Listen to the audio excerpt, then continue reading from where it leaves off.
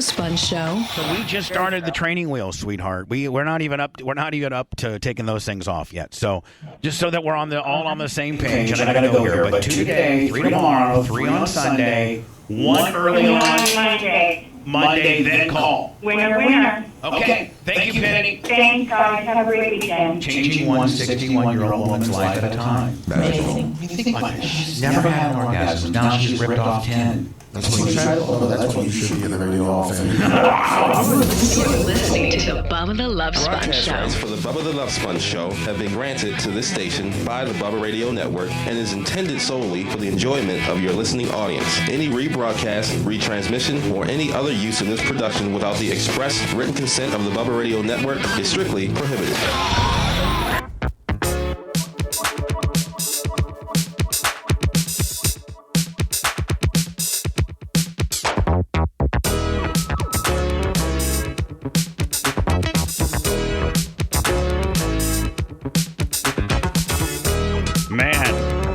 Got 1, 2, 3, 4, 5, 6.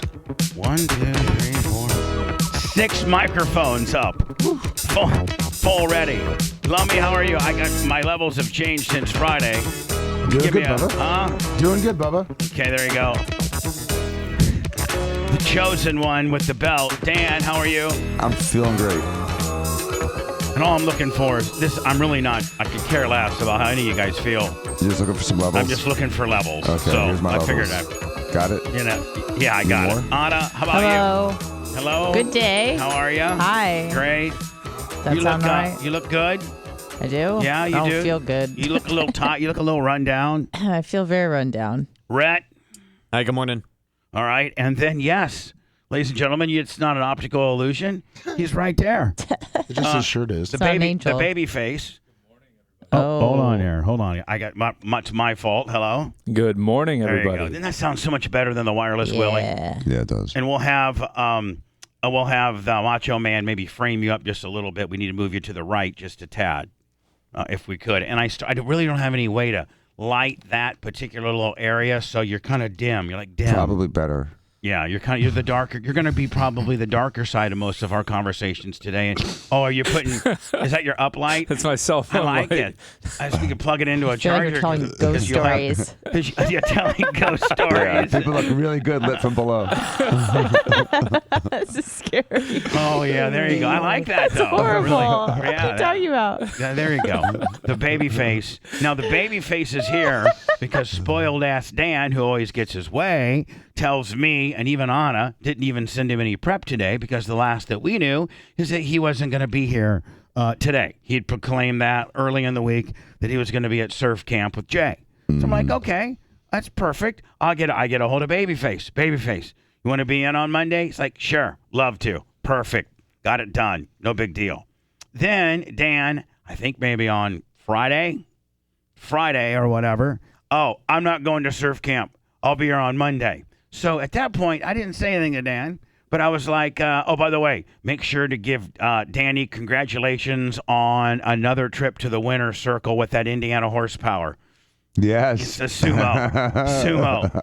That's the Indiana horsepower, isn't it? Yeah, it's awesome. So anyway, I had an option to cancel Brian, just flat out cancel Brian. Hey, Brian, Dan's going to be in. Then I got to thinking, that's not cool to Brian.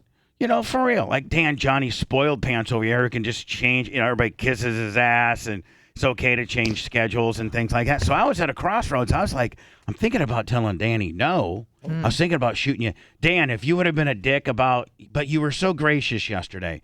I don't know if you knew that you had a little bit of a test going on. You probably had no idea that the text that I sent you about Brian being in here was a little bit of a test. Oh, really? Yeah, because if you're going to be stiff about it, be like, really? You're bringing in Brian? For real? Like, it could have gone a couple different ways. I mean, if anybody knows Dan, this is how it went. Oh, that'd be great. No problem. Okay, but anybody else that knows Dan, including you, Babyface, that could have very well have been, really? You're bringing in him? For real? I told you I was going to be there on Monday. That's ridiculous. It could have been on that tone, too. It's okay. I mean, it's all good, man. It's like playing football with Kyle Trask. We're good. No, I hope. But can you see, Anna, my conundrum before I sent the text to Dan, where it could have very well been answered that way too? Right. And Right. women send these sorts of texting tests all the time. Yeah. really? Maybe I'm Oh, turning yeah. into a little bitch. I don't know yeah. about that. So Brian, my mindset was if he's cool about you, I was just gonna say, okay, Brian had already agreed to come in on Monday. I'm like, so he was locked in on Monday. He didn't know about the Dan deal. So Dan, had you been like, really, you're bringing that soy boy in? Because you know how Dan, you're sometimes a little bit rough. Yeah, on but I Brian. like Brian. I mean, even though it's so much fun to tease him, I do like him. Right. So you're being nice, Dan, yesterday worked out for you because I was prepared to say, well, then don't come in. I'll see you on Tuesday, which would have completely screwed your head up, and the dog would have been kicked. Ramita would have had a black eye, and all the girls at work today would have paid hell for it. Yes. So welcome, Dan and Brian. I can't tell you the last time. When's the last time we had you guys both in, together? We did a show together with you. That was a year long ago? time ago. You guys just yelled at Maybe- each other the whole time. Maybe 2 years ago. Just yelled at each But other. wasn't that before on the morning show, right before that COVID happened, Brian? Well, that's where we used to see Brian all the time. Yeah. And then, Oh, you then know, COVID. That's right. Yeah, you're Don right. Mikowski. Scary. COVID, Don Mikowski, Kinda right? scary. Brian, do you feel a little bit overreactive? No, my mom has cancer. She has a blood cancer. That's a known known to cause Complication of the vaccine? Is that? No, not okay, I'm complicated. sorry. This is prior to the vaccine, but it's known to be comorbidity Yes. with COVID, blood cancers especially. Dan, do you agree? That's true. Okay. Just fact checking them.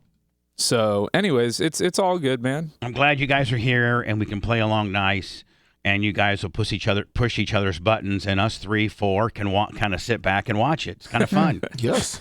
It's kind of fun to watch I'm you ready two for go the out. show. How many shots have you gotten, Brian? Me too. Okay. Oh, well, I got one booster, three total. That's it, and then I'm Oh, done. now you're done. Well, Dan, do you think he's contagious? Yeah. He's no. walking around with it in his nasopharynx. Doesn't even know it. Oh yes. All right, So- let's so- not, Dan. Let's 608, organically, guys, Dan, 608. let's organically get into heat. There's far enough topics that you guys will see different on. Let me swab your nose right now. Yeah, Dan, stop. You're already on them. Like Dan, I'm not on him. I like 'em. naturally, let's let the heat come. Okay, buddy. Mm-hmm.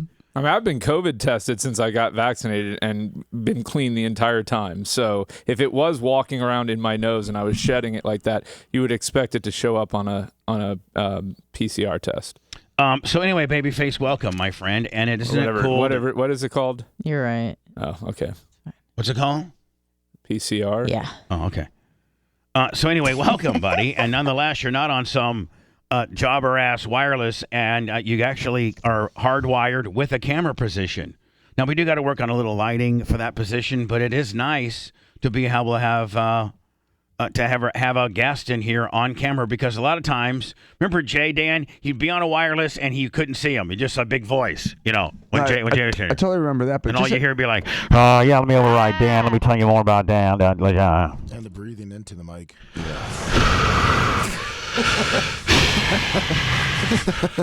I asked Blitz a couple times, do you think Jay's headphones work? Because if he's hearing the same Darth Vader that I'm hearing, he can't. And Blitz went and checked the batteries. He said, yeah, they work. I mean, he's hearing the same breathing you are, my friend. I'm like, wow, okay. I just want to, but I never knew what to say to him. Like, I didn't know really what to say. I could have let Stop Danny, breathing. I could have given you the eggy Danny and go, Danny, make fun of your brother's breathing today. And then, you do some of my dirty work for me. That's easy to do.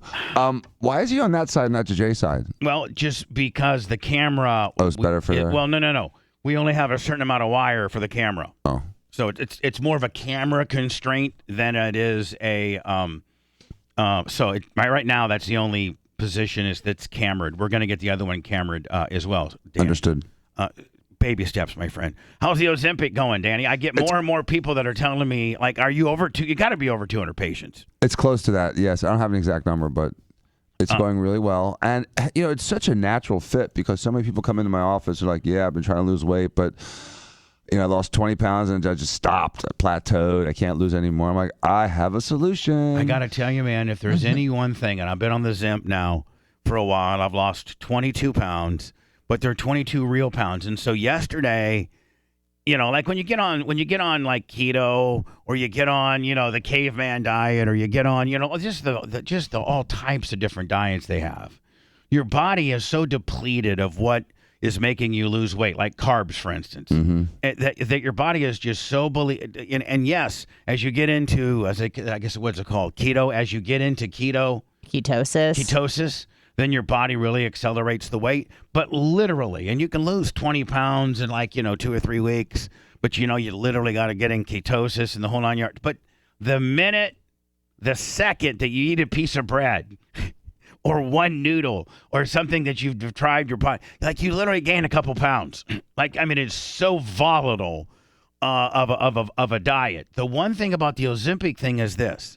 This is, Dan, I think Ozempic, more than curb your appetite, and I'm not a doctor, maybe you can tell me, but I think what it does, more than curb your appetite, which it does curb your appetite. If you eat too much, you feel sick. Like yesterday, I ate a little too much for Mother's Day. We had a little Mother's Day deal. I'll tell you about it later. And I was when I was going, then we all gathered to my mom's house after dinner. But I ate a little too much at dinner, and I felt like I had to puke. Oh, it was very uncomfortable. So that's one thing Ozempic does for you, which makes you eat less. But two, the other thing I do is I think, Dan, it tricks your body into having the metabolism of a skinnier person. That's probably one of the problems you have is that it's made for pre-diabetic. What it's really made for is pre-diabetic people, right? Right, and people that are having problems with diabetes just kind of take them over the edge, make it a little easier to manage. And so a person that has pre-diabetic, probably their metabolism and their Sucks. insulin and their, was it IG1 or IFG or whatever it's called? A couple of them, but yes. Yeah, they're all lower. Yes. And if you're a skinnier guy that can eat anything, then those levels are probably much more elevated than the fat ass like me that if he looks at, a glass of water, he gains 2 pounds. So I go yesterday, and I weigh myself every day. Right. And so I go yesterday, and I cheated. It was just. What'd you do? What'd you eat? I had Wait. What'd you weigh before you cheated? What was your lowest point? Okay, so I'll tell you. Hold on. I got them written down. So Sunday morning, I was 88. No, I'm sorry, 78. Oh, okay. I was about to say. I'm sorry. No. Gained 10 pounds. No.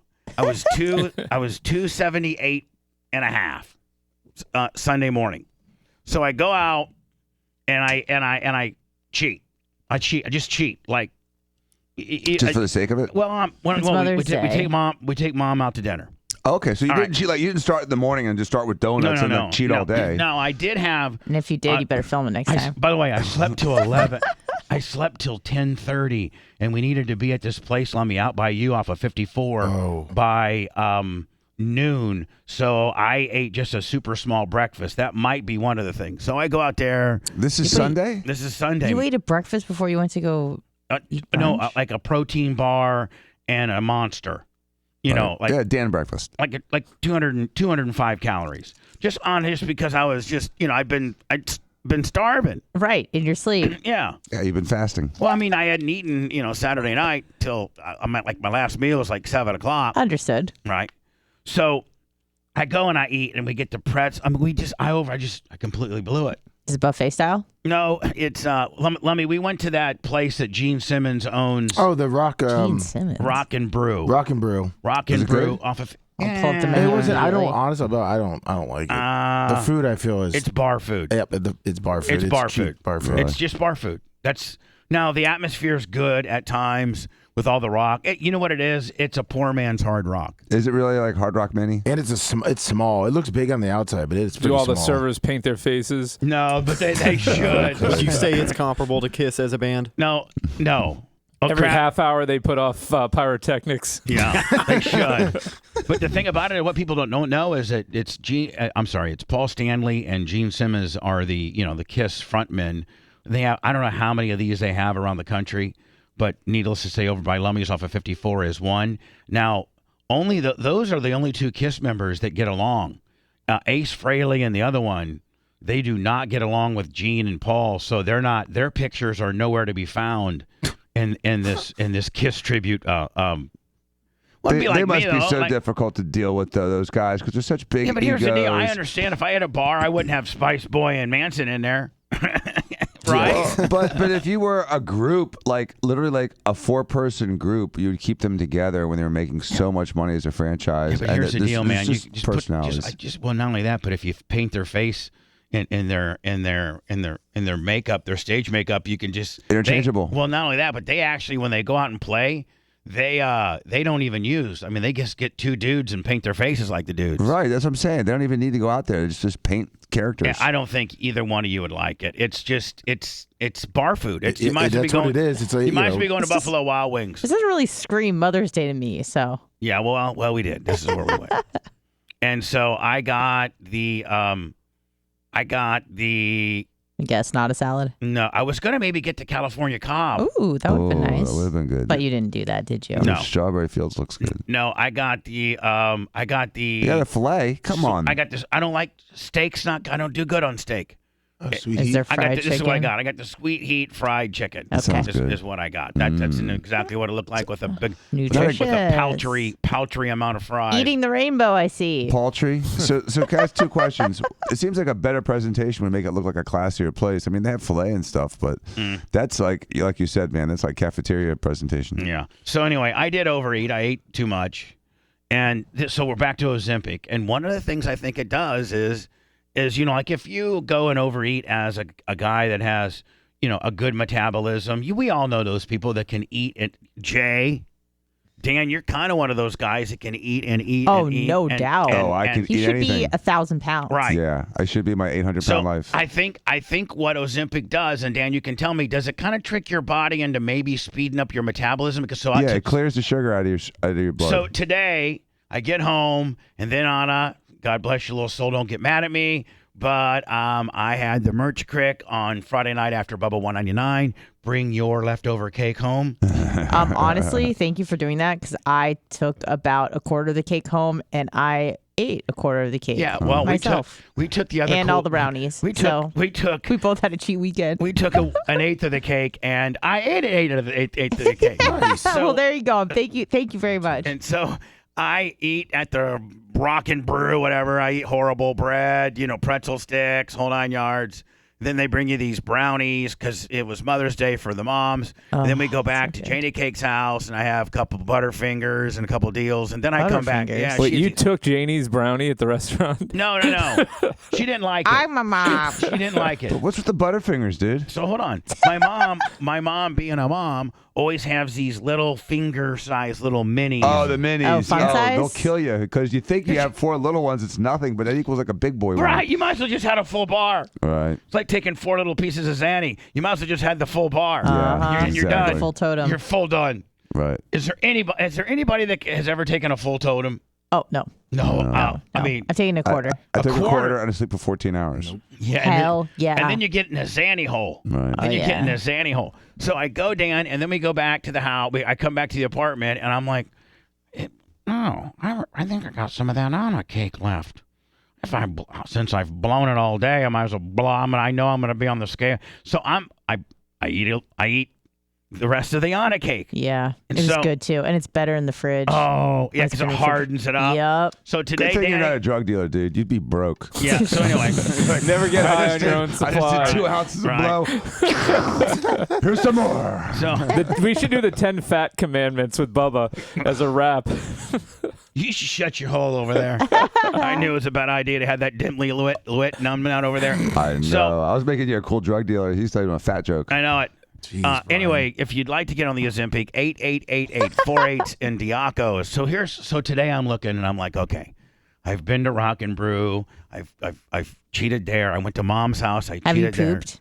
there. Yes, I took a big poop at Mom's All house. right. How'd Yes. it smell? Acidy. At your mom's house? Yeah. Was it But my bloody? mom, but my mom has this really cool configuration out by her pool. She's got this pool bath. Oh, nice. That literally is out by. It's not in the home. So you can make a lot of noise no one hears? So that was always where Jeff pooped. That's the S box. So that's where I Really? pooped. You would go out there? That he and For he his had little privacy? Yeah, it's just a little room, like about maybe the size of my bathroom over here, and it's got a new toilet. It's got really good air conditioning because it's got a vent in there. It's a porn stash? Yeah, no, but man, it's just a real good place to poop. So I go in there and lay down, and Anna, no blood, deer like brown. Great. Wow. So yeah. So Congratulations. today I go home, I eat the Anna leftover cake. I missed the gym this morning, and I go to weigh in. And I'm thinking. Wait, you ate the cake this morning or last night? Last night. Okay. So it sat in my fat gut all night long. Yeah, it's okay. So I'm thinking, okay, I should be, 77, 78. I'd be 76, 75 had I really, dialed it in this weekend. But I did it. I'm going to be 82, 83. Like, I just know I am. Like, just get ready for it. Step on the scale. 78.1. Hell yeah. All right. Awesome. Like, I did. Look If you at hadn't you. cheated, you'd be 76. I know, but I cheated. And I'm probably going to end up cheating. See, Why? it's because I'm on vacation. I'm going to Reno to see my dad. And like when you're on vacation and you're seeing family, what do you do? Slam hose. Well, I'm sorry. Not what you do. What Bubba You're going to does. like Vegas, Reno. I mean, it's like, yeah. You're going to see your family. Oh, okay. You Slam hose. You're slamming hose at your family? Wow. No, you eat. You go out to dinner, right? okay. That's the thing, right? Like when all Your- families get together. Your day centers around what you will be eating. Yeah, like your day centers around what time is dinner tonight. Like, And right? breakfast and lunch. And you go out and you go out a lot. Well, going out's tough. You know that. Right. So I'm just hoping to really bust my ass for the next couple days. And I got to do a food review from out there. Ooh. Oh, really? Right, What are you going to review? I don't know. I was going to do the In-N-Out burger, but Blitz and Anna did that in Colorado. Oh. So, I'm about to throw down this next week. And I too will be getting fat with you, Bubba, so we can do That's it great. together. Are you and I the only ones going out of town? Yeah, I'm No, going I'm to going New out of York town. City. Oh, and you cannot eat responsible. No in New York way. We're City. going to get pizza, bagels, halal. Yeah. There's a lot of halal carts we want to try. I'm going out of town. What do you mean? There's Ugh? a really where good you- pizza place there, Sparrow, if you try it in Times Square there. There's a real good Chinese place. There's like 80 It's called pizza Chin places. Chin or something like that. I forget. Oh, I've been to all of them. I've been to Smith and Lewinsky and let me see, Nobu, and back when I was Ballin'. balling.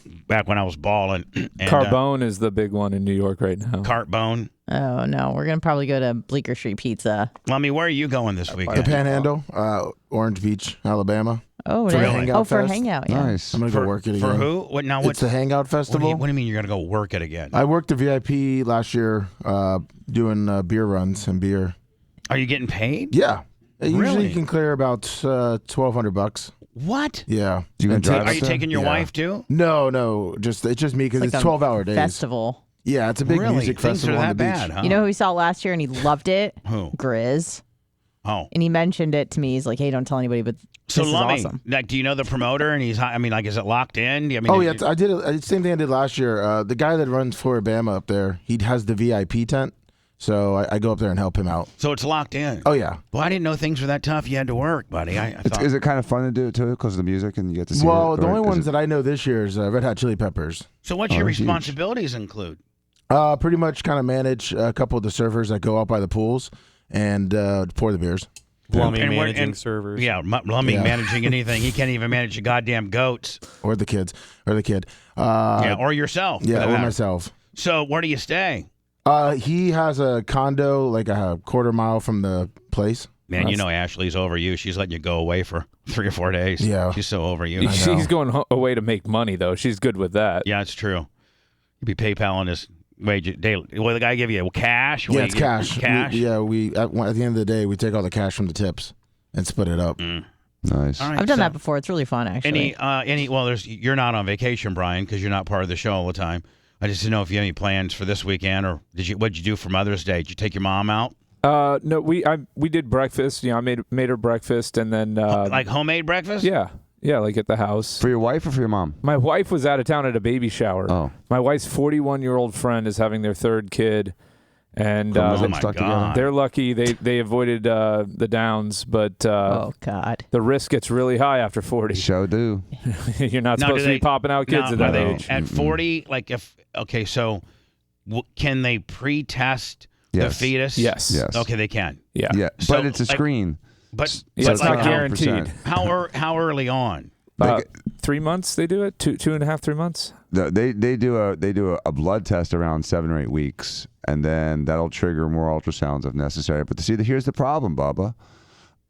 With a draconian 6-week ban in abortions, you can't work that up quickly enough. And so one of the big problems and a common medical indication for abortion would be a 47-year-old woman that has a Down syndrome baby that doesn't want to and she didn't know she didn't have a Down syndrome baby until week 14, and she's already out of the 6-week Ron DeSantis locking it down. Even if it's at week 7, dude. I mean, it's a week. No, I'm just saying, but I mean, a lot of times you said that this Down marker may not. No, it'll show appear. up. It'll show up within the first 2 months, but it may not show up in the first couple weeks. So I'm saying. Yeah. I mean, it might show up week 8 and not week 5. You're just right. hosed. Yep. And that's just one of many things that can go wrong. Right. That happens a lot when you're over 45. I've got 2 classmates that had late kids, and I see their photos on Facebook from high school, and both had Downs. Yeah, really? both after 40, both had Downs. After 40, okay. Yeah. All right, so you get up, you make breakfast for Mama, your mom. Yeah, my wife was, like I said, up in Massachusetts. She came back, so she flew in around like 5 o'clock. So we just picked up Chinese for everybody and had Chinese food for the fam. That's cool. Now, are you getting a little, because you got your mom and dad and their. No, I moved my mother-in-law out. You did. Yeah. So it's not like the Willy Wonka's house. It's not. It used to be. We have it used to be. The chocolate Could you factory. imagine the way that room smelled? You had quite the humanity in your home there for a while. Yeah, it was pretty unlivable. That's why I vacationed a lot. I was out of town every weekend on a cruise ship or a beach somewhere. Now, what are you down to now? Just my parents and Aria, myself, and so Steph. just you and your immediate family, you, your wife, your child. Yeah. And then your mom and dad. Yeah. Now is that wearing a little thin too? No, my parents are fine. They keep to themselves. We have walled off their little living area. Little Visqueen. What's that? Black Visqueen. With a staple gun. Is there like a big yellow line in the apartment where like they can't cross? Now, do they help? Yeah, it's great because for instance, this week Aria had a nondescript virus that she kept spiking a 101.5 fever, so you can't send them to school. So what would happen in that situation is one of my wife and I would have to miss work. But with my parents there, we didn't. So that was 3 days right there. We could have lost having to take care of her. Now, are they going to live with? Do you think they'll live with you forever? Yeah, I've seen their finances in this world. They will be with me until death do they part. Really? Yeah, I think so. Are they healthy? Or until their medical and health needs become that which we cannot care for in the house. Meaning, okay, then like a Jimmy Cleavis facility or something like that. Yeah. Right. Something nice. Dan, what'd you do for Mother's Day? I had a full weekend. You got a bunch of mothers in your life. Mm-hmm. I did a classic, Bubba. You would have loved this one. Okay. I'm like, listen, we're at the go-kart track today. Sorry, if you want to have a Mother's Day with us, join me at the track. And so my mom, Romina, and Romina's mom all showed up at the track to watch Dan win first place. Nice. Oh, that's pretty cool. Feature. Nice. No dinner. That was the most economical Mother's Day you could have ever had, because otherwise better. you'd be at Charlie's with the seafood tower and everything like that. Yeah. So it gets better. All right. How's it get better? So the day ends really quickly because it wasn't really heavily attended because of the Mother's Day, the races, and we cut them short. We didn't do like 2 practices, 2 heats, and a feature. We just did 1 heat. Right. And so, in the race, real quickly, Danny's like in second. Big Red son Justin gets a really good start. Really quote good start. Are you? He's accusing are you him of jumping the light. Are you insinuating he jumped the flag or has a better clutch? Which one? I don't know, baby. I think Danny has a really good clutch, so he had a really good start. Anyway, so Dan's behind him for over half the race, and the 2 of them are faster than everyone else in the field. In fact, they come upon lap traffic. And Dan, like a brilliant racer, was very, very patient, stayed on his butt the entire race.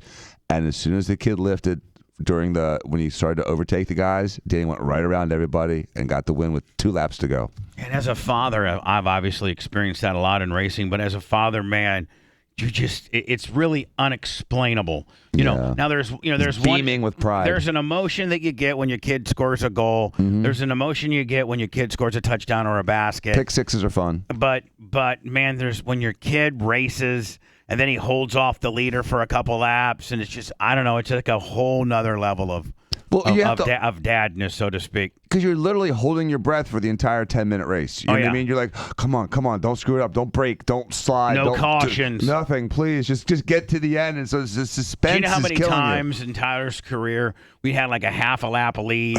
There's 4 to go, like there's all, and then a caution comes out with 1 to go, and then the guy, the guy jumps him, gets him. Oh yeah, I've lost probably 5 or 6 races in my life where we had this huge lead. Caution comes out with 1 to go. Either Tyler messes up the restart or the guy, snookers him, and we lose the race. Or a failure, a car failure with a couple laps to go. That's happened too. That's so frustrating. Being a former racer, when you're winning, like when you're in 4th place, man, you don't really notice all the little sounds that your car's making. You just don't.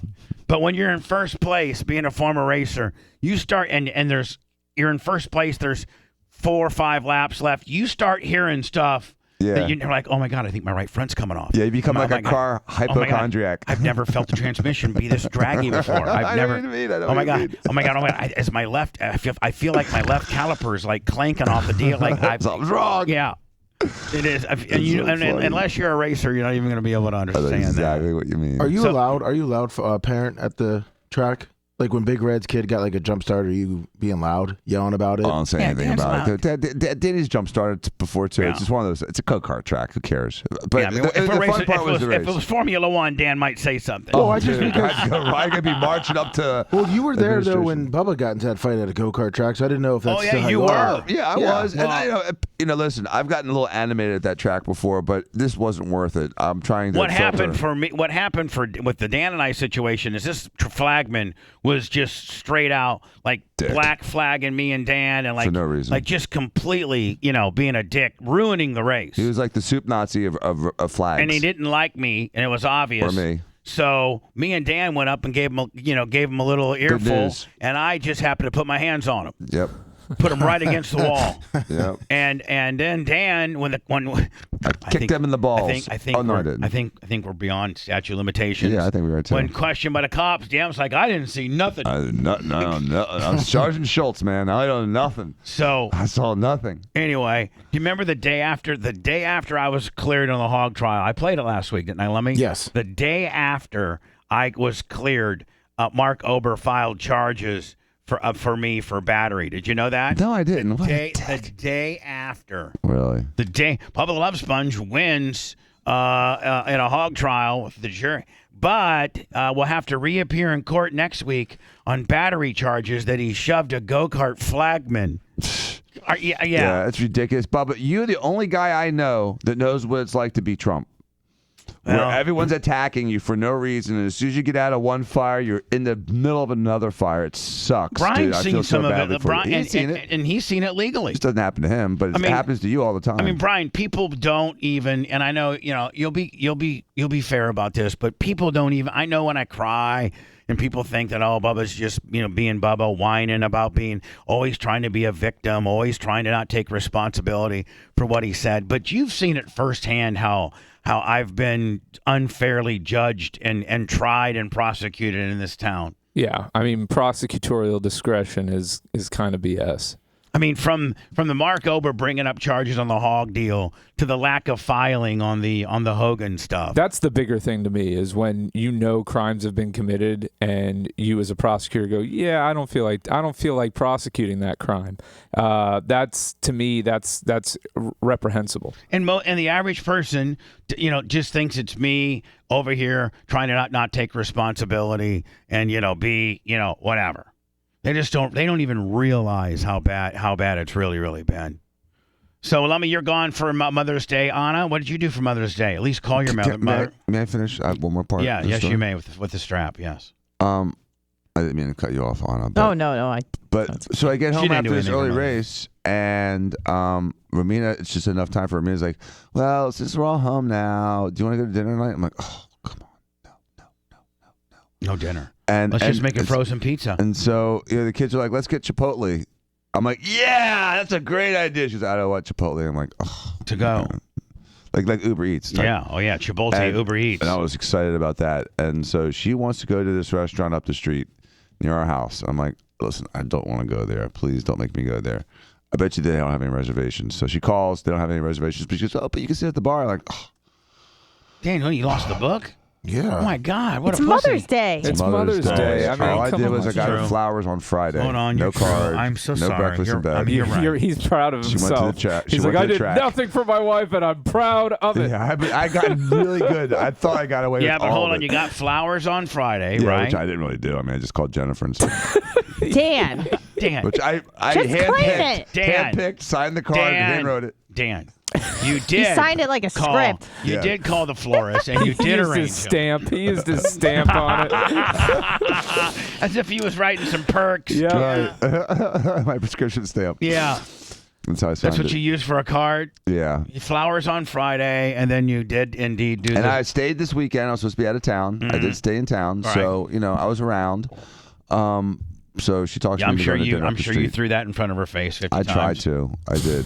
But I'm But like, you don't okay. realize that she wanted you really to go. That could have been the best Mother's Day ever. You out of town, not bugging her. I Let her do know. wine time. Let her go down to that bar. Yeah. Letting her check out other hot dudes at the bar. Hello. She confessed to one of them too. Hold on. Wait. Hold on. No, just going down to the bar and hanging out. No, but hold on. Sir, quickly, what do you got? Morning, guys. It's Tony Tesla. Hi, Tony Hey. Tesla. I wanted to, I'm glad we got somebody else in there as well, but I wanted to update you guys on the U.S. Bank fiasco. Oh, yeah, Tony Tesla. Go ahead. So they finally gave me my money on Saturday after 6 days. I still don't Hold know on, what Tony happened. Tesla. You should probably backfill the entire audience what we're talking about, but make it very quickly, please. We're running behind. Okay. Yeah, absolutely. So U.S. Bank basically closed my account because someone called and said I died. And they closed my account down, shut everything down, and my money went somewhere I don't know where, and they refused to give me my money for 6 days. So they finally gave me my money after 6 days. I don't know if there's any recourse that I can take for this. I've been totally stressed out. The other thing is, Bubba, you asked me to post some content on my TikTok. I posted something for you guys. It's at 75,000 views. I know. Did we So I get wanted did to- we get the credit for it, or we just got the attaboy? No, Lummi, over to you. I have not seen I anything. did, you guys are tagged in, and I think Matt Heller came in there and tagged it too. And if there's something different I need to do, let me know. All right, get a hold of Lummi on the deal. He can tell you what you're supposed to do. I have zero idea. I'm trying to finish Dan's story. Love you, Tony Tesla. Glad you got your money back. Yeah, I mean, there's banking rules. The bank's got to play by rules too, because they can expose themselves if you know. Well, I'm trying to pay off this big bill, and I was trying to sell some crypto that I had through PayPal, and they only let you. Boy, they'll take it all in. You can buy all the crypto you want, but when you try to take it back out, Well, they do that. They have that in place to prevent a run on them, so that they can say, well, look, we paid out, we have the funds, but they slow it down. they slowed mine down. Yeah, that's messed They up. slowed mine It's on the ridiculous, back Bubba, stretch isn't down. it? Oh no! It's never you your can't cash. have your money Nope. right now. Nope. Oh, So I went to cash it all out because I got this big bill I got to pay. Brian's familiar with it. He negotiated it. oh no! So I went to go grab, and Brian, I would have had, most of what I needed from if I just would have cashed it out, okay? So they're like, PayPal crypto. They're like, you can only take out $5,000.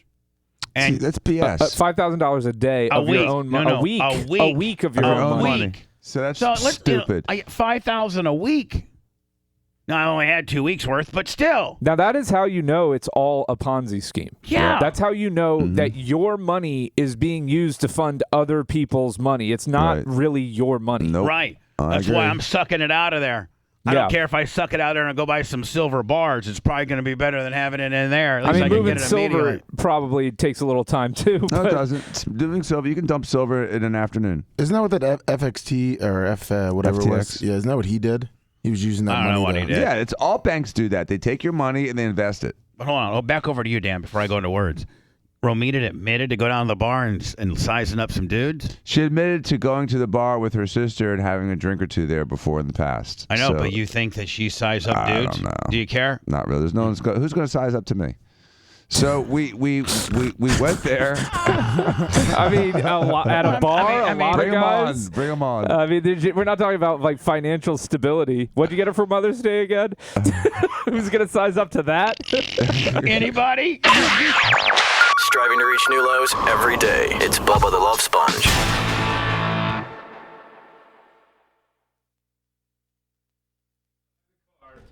And I wanted I paid some dude to take her to dinner. and I wanted Chipotle. I did.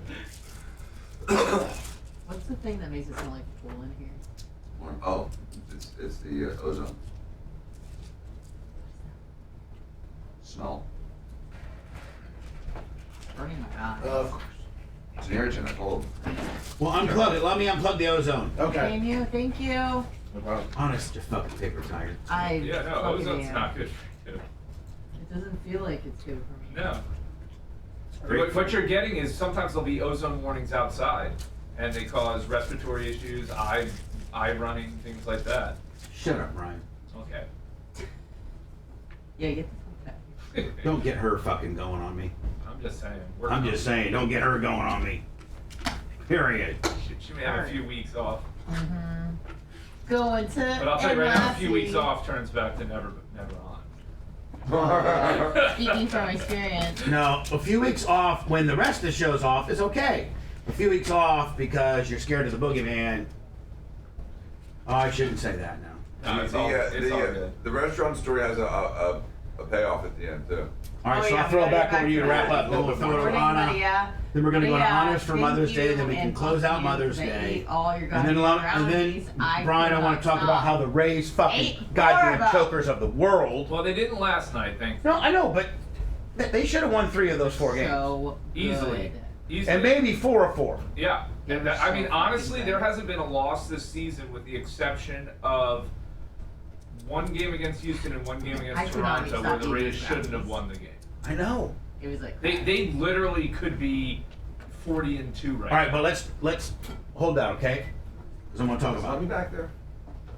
You get up. Who? Stepped out. Can you unplug the ozone? Oh, that's what he was doing. I think so. Hopefully. We're It's supposed burning to it evaluate. inside and out.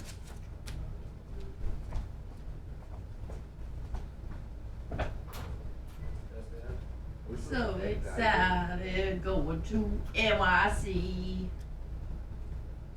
But at least with the banks, you're insured up to $250,000. There's no insurance with PayPal Willie. crypto. PayPal may be insured.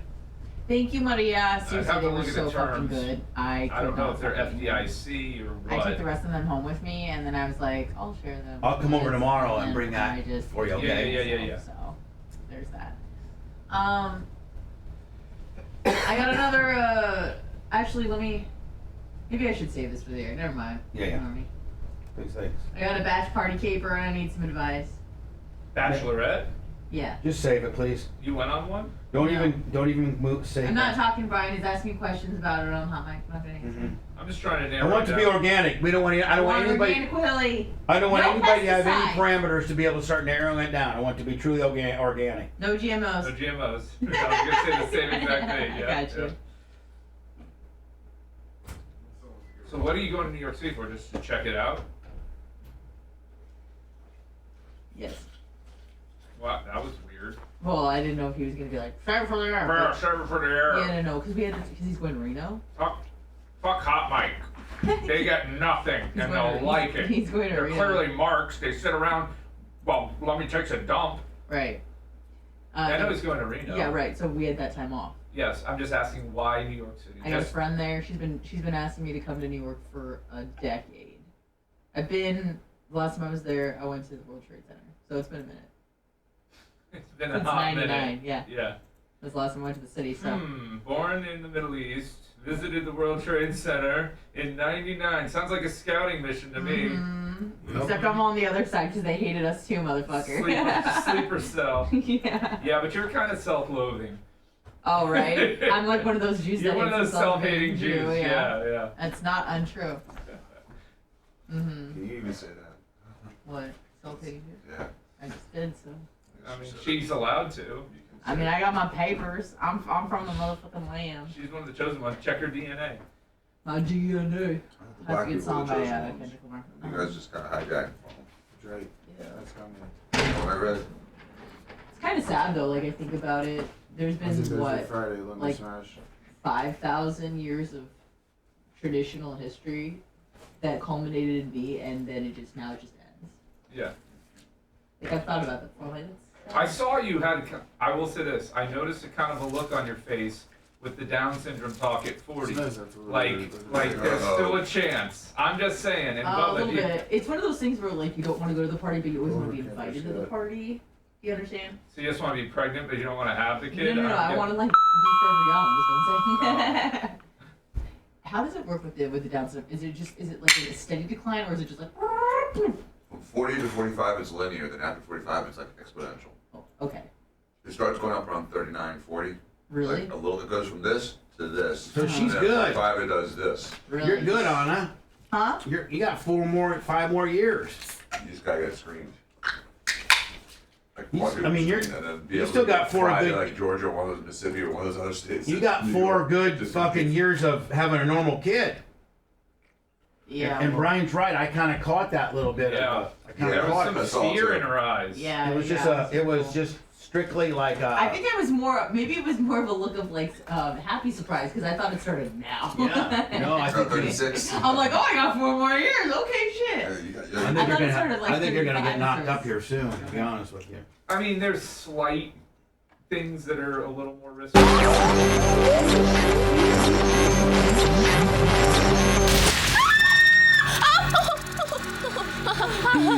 So many women. I want to blow everybody. Why you gotta talk about his bug like that? Oh, my mind. So few who can stand him. I am so pissed right now. Bitch slapping for me. Back to the Bubba the Love Sponge Show.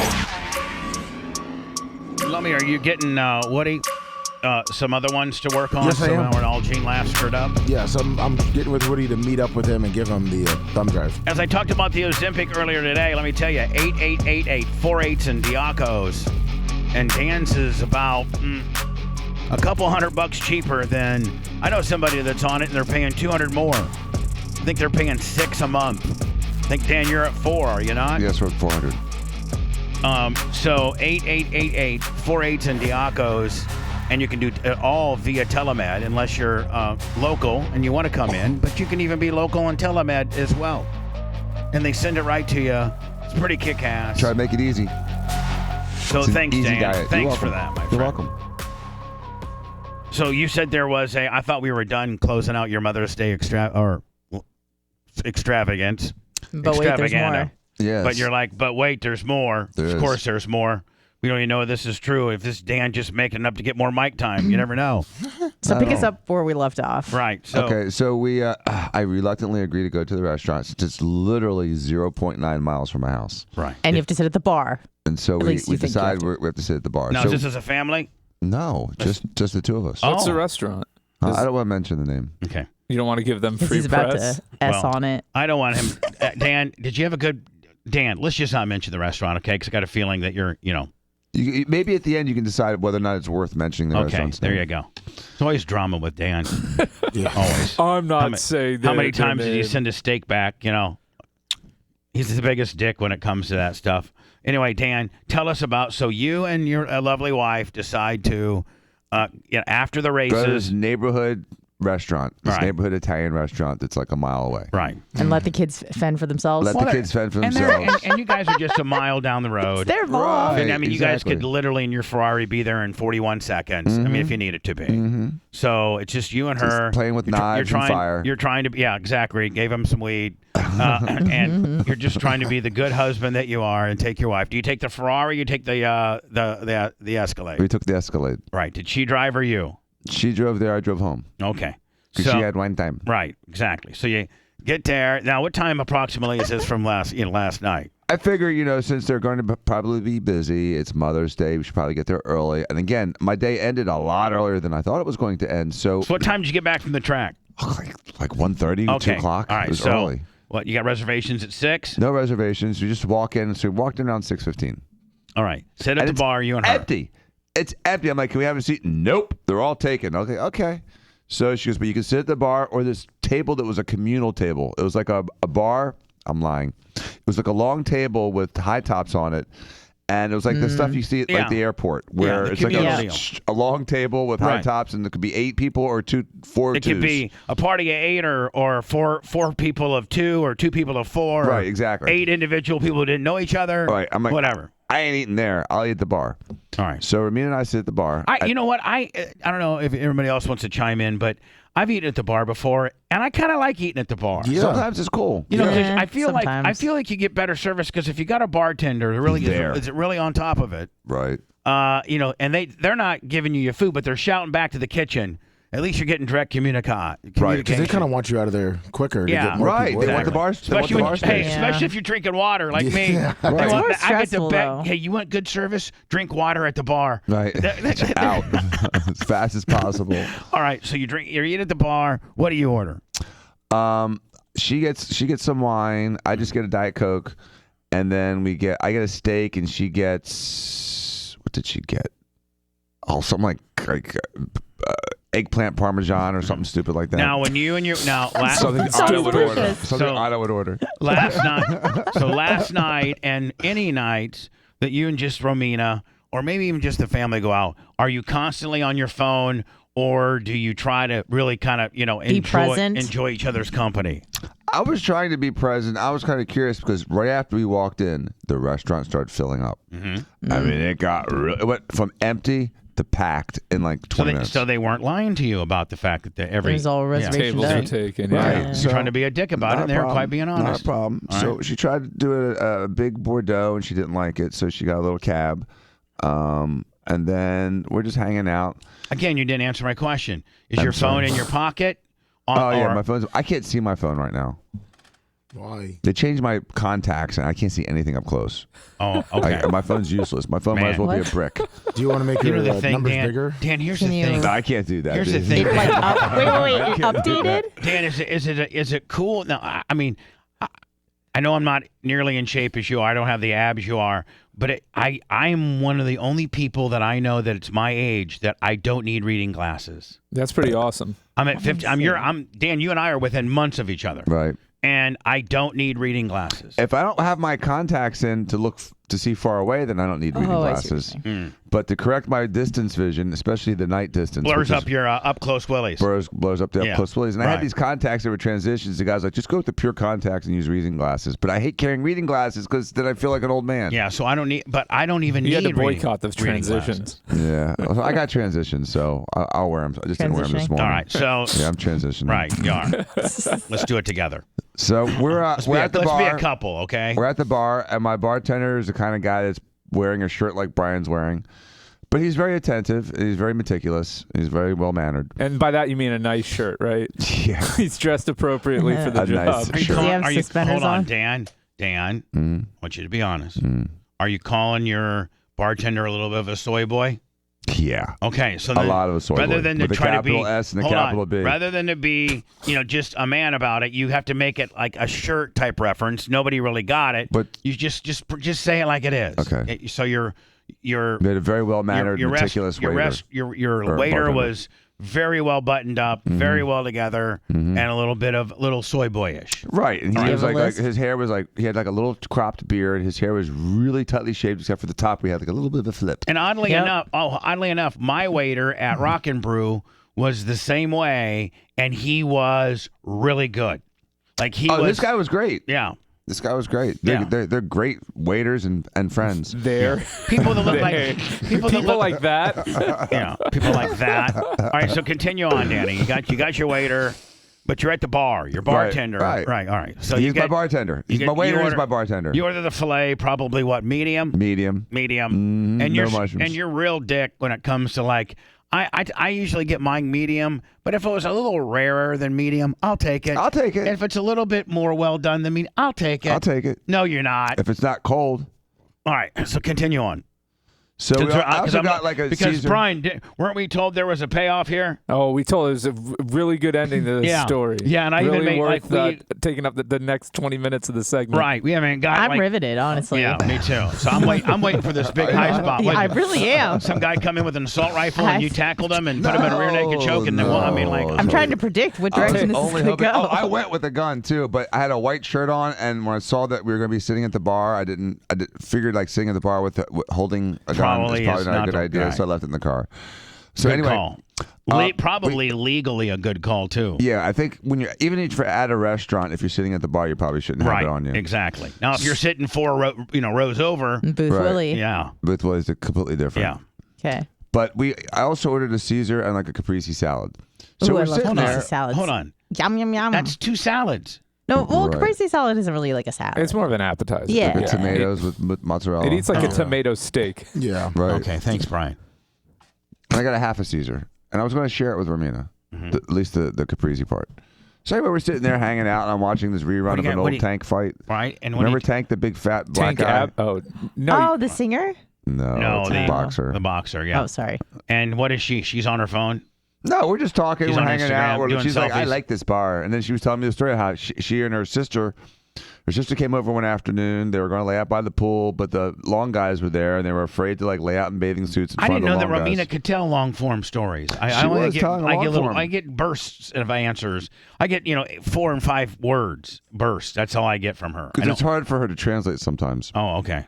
But she worked really hard on this one.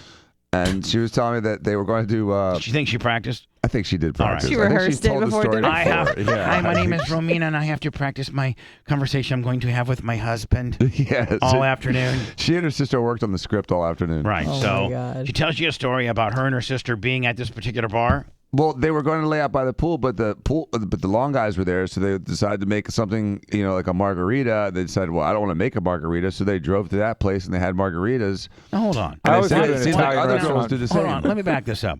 Why wouldn't your wife and her hot sister lay by the pool for the lawn guys? You'd get the best lawn service known to man. See. I understand the Mexicans, they enjoy She's, hot like, chicks. loud. She didn't want to and- be that. She didn't want to be the fodder for the Mexicans because she can hear Right. them whispering in Spanish. Oh, okay. So they don't know that she's full blown Spanish. Right. They right. think she's a They're like, gringo. oh, look at the girl's boobies. Oh yeah, look at her. Her husband is that plastic surgeon. Oh, look at that ass.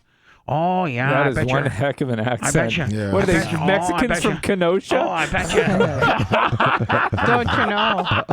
Oh, don't you know? I'm the Canadian worst. Mexicans. I'm the worst impersonator ever. Mexicans from Sheboygan. They're from the Upper Peninsula. They're Packer fans. They're Ubers. Them are Viking fans. One of the two. All right. So Dan, your wife tells you a story about the time that the Mexican lawn crew, was over at your house. Her sister was visiting her, and instead of laying out by the pool with the Mexicans there, being their sexual fodder, her and her sister went to this particular bar. Right? Yep. Are we up to speed? Yes, sir. All right. So then.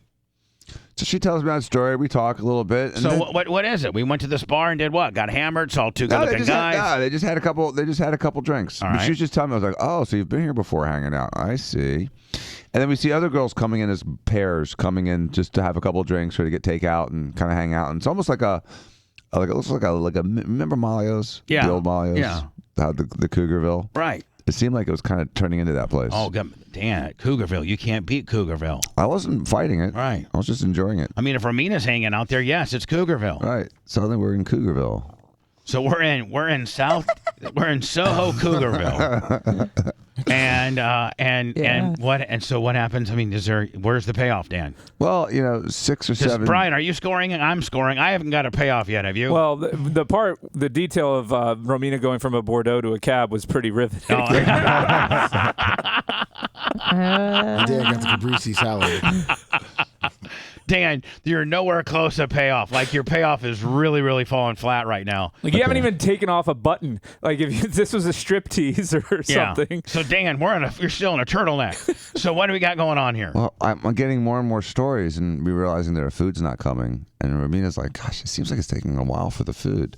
Can she say that? Okay. She said that. Yeah, no, she said like a normal. She's kind of whispering. She goes, "Is the food taking kind of a long time?" And so I decided To God. contrary, Hold on, that's the last thing that she just riled up Dan. She just poked the and bear. she knows exactly what the hell's going on. She's hungry and she wants her food, so she knows how to get Dan riled up in order to get said food. Am I right, Danny? Mm-hmm. How's it go from there? Go ahead and pick it up from here now. So I decide to do what I don't do, and that is just to kind of be cool about it and not really say much.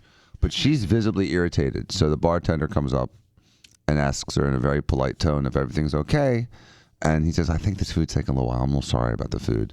So, and this is just for salad. So it takes like another 15 minutes for the salads to roll up. What? And the guy is super apologetic. He's like, oh, God, I'm so sorry it's taking so long. I don't know why. The manager bit off more than he could chew tonight.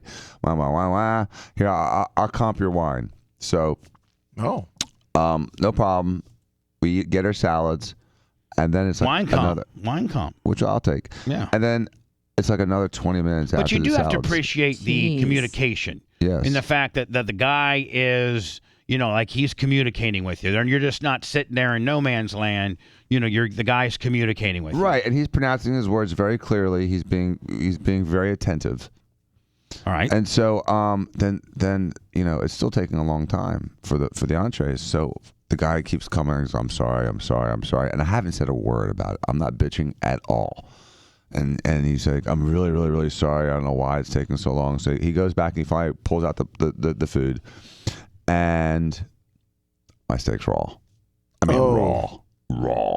I mean, it's mooing still. And so he watches me cut into it, and then all of a sudden, it's like a Quentin Tarantino movie with the blood flying everywhere. I mean, it was raw.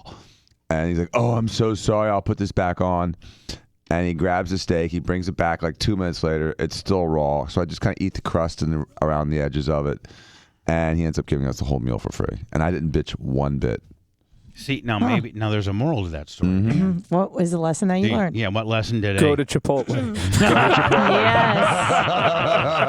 Thank you, Brian. Listen to the kid.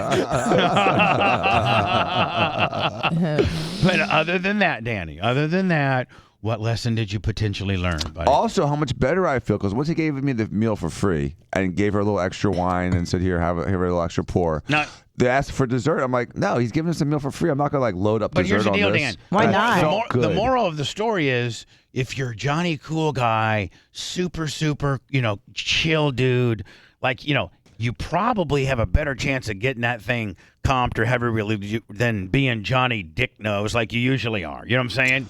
Yes. I mean, they're not going to usually give Johnny Dick Nose, they're going to give you a percentage off, and you've gotten those percentages off. But, man, Comp Willie is because you're super cool about it. That's Comp Willie right there.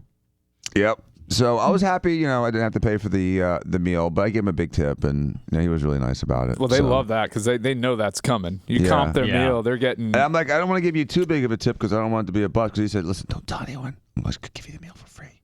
I'm like, oh, okay. Thank you. He knew he was getting that big tip. Did he? I gave my he got a good size my tip. bill was only $77 for all of us because we drink water. Oh, 5 or 6? No, it was me, Erica, Vicente, her son, Tara, Tarek, and my mom. 6 people, and your bill was 77, and you ordered pretzel stick appetizer? Yeah. $77. Well, I mean, No what did merch have? Well, Merch Cricket fries? bread. Loaded fries. Yeah. Exactly. $77 because we didn't drink. Yeah, That's where they drinking. get you. Yep. Even a Diet Coke, if you just drink water, which is what I drink anyway. I'm not trying to be cheap. I'm not trying to be sponsored by Anna Hummel. I'm just saying. I'm not trying to be sponsored by you. I'm just saying, I'm trying to be cheap. I'm not trying to be cheap. I just prefer water. That's what I like is water. And if you don't drink, man, your bill's nothing. I know. Yeah, I can't drink water. I went to Bouillon. I like to say it, but Jay's place. Yeah, Jay.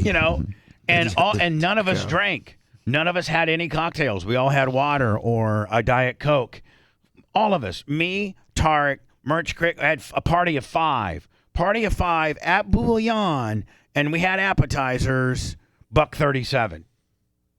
That makes no sense. Yeah, none of this is adding up. Well, but the problem is you're counting Erica, and she doesn't count because she doesn't eat.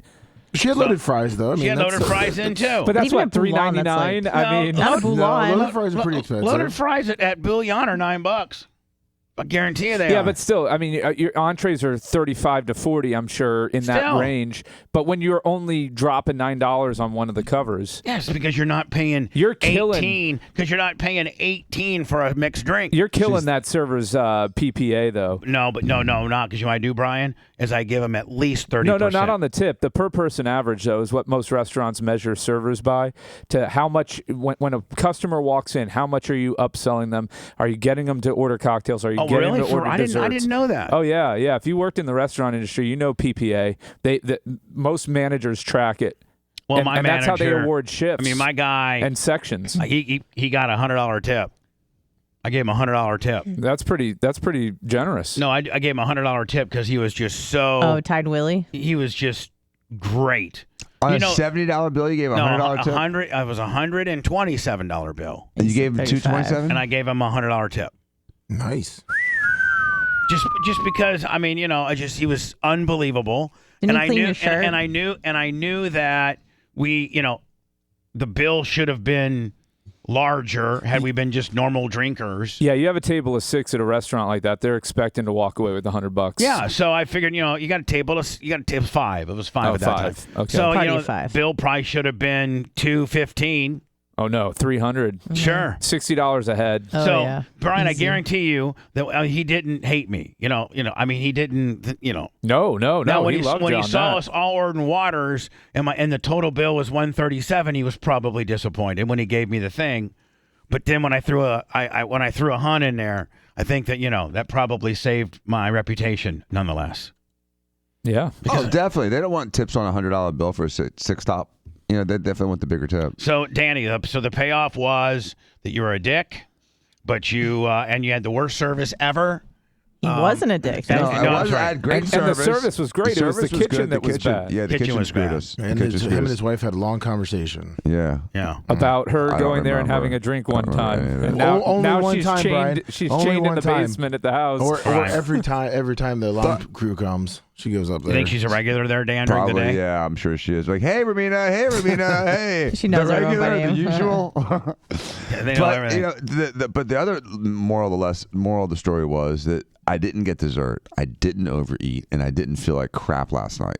Because you remember you were saying you kept eating and eating and eating. Because I get like that sometimes after a You're restaurant. not on Ozempic, my friend. I am. Yeah, but even if not an Ozempic, when I start getting into this eating rage, where I'll just eat and eat and eat, Yes. and You it still hurts, don't and I gain. wait Yes. 10 minutes and I eat more. You still don't gain any. Yeah, but it hurts, and I bloat, and I'm gassy, Distended belly. and I distended. Yeah, It's and horrible. roll I do the around same like a thing, Dan. Weeble wobble. So I'm mentally hungry even if I'm physically Hurts. full. I don't know how to Practice. solve that problem. I don't know either. You know what I mean? I'm opposite of you, physically full and mentally hungry. That's why I'm a fat ass. No, that's what we're saying. We're physically full. Yeah. Anna and I do it. Anna and I should be fat because I will eat to the point where it hurts to eat another bite, wait a half hour, and then eat more. But Yeah. you got these beautiful jeans. You got these Italian, slickster jeans that doesn't even recognize. Okay, too cool. You know what? Your body's too cool for calories. I got calorie Teflon. My body loves calories. It welcomes them in. Come But on in, my 2,000 friend. milligrams a day of caffeine will burn a lot Yeah. of calories. How you doing on your smoking? Have you wavered Good. one bit? No, I'm not smoking. One bit. I'm not smoking. I feel as if I'm getting legaled here. No, I'm not smoking. I'm not wavering. Is he vaping? I mean, the No, non-smoke. hold on. Are you? Have you had a Camel No, since March 19th? no, Have you had any other kind of cigarette? no. Have you bummed a drag? No, I've wanted to though, like with the homeless people. And Didn't you go into in the airport? There's a smoking room, and And you you got went a in few there? whiffs? I just walked through the room just to experience And it. did you Get love some it? secondhand Did you Willie. love it? I felt gross. I felt dirty, and I felt older as I walked out of the room. Does smoking taste good? What's the Not appeal? really. What's the Like, appeal? the addiction. Just having something In your mouth? in my Like mouth. what I'm saying is, like I've taken a drag off a cigarette before one time in my life, and it was the worst tasting, worst. Yeah, like it was like, oh my god, yeah. I think you Ever have to chew force tobacco? feed it to yourself until you No, become I've never addicted. chewed tobacco. That's gross. I've never chewed tobacco, Blech, dip. and I've taken exactly one drag off a Marlboro Light one time when I was in college, and I was like, what is the bit? Because all these bitches are just mowing them down at the bars, and I'm like, what is So I tried one time, and I was like, ew, how can anybody enjoy that? Want to think that tastes good? And so, like, Dan, does it taste good? Well, Marlboro Lights don't. Some cigarettes do, but Marlboro Lights. They are gross. genuinely taste good. Yeah, actually, they have a decent taste to them. Just like certain cigars actually have a nice flavor to them. Anybody, right? Black and Mild. No, any guy, any grown man that smokes a cigar is a douche. Like I see because can you Aaron really? Are you talking about Aaron Rodgers? Can you really smoke a cigar? It's when you start taking pictures of yourself smoking the cigar that you're a douche. It's like, not can you smoking really? it. That's where the line is. Can you really smoke? It's like that doesn't look like a cigar, bro. That looks like something else. Can you really smoke a cigar? Can you really inhale it? No. And or is it just a suck and puff? You're not It's supposed a suck to and inhale. puff. It's a suck and push, Just isn't like it? Yeah, you're just getting the taste of the cigar. Yeah. I've tried it twice. I don't like it. What I don't like about it's not the taste. The cigar taste is okay. It's that 8 hours later, you still taste the cigar. It's like Velcro in your mouth. It is and so on your clothes and in your hair. And here's the deal, man. So you see these dudes, and they're out like playing golf, or they're playing poker, or they're having a meeting, or they're doing something, and it's all guy-wise, and they all think they have to have these big fat cigars, and they're cool. And I just think, to me, I know that you really genuinely can't smoke a cigar. It's a puff and get release. And so, like, what are you really doing? You're looking like a douchebag. Stinking up the room. Right. Like, you know what? Do you want something that big and phallic in your mouth? Maybe you're hanging out at the wrong places. He's hit the rattler. What comes next? We can only guess. The Bubba the Love Sponge show returns after these words. You step up. You in your football game? Oh, we were winning 7-0, and they called for lightning. That was fucking great. We were like 6 minutes into the game. What's their record? Should we play? We were like 3-3. What? Can we play? Where did we play?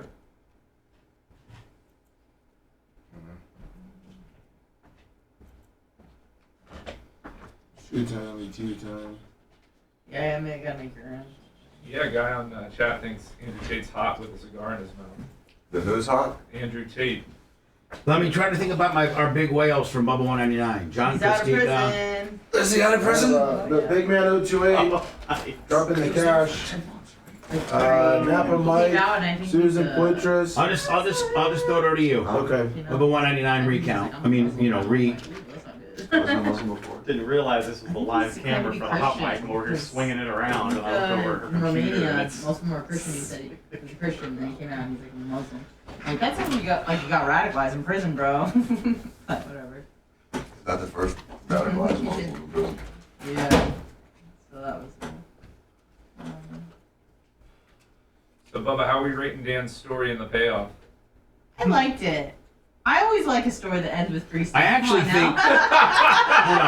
Anna got a little wet on that deal. And then I'm like, she's like, oh yeah, free steak. Yeah, no shit. Like, free salad. The memory is better. You're like, no, the steak wasn't that bad. It was wasn't that bad. Yeah. He Because it's free. Oh, third time? And No, free he has cooked a it there. flavor No, to but it, everyone and just it's say you can't do delicious. it 3 times. All right, well, that's what I was going to say, because you said that you were going around Yeah, I left the bloody piece of muscle and the plate. He's like, that's it, he feels free. I don't know how people eat rare steaks. Like, huh? I know what you're talking about. It's Can you just eat rare tuna tartare? yeah, that's different though. But it was still It's light not out. as And thick everybody at the and bar, jelly so you and can see. I can eat meat. I can eat Sorry, rare, right there. but not real rare. Like Really? mid-rare. yeah, mid rare. Yeah, because that's when it Well, I'm starts, saying that- the heat starts breaking down the tissue enough that it's got a little chew to it. It's not just jelly. They had a wind instrument. I live music. think I didn't get. I think it's like 135 to 140 the temperature of one that's cooked in that area perfectly. Yeah. Fish on J, 25 in the cash app. Like people that eat black and blue, you know, that's when they blacken the outside, they throw blue cheese on it, and it is like red inside. That's like a Pittsburgh kind of deal. Yeah. Rhett, what are you doing here, lover? Just trying to light me better. I was trying to set up our hot mic camera because we had to use the handy cam. Man, that camera is beautiful. Can you get it on, Brian, or are you going to leave Brian's ISO? Sorry? I'm gonna have the ISO. No, this is going to That's be the hot mic wide shot because we're using the wide shot. Oh, okay. camera for All right. Brian's All right. face. Maybe just kind of put it over a little bit to the left. I'm working on it. The way that you can put it on the screen. That was our live entertainment. There was more to the story, and he got me thrown off at the say the story was not much of a fail. It's all Brian's fault. Yeah, threw me off.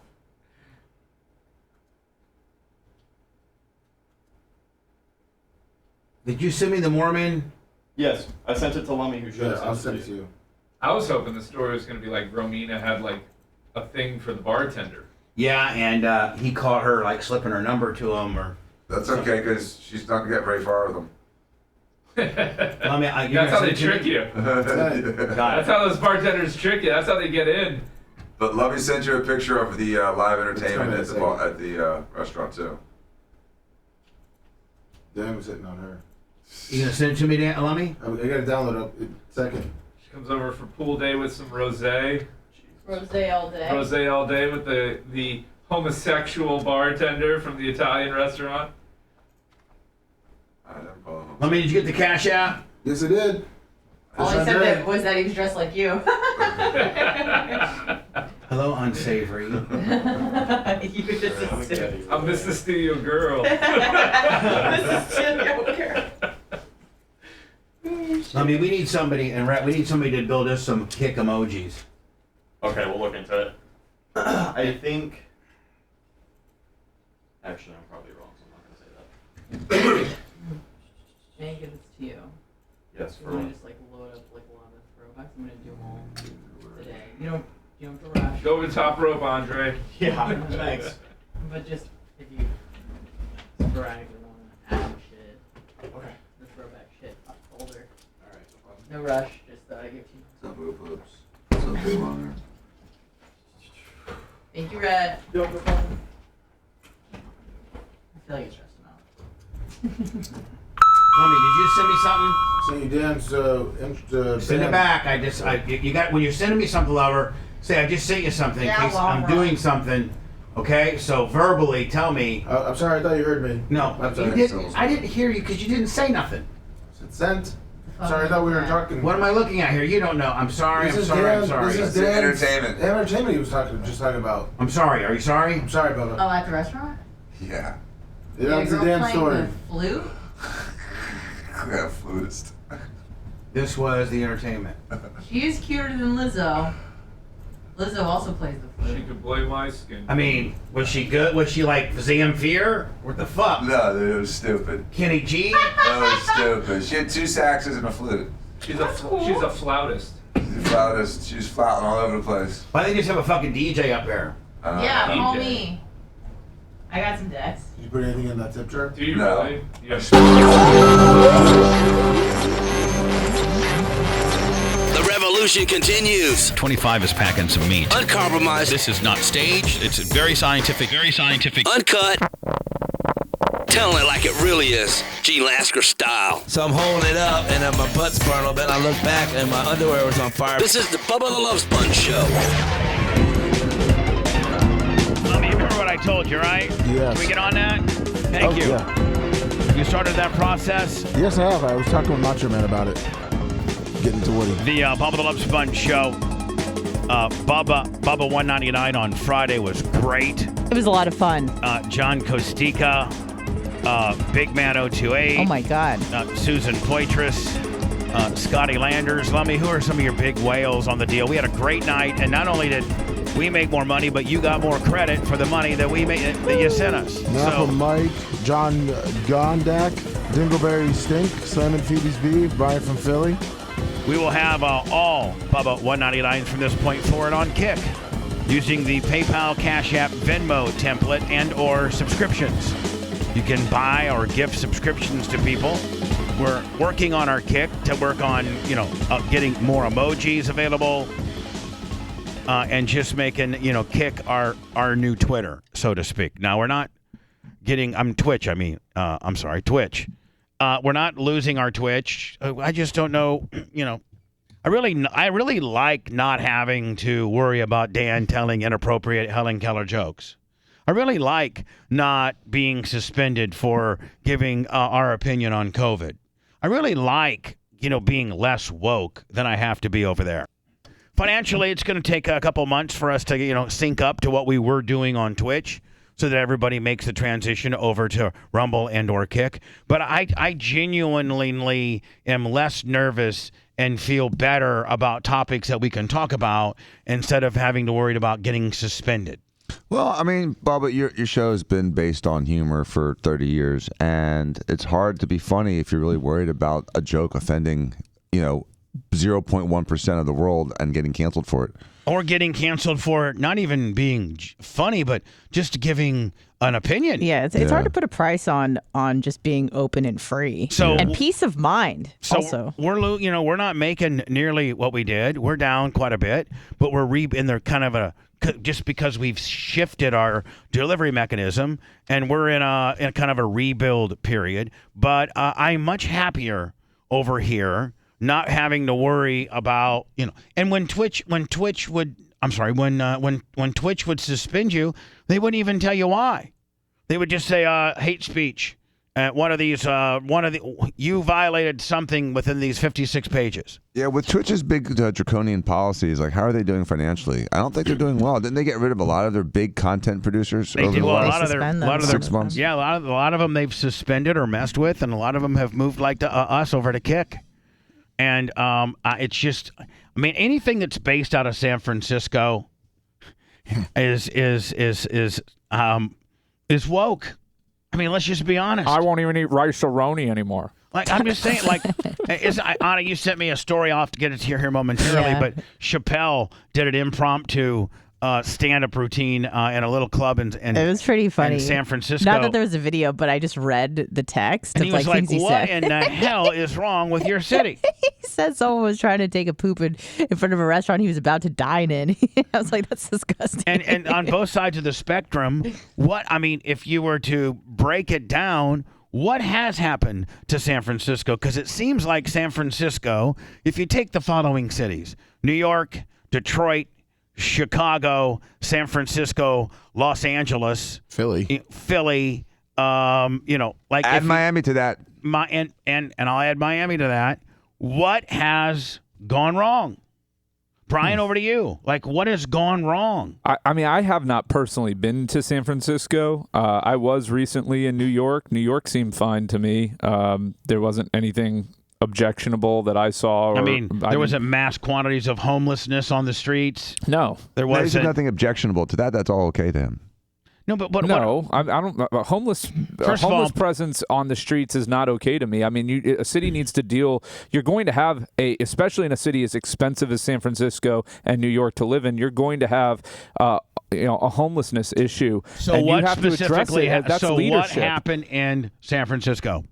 That made it go from bad to worse. And let's take two cities, Chicago and San Francisco. What has happened? A police officer, a female police officer in Chicago last week was coming home from her shift and got gunned down by 3 thugs. Well, Chicago's had problems for years. This isn't a new thing. It's just the problem now is it's leaching into their tourist area. It's leaching into the Millionaire Miracle Mile or whatever they call Miracle Mile. Miracle Mile up there, and that's a problem for the city because it used to be. As a visitor to Chicago, you knew as long as I don't go past this street, as long as I don't go south of the park there, Grant Park, I'm going to be okay in Chicago. And now it's starting to come up, and that's a real problem for them as a city. Well, hold on. So that's Chicago. How about San Francisco? That ship has sailed. Different issue, but similar. Obviously, I think COVID didn't help. Does it start with who your mayor is? Yes, and I think it was just kind of like the leadership trying to prove to their constituents how left they could be. Like, oh, you're left, we're going to go lefter. So Bubba, San Francisco encourages it. Yeah. A lot of cities discourage it. There was a time when the Buckhorn and Greco would actually bust the homeless people out of Tampa. Get out. We're going to arrest you. If you have an encampment, we're going to destroy it. If you have a little makeshift little shanty underneath an overpass, we're going to get rid of it. Just like the guy on the other side of our wall has? Oh, I figured something out with that one. Can you tell me? Yeah, I think it's their storage area. It's the two guys on a bike because I was following them on Sunday. There's two guys on a bike, and there's a tent on a sidewalk. One street over. Yeah, right. So that's which I don't understand why. It's a city sidewalk. Aren't they? My allowed to be Lord, there? it's such an eyesore. It's a great business over there. It's such an eyesore. It's a nice business. So I watched them come through the side over here, and they had a couple bags, and they went to that little encampment, I guess, on the sidewalk. And all the bags, they keep going back and forth. That's their storage area. So our place is their storage unit. Correct. Yeah. That's great. It's too. So they can't have Latino a storage unit over where they're at because that would be too big and men. too unsightly. They don't have enough sidewalk. Great. So they I think put we it should there. destroy there. I think so too. Yeah. You get that electric chainsaw back there. Yep. Just jaw it all down. Yeah, that's how I think about the homeless. Well, that's what I would do. You destroy the encampments. You don't encourage it. You arrest them if they're doing drugs out in public. You just don't encourage it. They make it easy to be homeless in some of these towns. Maybe do not resuscitate. Right, and the Do not DAs are letting resuscitate. the violence. There's two problems. There's homelessness and there's violence. And the homelessness is purely the mayor. And there's this flute player that was your entertainment for oh my for dinner God, last with that night. Zima hat. Yeah. I loved it. So continue on, Dan. I didn't mean to interrupt you. Over the hill and far away. It is Cougarville. You should have handed out. Man, Dan, you should sponsor, karaoke night there. All the business you could get. I'm saying. Be great. Bunch of old. From brow lifts to tummy tucks to whatever. Laser. Old money spends the same as new money. It actually spends better. It does. More of it. So cash. anyway, Dan, there's two problems here. You said There's homelessness and there's violence, and so the homelessness is purely the mayor. The violence is the DA or the police chief, or the police chief. It's a combination because the police chief can arrest all he wants, but the DA is not going to prosecute. Then the DA is not going to prosecute. That's how it usually is going right now. And the police chief is really the right hand of the mayor. Right. So the mayor kind of determines the tone of the police chief, and police chief works for the mayor. Works for the mayor. Is at either her bringing or his. Well, yeah, a lot of pleasure. times the mayor can remove the police chief depending on the jurisdiction. Most towns. Yeah, most Hello. towns. Whether you're strong, unless it's a elected position. Right. Hello. Good morning, Bubba. Yeah, you're on the air. Hey, Illini Brett here. Hey, what Babyface was saying earlier about Chicago is pretty much dead on. I live about an hour south of the city, and I haven't been up there since pre-COVID and don't want to go back. But I promise you, being familiar with the area and living downtown Chicago, that prior to COVID and a few years ago, you would take your family to Chicago probably once every couple months and just park and then walk the Miracle Mile and especially during Christmas time, it's a very beautiful part. This downtown city of Chicago is very much a tourist destination, and even for people from Indiana, Wisconsin, and Illinois that don't live that far. It's not uncommon to want to take a trip into the city. It's just a whole other experience. And you're not doing that anymore because you don't feel safe. No, there are so many restaurants. I mean, it's world-class restaurants. I go to a lot of concerts, and I choose not to go, and that's part of the reason is. So if a guy that lives 58 miles isn't going, a guy isn't coming from Denver to visit Chicago if you can't even get your outer-lying suburbs to want to visit the city. You would think, yeah, and that's just it. Like, for a while, I was wondering if what I was seeing on the news was sort of clouding my judgment. But at this point, to me, it just doesn't matter because it's my decision. But I'm basing my decision on you used to be able to have a clear delineation of areas for whatever reason that you didn't need or want to go into. Yeah, like you knew to stay away from Cabrini Green, but you could go down to State and Lake or Rush Street or any of those other touristy places in downtown and have no problems at all. Period. Correct. You go to River North. You could go to Lincoln Park, Lincoln Square, all of that. You could go to Navy Pier. All of it, and now it's just there's such random pop-up acts of just lawlessness, like just sheer lawlessness. And boy, I think the person attributed a lot of this is Lori Lightfoot, my friends. Well, hang on. You just pay attention now, because the guy that I think he gets put into office today, this Brandon Johnson, he is absolutely the most progressive mayor that the city has ever. Worse than Lightfoot? Good, that's what they deserve. That's what they said. He could be worse than Lightfoot. He could be worse if than that's Lightfoot. what they want, then good. That's what they Good. get. If that's who you voted in, then that's on you. You know? I got to go, buddy. Thanks. Bye. That's on you, man. That is thoroughly on you. Hello. Hello. Yeah. Yeah, so I lived in Chicago for a long time. I actually was an officer in Chicago. I retired out of there. This has been going on for at least 15, 20 years. It's been this bad.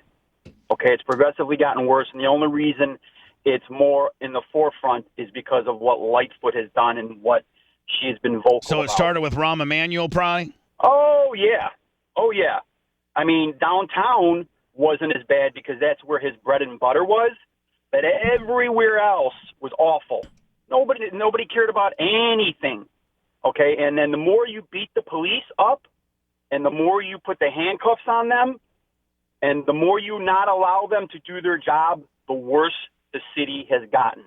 And now it's a mass exodus. Well, they've lost, and when you lose as a mayor, when you lose your police department because they don't believe in your policy anymore, and you've handcuffed them and restricted them, and when they arrest a bad guy, they got bad guys out later that day, and then kill somebody the next day, and he should never have been out. Then the cops. There comes a point where the boys and the men and women of the thin blue line be like, listen, we're going to do our shift. And we're going to get the hell out of here, and we're not going to really care about any of this because they don't care about us. None of these arrests stick, so let's just hang out. You got to remember too, when you don't allow them to do their job, and then when you do have police officers that do want to do some kind of work, and they don't get promoted, and these bad guys don't get prosecuted. Not even that. If you do some type of work and somebody complains on you, and it can be, you're 100% in the right, you are automatically vilified, and they want to fire you. Yeah. They're putting in laws and passing laws in the state of Illinois. If you do if they say you do certain things, say you forget to put on your body camera and you're helping somebody, but it's exigent circumstances, and you forget to put your body camera on, they want to put you in jail. Yeah, well, that's on you people of Chicago that keep keeping these people in. Well, I left. I live in Florida now. I left. Hell yeah. Chicago to Florida, Things are driving up our prices. Smartest decision you ever made, but now we got to deal with you. No. You don't have to worry about that. My ideals are way in lockstep with you guys. Don't Perfect. even. At least four of us. It's been awful, and this guy that's in there now is going to completely destroy that city, and it's going to turn into either Memphis or Detroit. Or San Francisco, one of the two. Yeah. You pick. Detroit's cleaning up at first. Well, San Francisco has different problems than Chicago. Yeah. Chicago's problems are. Appreciate your call, buddy. Appreciate you being Bubba Army. Yeah, San Francisco has its own, like... they don't have gang issues in San Francisco like they do in Chicago. They don't robbery issues. They've got... Well, that's the entire state of California has, smash and grab and I store hear Detroit's theft. getting a little bit better. I talked to a girlfriend out there, and it's the city's cleaning up because there's just so much crime and violence that everybody leaves or everyone dies. So then it just kind of... The city cleans itself up. Speaking of dying or leaving, this was Dan as he took his lovely wife to Mother's Day yesterday at this little fancy bar near his house. This was the entertainment for your. I wish you got a video. Her name is Penny G. Yeah, Penny G. And Dan, was she good? Horrible. She was horrible. Horrible. And she had those two speakers that you were talking about. Remember when you went to Ocean Prime? You were complaining. Not Ocean Prime. It was the other place. You were complaining about the speakers. Eddie V's. Yeah. Oh, yeah. That speaker was close to me, and it was annoying. But fortunately, I couldn't understand a word she was saying, and I could barely hear the flute. You should. Did you audibly boo her? You should. I wanted to. You should anonymously. She got pegged with raw steak. I threw my raw steak at her. You should anonymously write a very Lou Pickney type letter to the general manager stating that you were there this past Sunday. You're a 57-year-old male with a really large income, enjoying. I thought you were going to say like a really large deal. Whatever. And only live a matter of a mile or so away from an establishment that your wife turned you on for the first time that you weren't familiar with, that you really, really enjoyed and could see yourself coming back. But your entertainment choice is absolutely a deterrent from me wanting to. Yeah. I mean, might as well get this bitch canceled, If this right? is the place I'm Right. thinking, doesn't your family know the owner or the former owner, Dan? Former owner. Oh, okay. Yes. Okay. Not the Former current. I wasn't sure if You he's can't, still yeah, on. you can't throw that name around and expect any good results No. there, right? No. And the thing is like the person that bought it from my friend ripped him off and didn't pay him all the money. And I'm not sure if the current owner is still that same person because I swore off the So it may place have for like cha- 3 or 4 years. It may have changed since, right? Yeah, so that's why I don't want to dog it or Right. or praise it. I don't even know. I felt weird eating there to begin with. Lummy, who are your big swinging D's on Friday? Thank you so much for the great Bubba 199. It was also Anna's birthday. So It was just a lot of fun. We don't get 40. to hear the flautist? 40. Ryan from Philly, Slamming Phoebe's Beef, Dingleberry Stink, John Gondak, Big Man 028, Creets and Travis, Indiana BRN, John Kosteka, Big Red, Susan P, Napa Mike, who's my Valpo homie? John Kosteka. John Kosteka, God. And then Big Man. Oh, my God. Big Man The 028 Kizash. laid Oh, out $1,500 cash. We already know the next date. Anna will be able to. It's June 23rd. All right. We're not good.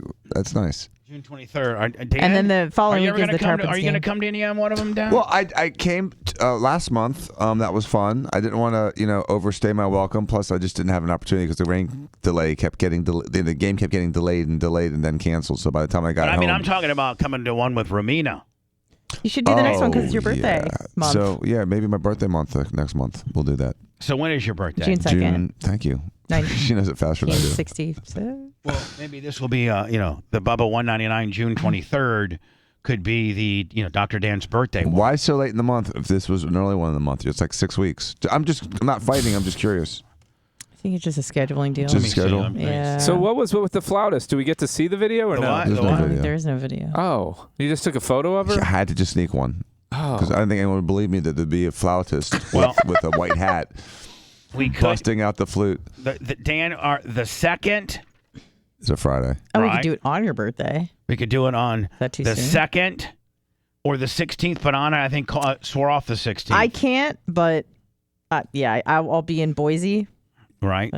But Dan could take your spot. You want to do a Bubba Dan 397? What the hell are you talking He's about? combining his 198 with 199. Exactly. I mean, come on, Lummy, get with the program. I just didn't know why you were jumping over. Brian, I just want to be honest with you. I'm glad you broke it down because I was lost. I was too, to be honest with you. He's like, is he adding our weights or our cues? I don't know. I was completely lost. Why don't we just do it on the 2nd? Well, I That's think his birthday. I know, but yeah, we could. That's I mean, Well, you're saying it's kind of too close to the last 199. yeah, it's kind of Yeah, but this is Planet Okay, Dan's that's fine. birthday. It's all right. Yeah. What This about is the a big 9th? one. It's all right, dude. You I'm only not- turned 57 once. Let me think about it. I mean, I don't know. We could do the 9th. That's about a month. No, we can't. That's the night before my opening night at Bubba Raceway Park. Oh, sorry. I'll be at Bubba Raceway Park. So we can talk about more. Why don't you do a 199 from Bubba Raceway Park? Oh, Are you going to show up, Brian? No. okay. Shut up. Not for Dan's, but this is Dan's birthday. I wouldn't want to ruin his birthday with my presence. I'll look at it further, Dan. I would like to do the next Bubba 199 in observance of your birthday. Sure. Only if you bring your wife. Okay. Does she have to be conscious? Find a safe place and stay there. The four horsemen of the apocalypse asked him for advice. Oh, God. Bubba the Love Sponge.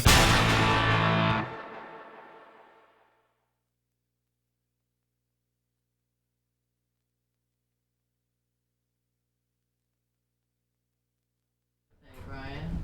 Valentine's Day. Oh, it is? Fish on Jay? Valentine's Day. Really? Don't slam the door, Brian. Jesus. Valentine's That was Day. a lot harder. You fucking boss, I got Fish on Jay. You got a drink? You guys need anything? No, thank you. And then the next one we'll do for Lummy's birthday, because it's a few days after. And then August. Doesn't Big Red have a birthday in August? The 10th, maybe? Right? Isn't it? Red's birthday is December 31st. Macho's. That's Macho's birthday? When is Macho's? Oh, I don't know. Macho, when's your fucking birthday? Ooh, yeah, I don't know. September, never told me. no one has a birthday. Yeah, I don't fucking know. I don't know. Morning from a girl. Birthday is. I think Big Red's Yeah, yeah. We worked out. I'm thinking. Lummy. You got a Venmo, Lummy? Fish on J, 25. Valentine's Day. Fish. You were 40 or 41 this year? 82. I'll help you. No, I got it. And Callie, don't talk about it though. Hold on. Permagrom. What?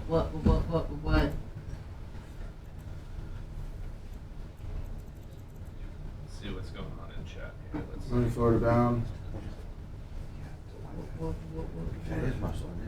There's a pizza place in Tampa called Eddie and Sam's that brings in their water from New York.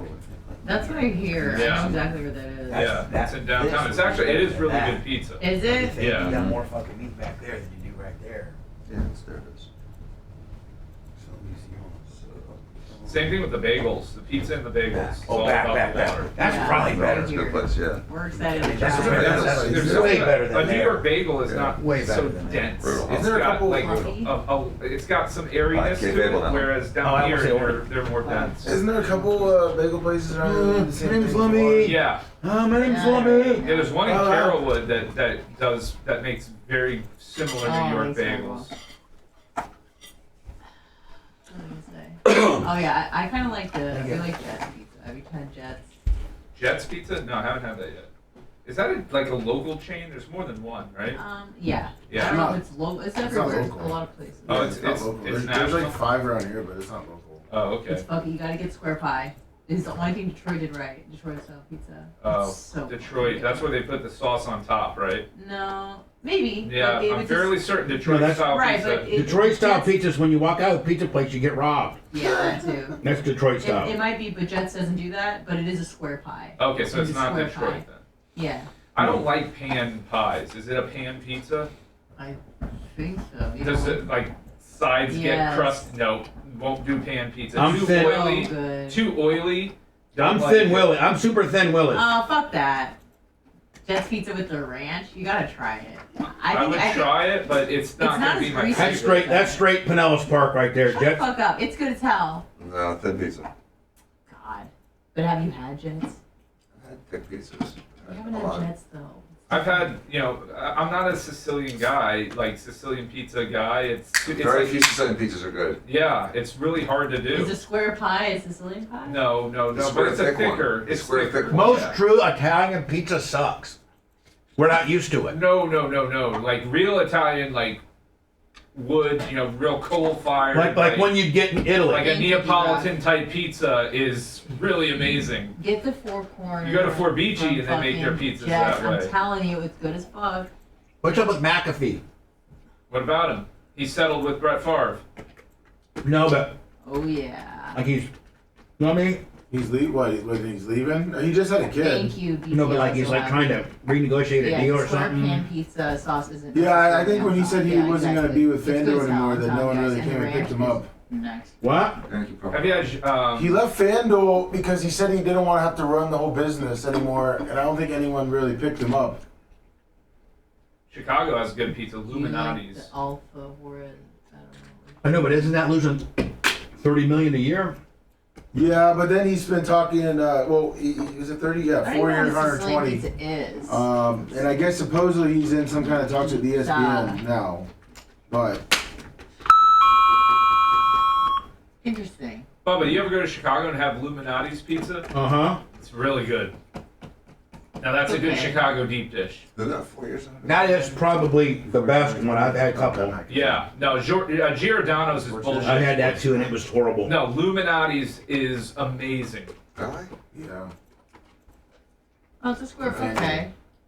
Yeah, Sicilian is probably similar to what you're talking about. I'm telling you, now that's with probably Detroit style pizza, the cheese is on the bread, and then the sauce and the toppings are on Some top. guy in chat said it's not necessarily that way, but it's always a square pan pizza. Yeah, I'm fairly certain Detroit style implies that the sauce is on top of the cheese. So not this Friday, but next for our guest. Correct. And 9:10. I was wanting Brian I here don't for think it's that, and necessarily he would that have way. fucking been It can great be. with this guy. For what? My guest I had scheduled today for 9:10. Oh, you canceled? No, he rescheduled because he went.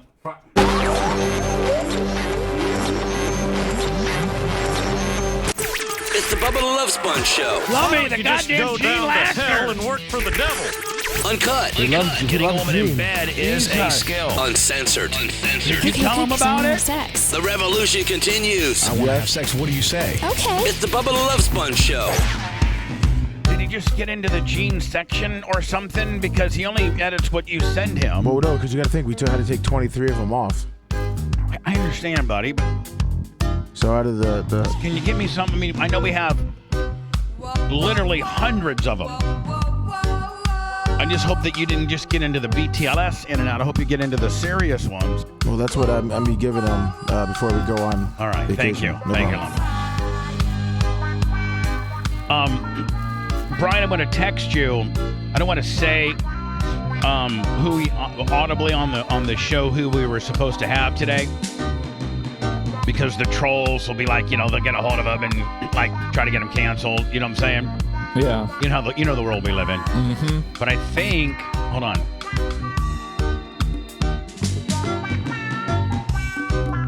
Hold on. I'm holding. We're all holding. I'm not a very good speller, but I think you'll be able to. I think you'll be able to figure out. Okay.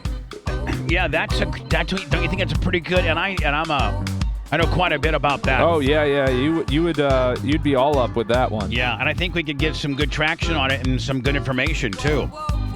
Was Dan familiar, Lummy? I don't know that Dan even knew the guy, or because the guy wasn't in the league that long. No, here, Dr. Dan, it's I'll show him. Dan feels off. And Anna doesn't matter. She's worried about getting pregnant. Did anybody pick up on when we got to talking about, it was about an hour ago, it might have been when we were opening the show, we were talking about women. Anna was talking about she's got a bachelorette caper to talk about, a bachelorette party deal. And then we were talking about women having babies, getting pregnant, and at the age like from 35 to 45, and how those women are more susceptible to having a baby with complications, namely Down syndrome. And so we had talked about how we thought that, and this was a lot of it was on the hot mic, Ron DeSantis' 6 weeks potential lockdown is a joke because, older women that might be having babies may not know. The Downs markers may not come in till week 9 or 10. And now in Florida, you can't have, a woman who wants to have a kid with Down syndrome. Well, there's people that do. The issue becomes this, though, is if they're 45 having a child, at some point that child, if they're not functioning at a level that allows them to, becomes a ward of the state. And so the plans have to be in place and the finances in order to take care of that child through their life. So nonetheless. And oddly enough, an older parent is probably more equipped for that because they probably have more money. But it's not something that a in lot the of short people, run, but in the long run, they can burn through it. Yeah, but it's not an ideal situation. No, I wouldn't say ideal. For anybody that wants to give life to another human being and have a family, a boy or a little girl, and be a mother and be a dad and be a family, or be a single mom and a single dad or whatever. Nobody wants to have a messed up kid. Well, no, I mean, I really think that everybody wants to have a healthy kid. Again, it's not ideal, but then you get into a really, really slippery slope philosophical conversation about what lives are worth living. And a lot of people might argue that maybe people with Down syndrome are a lot happier than the rest of us because they don't have the same problems that we do. Well, they're a lot happier, and a lot of them are a lot angrier. That goes to the extreme. But it's also very much a burden. I mean, it's a burden on society. It's a burden on Certainly on the system. More resources are required from the parents. Right, exactly. It's not the ideal norm. Right. Let's put it that way. Yeah. And Anna, when we were talking about that, Brian noticed it, and I noticed it, and we decided not to talk about it during Hot Mic.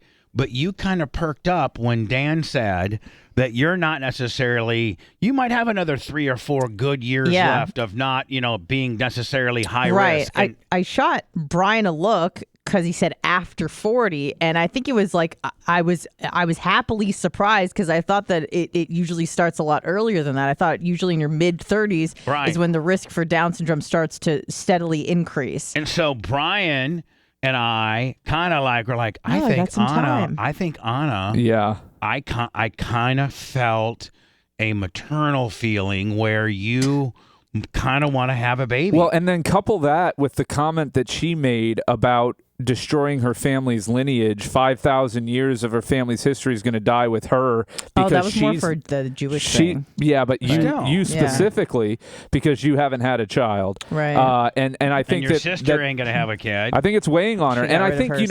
you know what's interesting and in Anna's situation is she probably hasn't been in a position where having a child seemed like a responsible or viable option for her until recently. And so now that is becoming... Now it's like getting hypercharged. Because as a woman... Because the clock's ticking. Well, but the clock was pretty much paused, right? It wasn't ticking because... the clock was over. The biological clock was ticking, but you're correct. Inner clock was not ticking because she wasn't in a position where... Because she's a very pragmatic woman. Thank you. Where she was in a position that she felt it would be responsible or possible for her to have a child. Right. She couldn't get pregnant with pockets.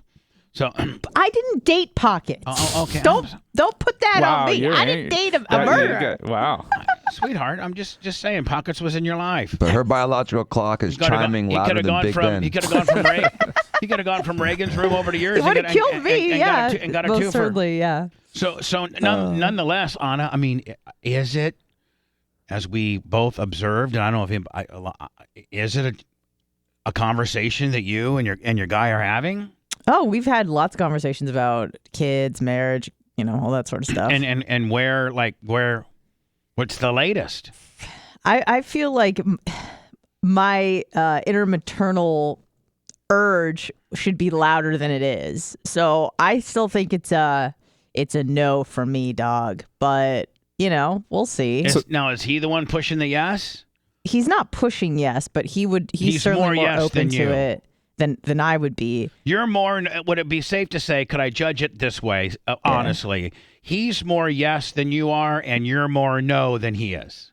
Yes. Okay. Correct. All right. So something I'm observing here too, Bubba, and I'll have to see if this is a normal thing for her, is she is doing this nervous clutch twitch thing with her left hand with her thumb on Brian, her fingers. It's one of the good reasons why you're good at voir dire is that you're good, yet just the little things that you pick up on things. What do I do with my hands? But it started when this topic started.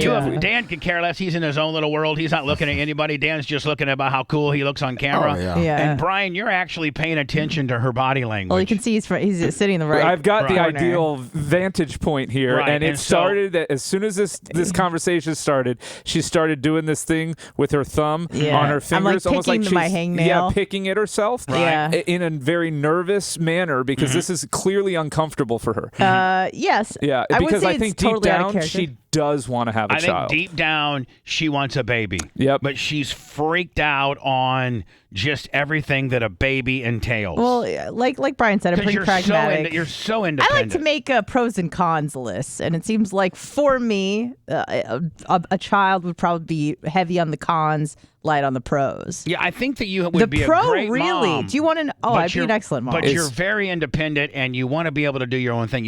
I interrupted you. You started to say something. No, I would be an excellent parent, and the only reason why I would want to have a child is because obviously the biological thing, you want to spread your seeds, somewhat, but also I feel like I would be missing out on a key component of life that a lot of people get to experience. But I don't, and I've looked into a lot of studies to see if parents are happier. It's kind of hard to tell, but it seems like it doesn't necessarily make you happier, but oftentimes it makes you feel like you have a more fulfilled life. So that's kind of the trade-off there. Just like fisting. But I mean, thank you, Dan.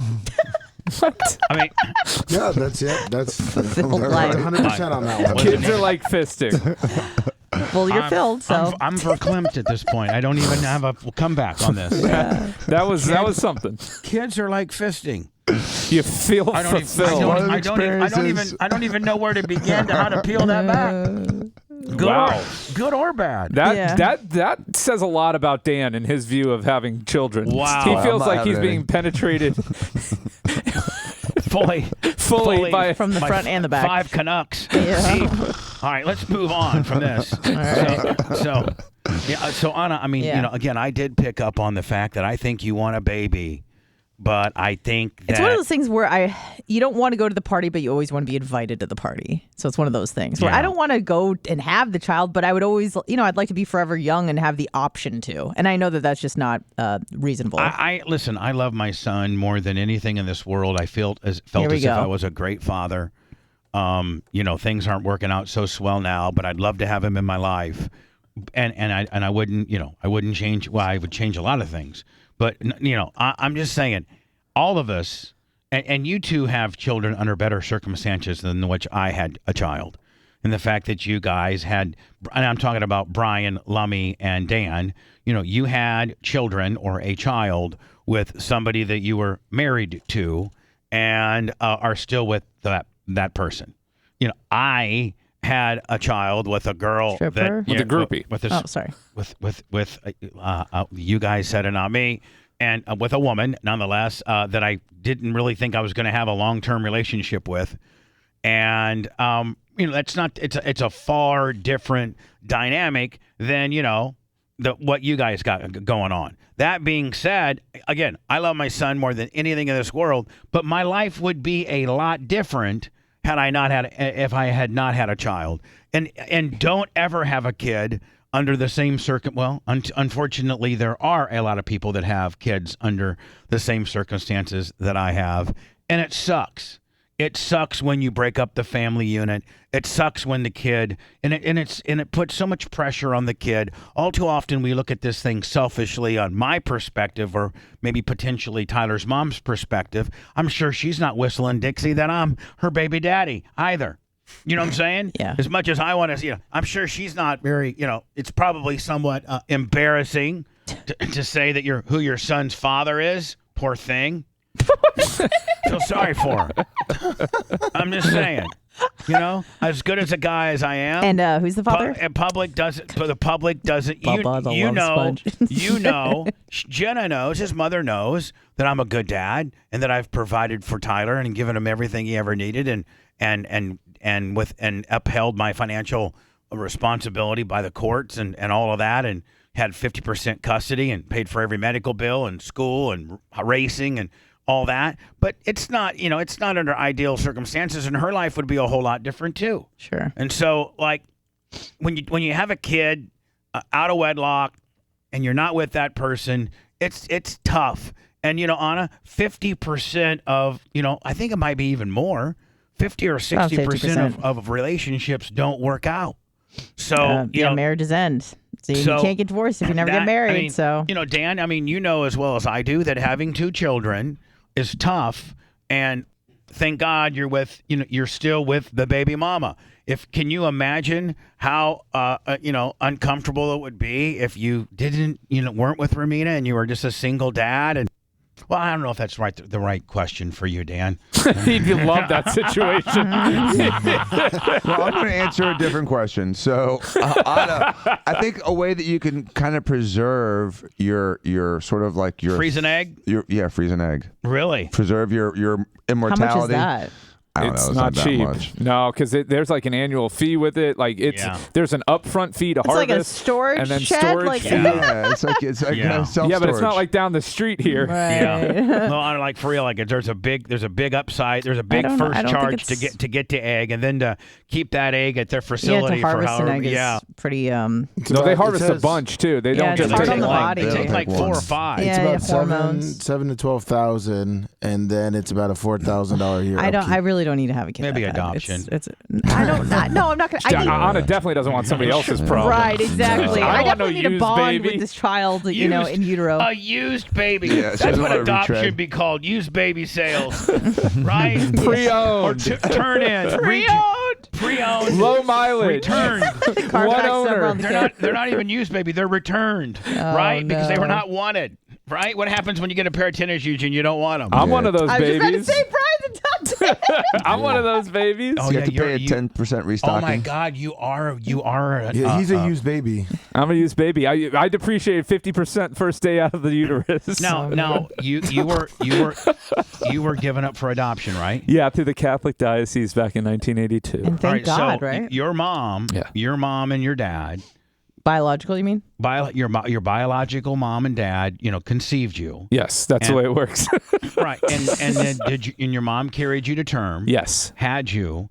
And then at that point, were you immediately adopted, or were you like in a a showroom or like a showroom? I mean, like what were you like? A lot of times they'll have them where the mom and the adopting family like a surrogate type deal. This wasn't surrogate, but it was like prearranged that I was the baby that my parents were going to take home once I cleared the hospital. Right. So after the hospital, I went home with my parents, and my bio parents went their separate ways. And do you know who they are? And have you talked to, any of them? No, I do not know who they are. I have not spoken to Did you find out? I have no desire personally to find out for two reasons. Number one, I don't want my parents to feel inadequate that raised me. And number two, I don't want to put my biological parents' life in turmoil. I don't know what situation you really they're think in. you'd screw up Joe Biden's life? Yeah, I know my bio dad was a lot younger than Joe Biden. Yeah. Nancy Pelosi could be your mom though. Just as clever. They were in their they were still in their teens. So do you know the story do you know how it worked out? Like were they in love? Was it? Do you know anything about? I know very little. That they were super young, like 16, 17, 18 in that range, and they just weren't ready for a kid. Were they married or not unmarried? I don't believe they were married. Right. Has anyone tried to reach out to you? It was in Pasco County, was it not? No. I was Pinellas. Okay. But it was in Florida? I was in Florida. Yeah. Yeah. Yeah, And they no have not. Nobody's reached out to me. Any like cousins on a? No, I won't do the DNA stuff. Okay. I keep my DNA off the system. That's I'm not probably ever doing smart. that. I Nope. did mine, and I don't know if I should have now. Oh, a lot of people reaching out. No, I've had 3 people that I don't know who they are. They're like, hey, we're like one generation. I'm like, that could be my kid. I got rid of my app. I got rid of my account. Everything. Yeah, I don't want people reaching out to me. My 23andMe. I got rid of. I completely deleted my account. I started getting these first cousin. Yeah. We're like, I'm like, one of those is my kid. And I can't go through that right now. I can't even. I don't have a relationship with my real kid that came. Let alone one I don't know about. Some 35-year-old is calling you up. Oh my Jesus! I've had 4. Daddy. I mean, if I've had 4 abortions, then how many kids did I really have that I didn't even know about? Probably 2. You met my mom at Storman's Palace during my T-shirt night. You were the judge, and you took her backstage. And a lot of that happened. I know. a lot Only of it was that. a joke. Oh my God! A lot of that happened. You wouldn't believe Allegedly. how much. No, it happened. It wasn't alleged, but it did. I mean, statute of limitations on that. Yeah. There's no statute of limitations on having a kid. I mean, he won't owe him anything, but that kid's still there. Yeah, I'd be like, You I don't want couldn't owe that him like kid 18 knowing years me. of back pay though. Unless Brian? my He doesn't have any here's money. what'd be cool though. Here's what'd be cool. Sorry. Here's what'd be cool. Maybe one of these groupies that I hooked up with back in the day. Let's say probably the earliest I could have conceived in Tampa would have been 92. So if I got a girl pregnant, 30 years old. Mm-hmm. Okay, so I might have a 31. Here's what would be cool. Like if I had a 31-year-old You can blast her. dude. Oh, sorry. No, dude. I don't want to blast my daughter. Oh. Well, she's hot. Anna, that's so weird. Yeah. What's wrong with you, Anna? And it's not insulated by the fact that you try to imitate me. Like Yeah, she tried to put that on you. A lot of times, If I say something inappropriate in Bubba's voice, it's attributable to him. Exactly. That's what she thought. Well, I have a 31-year-old daughter. I'm just gonna go ahead and have sex with her. I'm gonna blast her. No, but what if I got like a 31-year-old son who has got a super successful business and or if he's Oh, like a so you can mooch off superstar, of him? like you had a Bryce Harper or something. Channing Tatum could be your child. Yeah, Oh, just there you go. There you go. Maybe Channing Tatum's my baby. Whatever. Yeah, the odds but think about the odds of that, right? You're talking about a woman who would conceive a child with a DJ at a wet t-shirt contest in Clearwater in 1992 and carry that child to term. You think that kid's go on the highway to success? Quite simply, you're listening to pure filth, and he's damn proud of it. The Bubba the Love Sponge Show returns after these words.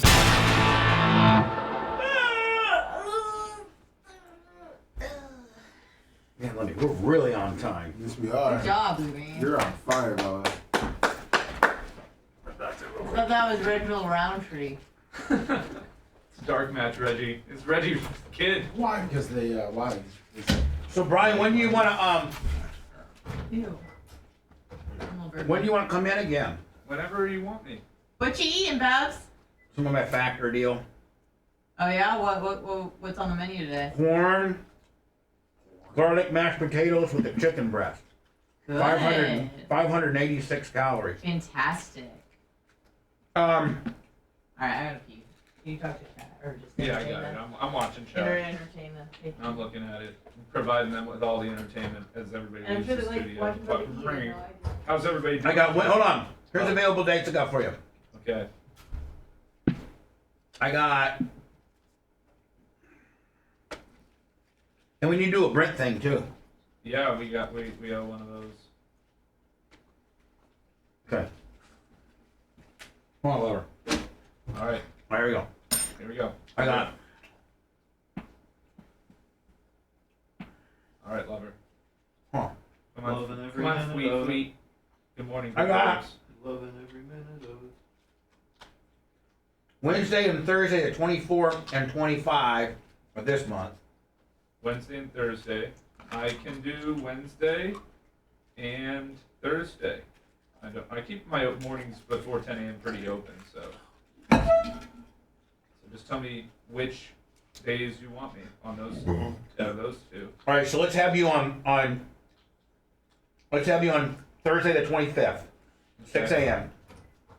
All right. Oh, you don't. You got it electronically. I have to write it down on my phone. Yeah, I use one of those. Yeah. How about Thursday the 1st? Hold on. Let me lock in the 25th here. 25th's locked in. June 1st. Let's see here. Look at the 1st, 8th, 15th, 22nd, and 29th. Yeah, the 1st I can do. The 8th. Let's see. The 8th I can do. The 15th is a no-go. Okay, no. Okay. And 22, 29. 22 I can do. 29, that's in the afternoon. Yeah, I can do that too. All right, so I'm gonna get with Brent and I'll have you, and you do the show, and then we'll just go right after the show do a Brent after deal. Okay. I'll just give him those dates. Okay, yeah, and get back to me. So I locked in the 25th. Oh, so on that day, okay, on the 1st, 8th, 22, and 29th, which day would be better if you have to go a little bit longer, like till 11:30? Which is the most? The 29th is the worst to go late for me. The other Okay, ones that's are the worst okay. for me too. Okay. 1, 8, 1, 8, or 22 for the extension, Yeah. or the 25th too. 25th. No, 25th. I don't want to go long because that's a holiday for us. So we're actually gonna price. I might skip the after show. Make Lumby do it. So we're looking at the 1st, the 8th, and the 22 on which one would be better to go long for you. I don't know. I walked in immediately through that conversation, so I have no idea what they're talking about. Philly pizza.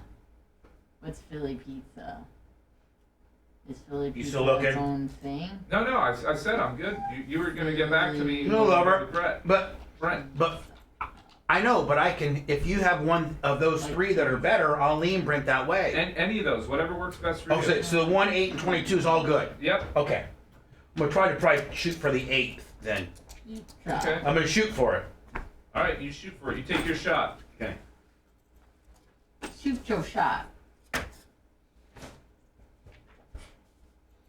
All right, Dan Perry, I'll do it. Now, Dan, can you do Are you available Friday the 23rd for $199 on your birthday or no? I think so. Yes. I can't give you a 100% until tomorrow. Well, he says only if Romina comes. You're not allowed alone. She can come. She better, Dan. Okay. Cheetah dress. Titties a poppin'. Titties a poppin'? She's got some nice titties now too, man. You should see them. I wouldn't. I mean, I've not seen them, but Dan sent me a picture of her in a bikini once. Romina's a lovely woman. I can only imagine her enhanced. You're good.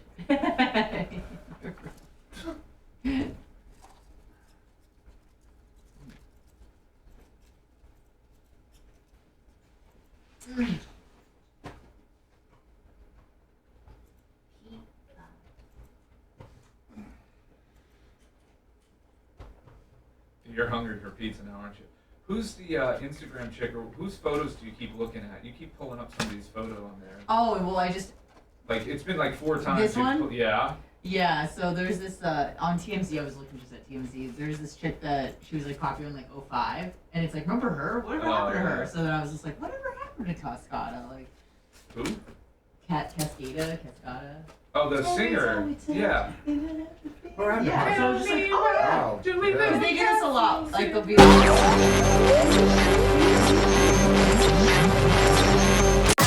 the Bubba the Love Sponge Show. Full trucker effect. Full trucker effect. Saluting all our listeners, hauling a big load. The revolution continues. Back to the Bubba the Love Sponge Show. Lummy, that needs to be your number one priority today. Get me some better ones, better rotation. I don't want to hear every time we reset it, it gets resetted. Just Lummy, please, can you give me some additional ones, please? How about that, Lummy? Yeah. Can you do that for Bubba? Can you do it for me, Lummy? Get as mad as I am right now about it. God damn. I'm extremely upset about it right now. It's almost like you're getting trolled, Bubba. God, Lummy, you're not listening. You and Red and Kate and Macho Man, fix that. Fix it. We are on it.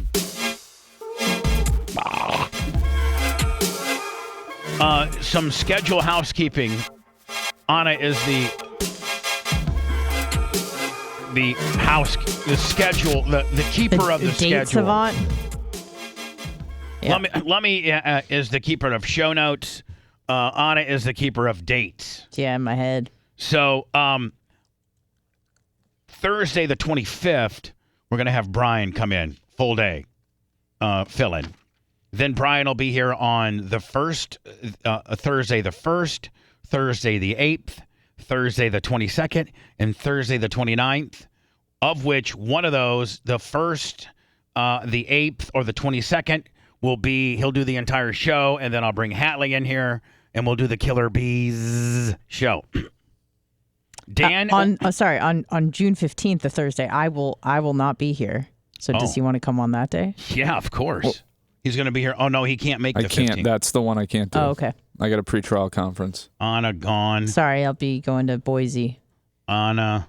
And you're going on the 16th, too. Do we not have that day off? Or did I No, make we that didn't up? have. We didn't have that day off. Oh, dang. Sorry. It's all right. It's two on you, bitch. Sorry. Is June 15th? What? Is June 15th our Tarpons date? No. No, the that's 30th. June 30th. Sorry, my mistake. Yeah, dumbass. Sorry. Sorry. Poor Rhett. So, Rhett's been doing a great job. Yeah, he's doing great. I had to give Rhett, we got to concentrate on some things that we talked about earlier today. How about it? Yep, seriously. Stop screwing around. So, now, Dan, what we got you? I got you Monday and Tuesday locked in like forever, unless like there's a traveling deal like today was supposed to be. But nonetheless, I think I got you. You're locked in, 5th, 6th, 12th, 5th, 13th, 19th, 20th, 26th, 27th, I think, right? And I mean, are you or do you have some New Jersey Shore obligations? Yes, probably the first 2 weeks in July. Okay, but we're talking about June right now. That works out well because we have a lot of those days off. But, so Dan, I mean, as far as June, Dan, you're like me. You have no idea what your schedule is. Right. Right? Mm-hmm. Now, do you know about Fridays? Are you going to be here this Friday? Yes.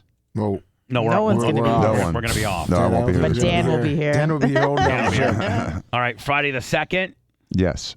Friday the 9th, Yes. Friday the 16th, Yes. Friday the 23rd is not only a show, but potentially a Bubba 199 celebrating your birthday, potentially. Right. Hope to be here for that. Right? But you will be here for the show. Yes. And then Friday the 30th is not a problem either. Or is that one potentially a problem? That may or may not be a problem. I'm not sure about that one yet. And that's also the Tarpons game as well. Right. Right. Lummy was just mentioning that to me. It'd be nice to have you and Romina to the Tarpons game. Yeah. Mhm. So let me She's know. always a good sport about that. Yeah, she is. You can bring your kids too. So let me know. But you know that's the Friday before July 4th weekend. And Right, which is why it may be a problem. Sometimes you guys go to the shore for that. Right. Exactly. We got 3, 4, 5 off.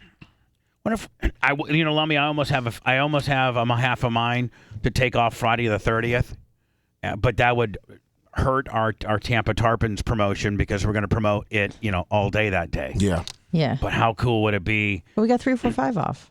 Yeah, I know, but why not take another one? Oh my God, Papa. Sorry. It was a really good $1.99 Friday. It was a great $1.99 Friday. But we are having, we're having very slow months right now because we're transitioning over. You just don't, Brian. You know this. You just don't transition overnight. Yes, Brian. You know. But at least you have a doctor overseeing your transition here. We do, and with the best of drugs And a lover, too. known to man. So, I saw this story in prep. Did you see where this 13-year-old girl got attacked by a shark? Bull shark too. And they're mean, are they not? Yes, they are. They're one of the most Aggressive. Not like people always say, great whites, but bull shark. Well, one, there's not a lot of great whites here because we're not deep enough or whatever. They tend to be in the Atlantic more. Now there are some in the Gulf, but they tend to be in the Atlantic, and they like to be up north a little bit more. Do they not? Colder waters. Right. But the thing with the bull sharks, though, a lot of people don't know is they can go into fresh water. So around here in the Gulf, they could be going right up those rivers. Yep, they go into brackish and fresh. Yeah, and they're really they sturdy. like shallow and they're mean water. as hell. Oh, yeah. They like shallow water. Estuary, is that a word that I made up? The shark itself was so powerful. And she's cute as hell, which makes it more tragic. It was she like didn't die. That was what I felt the most. Is it like hitting my stomach really hard? South Florida teenager is telling a terrifying story only to local Man, thank God, because I got some fat there. That shark couldn't really get a hold of. He couldn't really get a hold of anything there. Your internal but organs. man, he'd get a hold of me. Yes. And he'd just start, oh my God, just ripping. This guy's delicious. She was I didn't go in for Dr. Dan tummy tuck. I went in for a shark bite. bitten by a shark not once, Lost half my belly. but twice. This brave 13-year-old is lucky to be alive tonight. She fought off that shark, but it kept coming back. And today's Is this a Miami-based TV station? It Did feels. you say shart or shark? I don't Does know. it sound like he said she once. fought off that shart? Hold on. but twice. This brave I fought off about Equally as 14 brave. shark this weekend. It is. It's Fort Lauderdale, Miami. Hold on. 13-year-old is lucky to be alive tonight. She fought off that shark, but it kept. That sounded like That shart. was shart, man. That was a shart deal.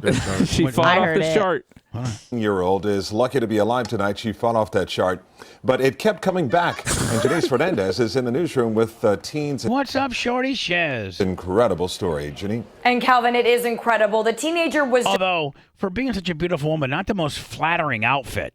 Like that wrap over Willie. Like that's not doing nothing. A nice tight fitting gimmick on those jugs with a little plunge deal. It's like something. I don't know. I'm not like. I don't know a lot about women's fashion, but Yeah, that neither do I. Bubba. Look at me. But it just seems to be Please.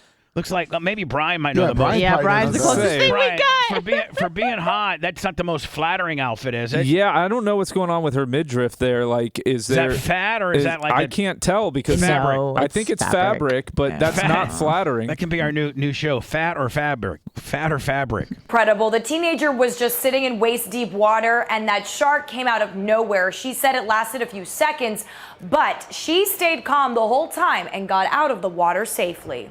I'd get out of the water and he'd still be on to me, just shaking the hell out of it, just gnawing at it. Won't believe how brave and calm this 13-year-old was when she had a shark encounter.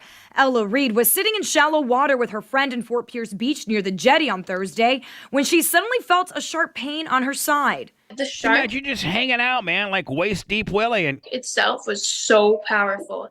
It was like That was what I felt the most. Is it like hitting my stomach really hard? Well, and aren't they all muscle, Dan? Like they're just all cartilage and muscle, are they not? They are. You don't ever see a fat shark.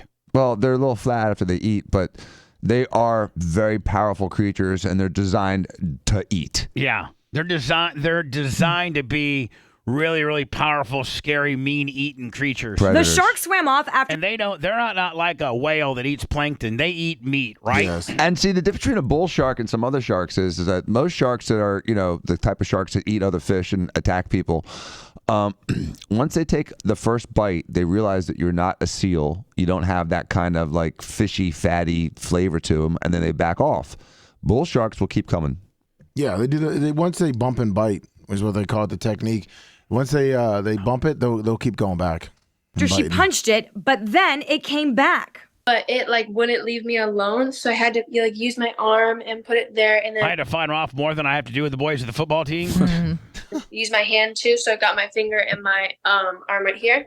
It lasted. I mean, she's cute. She's going to already. Dan, can you imagine if the cutest girl in school also fought off a shark? So cool. Oh, I'd be like, man, that's the baddest bitch in the school. A few seconds, Ella immediately called her brother and mom. When her mom saw her, she was in shock.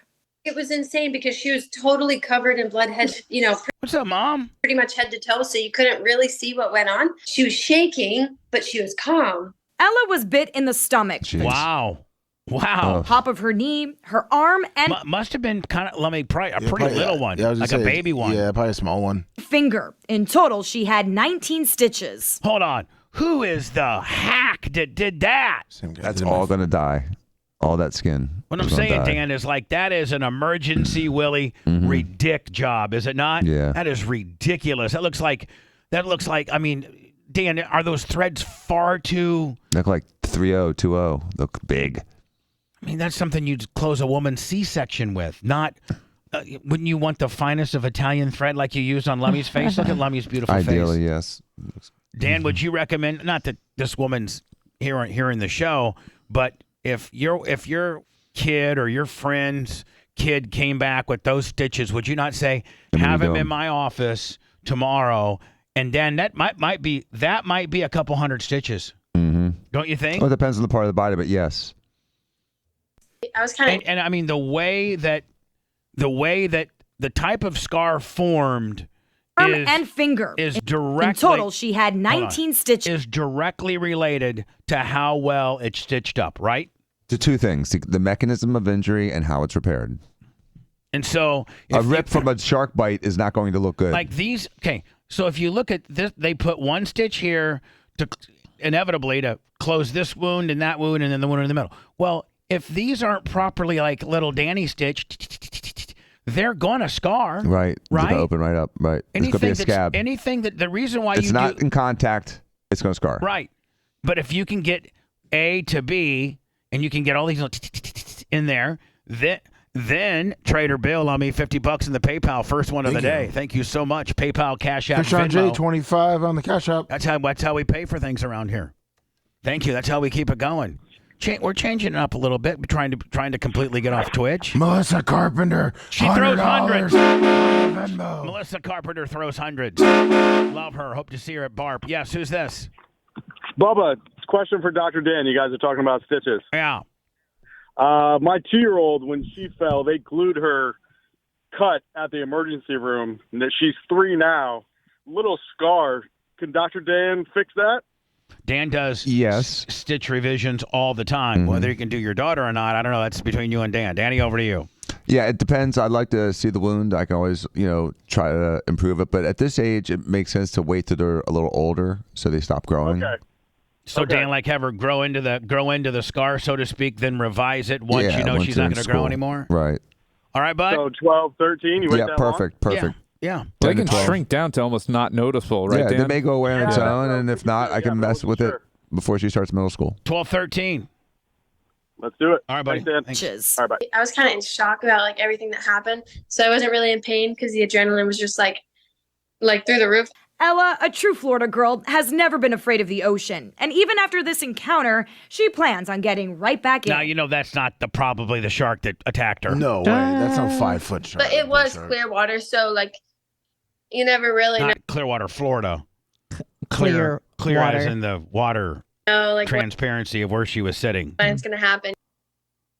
And she is just so brave. Ella says she believes it was a bullshit. Again, I don't know what's going on with the midriff here, Brian. Fat or fabric? I think it's fabric, but Brave. Ella says what's she so brave about her though? That she got bit and she got out of the water. Well, she got bit multiple times, She though. didn't Believes go it was save a her bullshit. friend who was getting attacked by a shark. She's getting a. I'm just key to saying, the city. like, I feel Talk for her, but I do too. she ain't brave. No, she's. She didn't do anything She had the will heroic. to survive. I think it's somewhat instinctual to try to get the hell out of there. Is it Yeah, not? I don't always understand the play use of the over. word brave. I think a person of an IQ of 46 could know that I'm getting bad. Try I not gotta to go. die is brave. 5 to 6 feet long. She is at home now recovering and says she's proud of the scars she has because she knows it could have been so much worse. Blah blah blah. Oh, let's see what Johnny Cheese Nut says later. She is quite lucky. Janice, thanks a lot. Thanks a lot. Thanks a lot, Janice. He was smooth. Is that fat or fabric? Shart. Yeah, Johnny. It was Shart. Johnny Shart Toy. It's scary though, because when it's happening, you don't know when it's going to stop. It's like the Revenant. You want that bear to stop attacking. You want That was that a great shark to movie. stop. It's a great movie. Yeah, I mean you don't really know. I mean, especially if they've hit you. If they hit you once, most of them are afraid, and they get out. Not the Right. bulls. They come back and back and back and back. It's bad. It seems like a crisis that's gone Oh, hell yeah, on Jane from Pauley, bad what's to up? worse, to even worse, and still no end in sight. Lee Cowan begins our look at the chaos. I wanted to get Brian and Dan and me and you and Anna and Red and Lummy all interlocked into this immigration deal. CBS this morning, one of my favorite shows, by That's the the way. best, and she's wearing yellow. Look at that. She's I don't know how old Jane Pauley is, 106. but she's just so smooth. She just transitions so well. What's not to like about her? She was born in 50, so. Was she really? Yeah. On the border. 72. And this is the probably hottest topic we got going on right now. Oh, she's from Indiana. What part? Indianapolis. She's a fifth-generation Hoosier. Nice. Oh, wow. That's why I love her. But I mean, like, everybody's talking. Everybody's got an opinion about this. And, I'd love to get our cross-section of opinion. My opinion is I just don't understand how we can just let these people in by the thousands and give them a cell phone and money and a court date. Like, I mean, our society is exactly what's wrong with parenting nowadays. Why can't you say no? Like, why can't you tell the kid no if the kid wants to be a girl? Well, my understanding is because they're applying for asylum. And so there's a different process versus trying to immigrate here versus seeking asylum. And so what we need to do is change the asylum process at the southern border to change the rules so that these... Is there anybody screaming that? Nobody. This is the thing about this is what drives me nuts on this issue. The dirty little secret is nobody wants to actually fix it. Nobody wants to actually stop the problem and come up with solutions. Hold on, because it's so probably not popular and so polarizing that regardless, if you were to just take a person who did not care about the ramifications and you were to actually resolve this issue by whatever means needs to be resolved, is that going to be so shocking and so career suicide, political suicide for somebody that mentions it, that's why it won't happen? My take on it is that we've always had an underworking class in America, and whether it be through slavery or through immigration in the past, we've always had it. And they do the jobs that others won't. They do the jobs well. And they work in the slaughterhouses, they work in the fields, and the dirty little secret is we want their labor, we just don't want the problems that come with having this many people entering the country. So how do we fix it? You deport them all. But then that doesn't solve the problem of the labor. The problem is ridiculous. And so, first of all, before there were Mexican immigrants coming through America for the last 50 years, we were able to take care of all of these problems, and we were able to take care of all of these jobs. So when did this and start there's a going? lot of people When did this start going awry? It started going awry in the 2000s.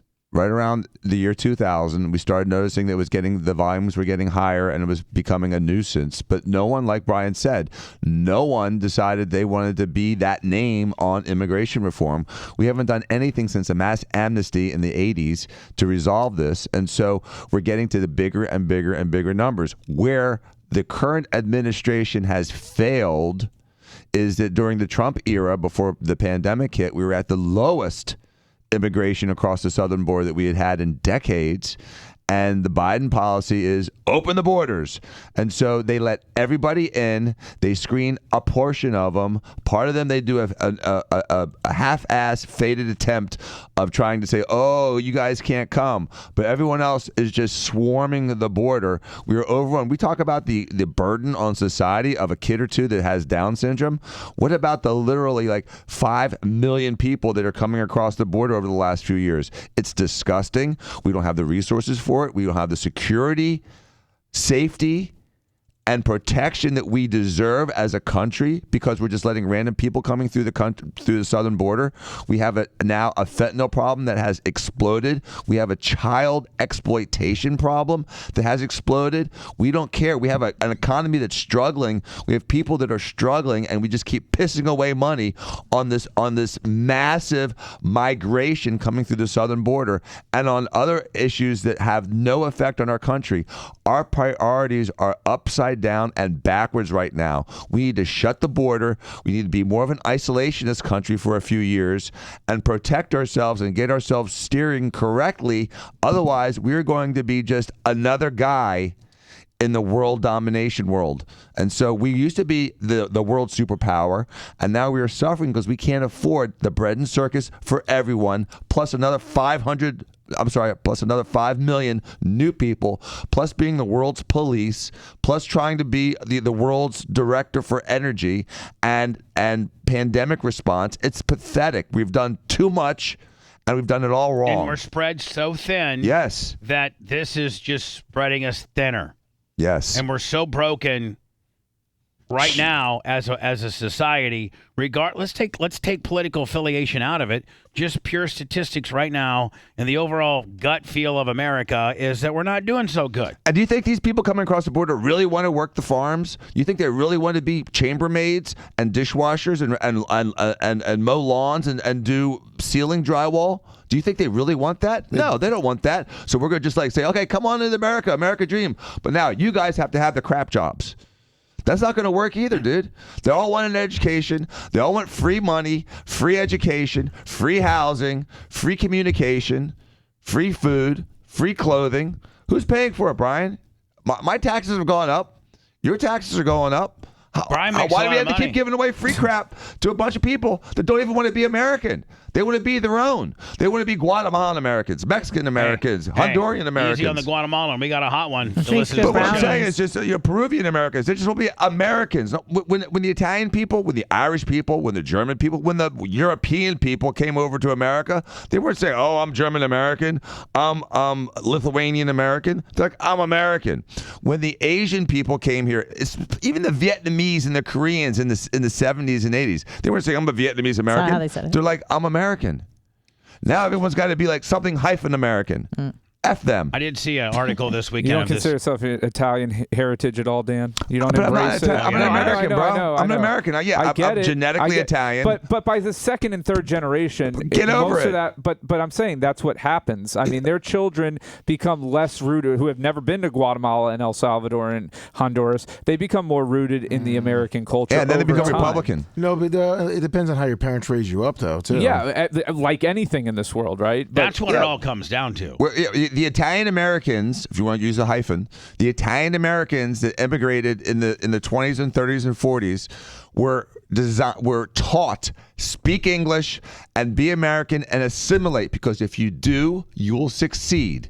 If you try to stand out, you will be ridiculed and you will fail. And so these other regions that have become hotspots for migration into America refuse to do that. They refuse to give up their old culture to the to the praise and the embracing of the American culture, because they want to be themselves. So go back to themselves land. But right now, go back to themselves land. But right now, Dan, Smartest thing you ever said. Right now, it's not going the way you want it to go. It's the new system is, I think they're letting more in than they ever have. Well, Title 42 just ended. Title 42 ended. What's going to happen? And I like for Brian's opinion on that.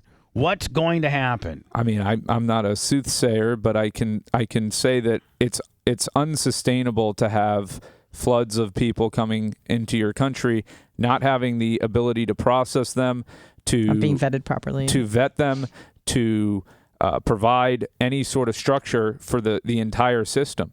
Something needs to be done. Our government has failed us miserably on this issue and has continued to fail us miserably on this issue for 30 plus years. There's nothing that they've done really at all to make the issue better. Either side. Let's see what Jane. On the day we celebrate moms in this country, there are thousands of other mothers and children living like this on both sides of our border. The COVID-era law that effectively allowed both the Trump and Biden administrations to expel migrants back into Mexico before they could ask for asylum is no more. It expired. In its place, the Biden administration has imposed more restrictions on those seeking asylum, but that's really only a footnote to the larger border law that was really designed for the Cold War and in no way fits the misery of this moment. See, I don't know that any of us really know what the current rules are. Do we? I mean, we knew Title 42 was to send back. And so what are the new rules? So the new rules are now, my understanding is when you get to the border and you ask for asylum, you get to stay in America. Yeah, they say your court date, which now they said they're so overrun that they're releasing people without court dates, and they give them a phone and said they'll set a court date. So at a Brian, later if you and I are immigrants from wherever, Guatemala, Costa Rica, Mexico, we've traveled for so long, but we're buddies. It's just you and I, and we've probably practiced a million times what we're supposed to say because it's been told to us what we're supposed to say, and we walk in and say, you know what, I'm seeking political asylum. I feel unsafe in the country that I live in, and I'd like to be, I think you have to allege a personal threat, a direct threat to your family. Right. But yeah, it's not just a general unfeeling of unsafe. But you know what? The cartel in my town has threatened my family. Meanwhile, the cartel, we had to pay $25 like every 300 or 400 miles to get them off our back. They run that country. Yeah. So all of them. That's the biggest problem is that those governments are failed governments down there. They're and in the bed with the cartels. They're getting paid off by the cartels. And the cartel are stopping. Well, one, they're raping women along the way if you don't have any money. And two, they're shaking these guys down for every dime they have to bring to America for them not to get killed if you want to make it up the coastline a little bit longer. And they're excellent businessmen. Like they've really diversified their business interests. So they're involved in a lot of legal entrepreneurial the cartel. So they're like involved in like avocados, produce, stuff like that, in addition to drugs, fentanyl, marijuana. All that But sort of the big US money makers for them is the drugs, Absolutely, fentanyl. That's how sure. they get the money for their power. Yeah. See, in the 1950s and 1960s was for Europeans. Because remember, this was a time when a refugee was primarily defined as somebody who was fleeing communism. Our immigration policies have almost always been tied to the times, if not behind them. Yael Shacker, a historian and director of Refugees International, says up until the Civil War, we didn't even have a federal immigration policy. It was all left to the states. On the East Coast, in New York and Massachusetts, No Irish need apply. Can you imagine if you could say that now on the subsection of personnel you didn't want? there was actually quite a bit of anti-Irish. Probably the only one you could write down in today's environment would be no white guys. No white guys apply. You get Irish no or white. You wouldn't get no heat over that. If you had a job posting out in today's society and it said no white guys apply, there's no white guy group that can cause any problems. Nope. Sentiment on the West Coast starting in the 1850s and the 1860s, especially in She California. looks like a witch, does she not? You start to see the anti-Chinese sentiment. In 1882, Congress passed the Chinese Exclusion Act. It was the first time we'd made any significant rule to exclude anyone. No more Chinese. Built those railroads. That aside, though, we were still largely open. Only about 2% of those who began arriving at Ellis Island were turned away. But by the 1920s, Americans began to worry that those from Southern and Eastern Europe were putting a strain on social services, which led the U.S. to clamp down on the number of Catholic and Jewish immigrants. All right, so we have clamped down before. So they said, okay, we're going to give Germany. Phil got in just in time. And England, my very dad. large quotas to come in, but from Italy, Poland, Greece, fewer numbers. They divide. Fewer numbers. Jimmy, your mom and dad barely made it over, Jimmy. It's a quota system that discriminated based on nationality in that way. The xenophobic quotas had an immediate impact. We rebuffed almost every... Quotas work, man. I'm just telling you. Quotas are not user-friendly, and quotas, tend to piss off some people, but quotas work. Help you even out the stuff. I mean, there's quotas in every successful business, is there not? Yeah. Right? Everyone trying to flee Nazi atrocities, for example. Fleeing from Nazi Germany into the border towns of Holland is a new kind of refugee. The reporters were so over the top back then, were they not? A victim You of see? an intolerance and You see, they were getting rid of Hitler. He was a real bad guy, you see. They were trying to get over here as fast as they could, you see. persecution unparalleled The next door neighbor's house got burned down, and they got sent to somewhere, so the other people said, we got to the hell out of here, you see. since the Dark Ages. It wasn't until refugees really started fleeing Vietnam in the late 70s, early 80s that we arrived at a definition of just what kind of persecution qualified a refugee for Man, asylum. think about how expensive it is to get here from Vietnam. Like, how do you do it? You have to take a plane? You have to take a ship? Like, how did they Some do are it taking back? ships now. They get like on a banana ship and then like try to ride. Like, what would they do? I mean, it's easy to get here when you can walk across the border. But what if there's large bodies of water in between? Plane. It was all shipping boats. Oh, was it? Yeah, and cargo ships. Cargo ships. That's what I Like meant. they would Yeah. it was like human smuggling and trafficking then, right, Dan? Yeah, they You weren't might really. be on a banana boat. They would just bring them over. Political persecution, religious persecution, being a member of a social group, just to name a few. But critics say it was all still short-sighted. The United States did not think of Mexicans as people who would seek asylum. They did not think of... Everything was great down in Mexico. The problem is not how many Mexicans want to come here. The problem is how effed up Mexico is. That's the So, problem. One of the problems, from Bubba, Central America. but one of the problems, Bubba, that people don't talk about was the NAFTA. And so what NAFTA did is it destroyed the farming industry in Mexico and created a lot of farming unemployment in Mexico, which drove those farm workers into America because for some reason the way NAFTA was set up, it was very detrimental to Mexican farming. And so we created some of this problem in modern times. Well, that and we've let the cartel just pretty much take over. Our drug policies have contributed to it as well. Our decisions on who we're going to support in Central America have contributed to it. I mean, there's a lot that we've done. It's not like we've just haven't fixed the problem. We've made the problem actively worse. After I go into words and we come back, I watched a program. I watched about almost my entire Saturday on this one program. Like Lummy, it was on my Fire Stick. It was like the American. I don't know. It's usually all about Hitler. Oh yeah, of course. I watch it because Hitler, man, made a lot of mistakes. He did. And so I've been, but there's a story called "The History That the Books Didn't Teach You," and I wrote down a bunch of notes. Oh, that Hitler didn't kill himself? No. And he escaped to Argentina? No. Far bigger than this. Oh, okay. That I'm gonna bring up, and with Brian and Dan being the smarty pants is in here, and Anna, you being a smarty pants. Oh, thank you. It'd be interesting to know if you've heard of any of these events they were never covered in our textbooks for the most part, but they did happen, and it'd be interesting to know. Dan and Brian probably will know most of them. I didn't know any of them. I wouldn't bet on that. We'll see. For me, Is it just for the U.S. or for other? No, it's around the world. Well, it's just history in general. Oh, but it's American history and the various things that we did as America or happened to us or that we didn't. Sounds fun. That we didn't talk about in our history books. Some of our dirty little secrets. Yeah, some of our dirty little secrets. Fun. And it's going to be fun to especially if I learned it this weekend and Dan and Brian and you, Anna, three little smarty pantses over there, have never heard of it. Then you're like, bring it on. So is it going to be really bad if I know it? Yeah. Yeah. Is it about Campbell soup, Bubba? And no, it's not about Campbell's soup. And I will make you, Lummy, you and Anna and Dan, who have access to computers and phones, you're going to have your hands up. Yep, hands up, don't shoot. Yeah, you're going to have your hands. You too, Brian, because you're a sneaky little Googler over there. You're going to have your hands up when I ask you about these particular topics that are part of our American history that are proven to be true, but that we never learned them when they were learning us. CIA killed JFK? No, it's Operation nothing. Paperclip? No, it's nothing like that. Oh.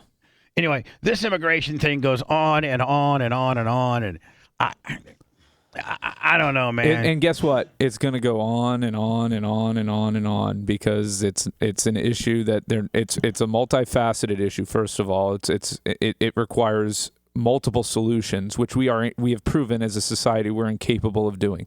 We can control and make a policy on one issue only and try and fix that one problem, but there's no way. What's the number one issue facing our country right now, you think? Social media tearing us apart and making things seem way worse, and we're more way divided than we are. Number one I think problem. that is because it don't makes every other problem Hold on, it's worse. such a problem too, Brian, that we don't even think it's a problem. That's how much of a problem it is. That that's not everybody's usually first answer. When you have a society that can't agree on basic truths together, you don't have a society. That's the problem. What's a basic truth that you think that society doesn't agree on? Give me one. Let's see. With a basic truth that society is all expected to agree on. That all humans should have equal rights, regardless of any other issue. That has nothing to do with today's issues and problems, dude. That's such an esoteric, obscure controversy that all people don't have equal rights. We all think that people should have equal rights. That's not the problem with America. That's not a dirty little secret that is an untruth or a truth that no one believes in. Part of it is in. social media. How about the response to COVID? That we can't trust our government, trust our institutions. How can we trust our government? I'm saying that's a problem with society, and what amplifies it more than anything, truths and lies and everything, is social media. And again, not social media, but media in general. And social media, the bias of media. But hold on, darken that up by go to social, because media at least has a few rules. They there's ain't got no rules no more. Yeah, there's a few. What's the rule? You just can't say the 6 words. Yeah, pretty much. That's about it, dude. Because there's absolutely no integrity in commercial media reporting. They are bought and owned by the Big pharmaceutical companies. Big Farm. You can see it sponsored by Pfizer. By a ton of corporations, not just big pharmaceutical. And multi-corporations, special interests. You're right, but most recently, Brian, talking about the COVID. Kind of talking about. That was the first time that medicine was politicized. Yeah. That was something new that we had not yet dealt with. To that degree. And the hold first on. time. And here's the problem. Here's the thing. And Anna, you're right. It's one of the first time that medicine was. We thought that was kind of untouched. That was just like a thing that everyone accepted wasn't going to be politicized. But then all of a sudden it was. It was. And here's the problem. The political system saw just how much money they have. Like they have probably some of the biggest, some of the most money on being able to push their propaganda down your throat. That, the media, for the most part, never saw, this type of advertising dollars and or, propaganda type dollars. And then CBS and NBC and they wouldn't even do the conventional Moderna, Johnson & Johnson, Pfizer vaccination, is that they would write CBS, NBC, whatever, instead of buying $2.5 million worth of commercials, an actual commercial of Moderna we're going to have you guys do your opening news story about how bad this really, really is and how people need to get their shots. So we're going to organically lace it into it as a news story instead of being a bona fide, 30-second commercial break. That's what they did. These news companies were paid hundreds of millions of dollars for these news editors to make COVID the leading story of the night, using file footage of operating rooms that were not shot that day, but file footage from when from when they had a disaster. People on respirators, people on on vents, not necessarily that were happening, but file footage of this.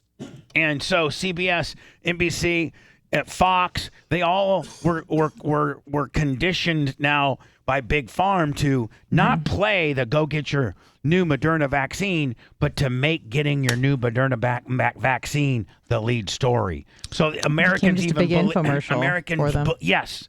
Big infomercials. I think they would have had more success had they hidden the fact that they were buying these promos. Because obviously it's like, oh, this is bought and paid for by the company that's trying to get you to take the vaccine. But Americans aren't smart enough to usually sniff that out. I wouldn't say Americans. I would just say people in general. Dumb. I'm just saying. The corporations saw dollar signs.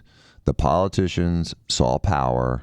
And the Americans just got hosed. Scared. They sheeped us all. Yeah. They did. They sheeped us all. I don't know who said it, but never let a good crisis go to waste. Yeah. So Rahm Emanuel. Hey Alexa, what did the CEO of Moderna make last year? As of 2021, Stefan Bansel's base salary as independent director of QIAGEN was $57,500 US. I just see giving you that soft answer because she's biased. Oh no, she's full of S. Yeah, because that's not even who it is. Moderna CEO. He just got hold on. He just got a big bonus. Yeah, 41% raise. I know, but what? No, hold on. I saw where he got like a $38.6 million last year. $398 million in 2022. Hold on, what's that? $398 million in 2022. $400 million. Hold on. The CEO of Moderna made $400 million. But they could only afford 8 rats to test the most recent vaccine on. If you're looking for that non-offensive broadcast, you're in for a surprise. You're listening to the Bubba the Love Sponge Show. I love the sponge. It's not that kind of love sponge.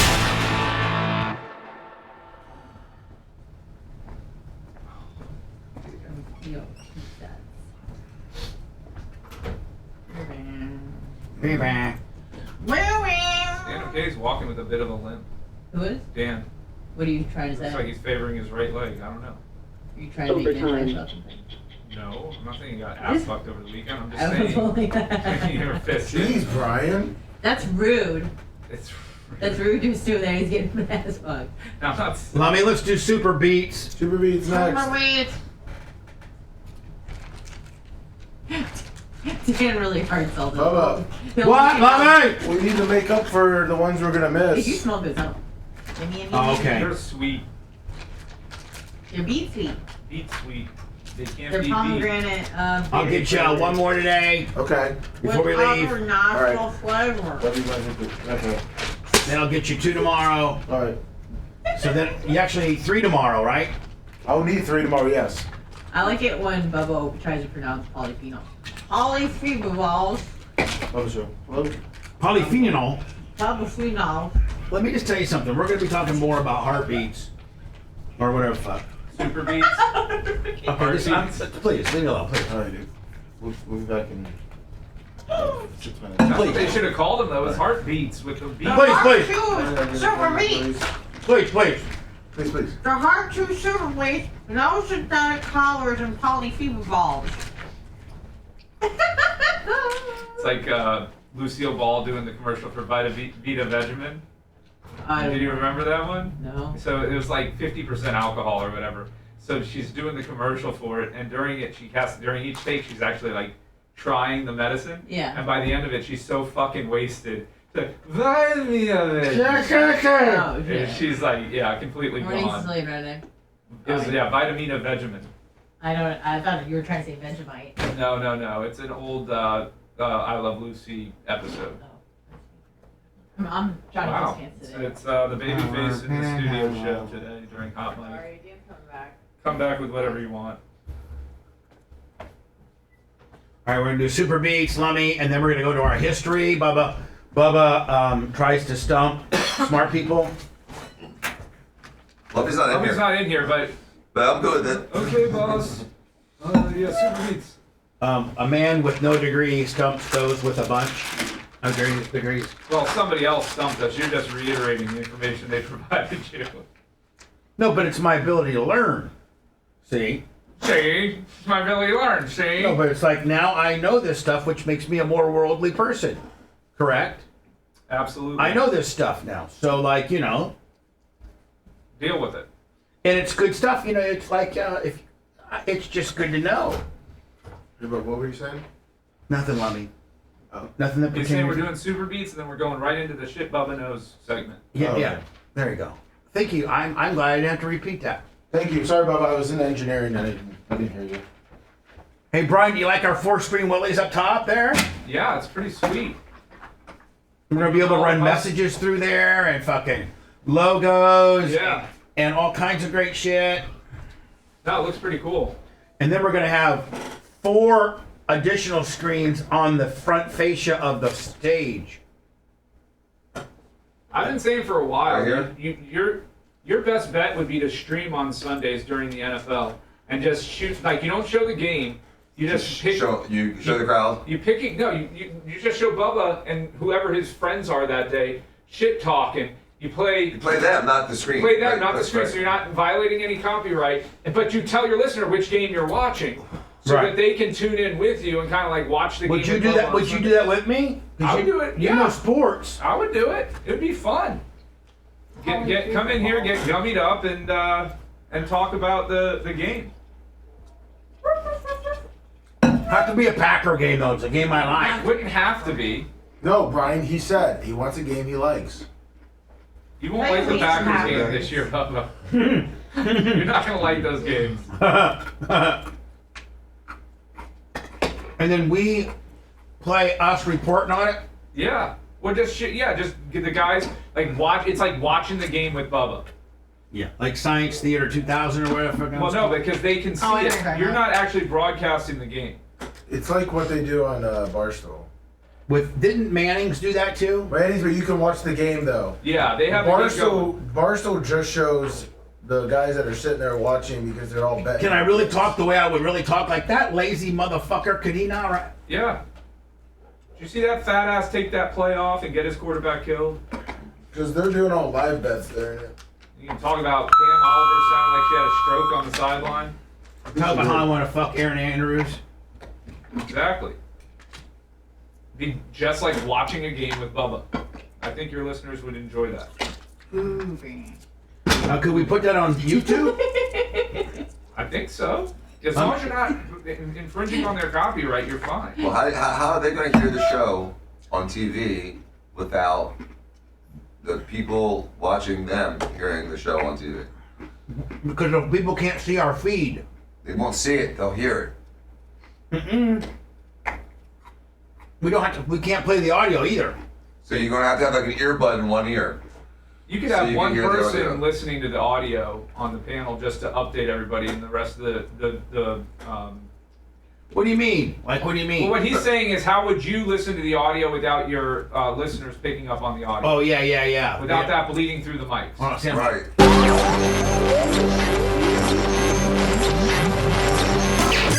I apologize for interrupting your regular program. Yo. Should hit these assholes with everything we got, sir.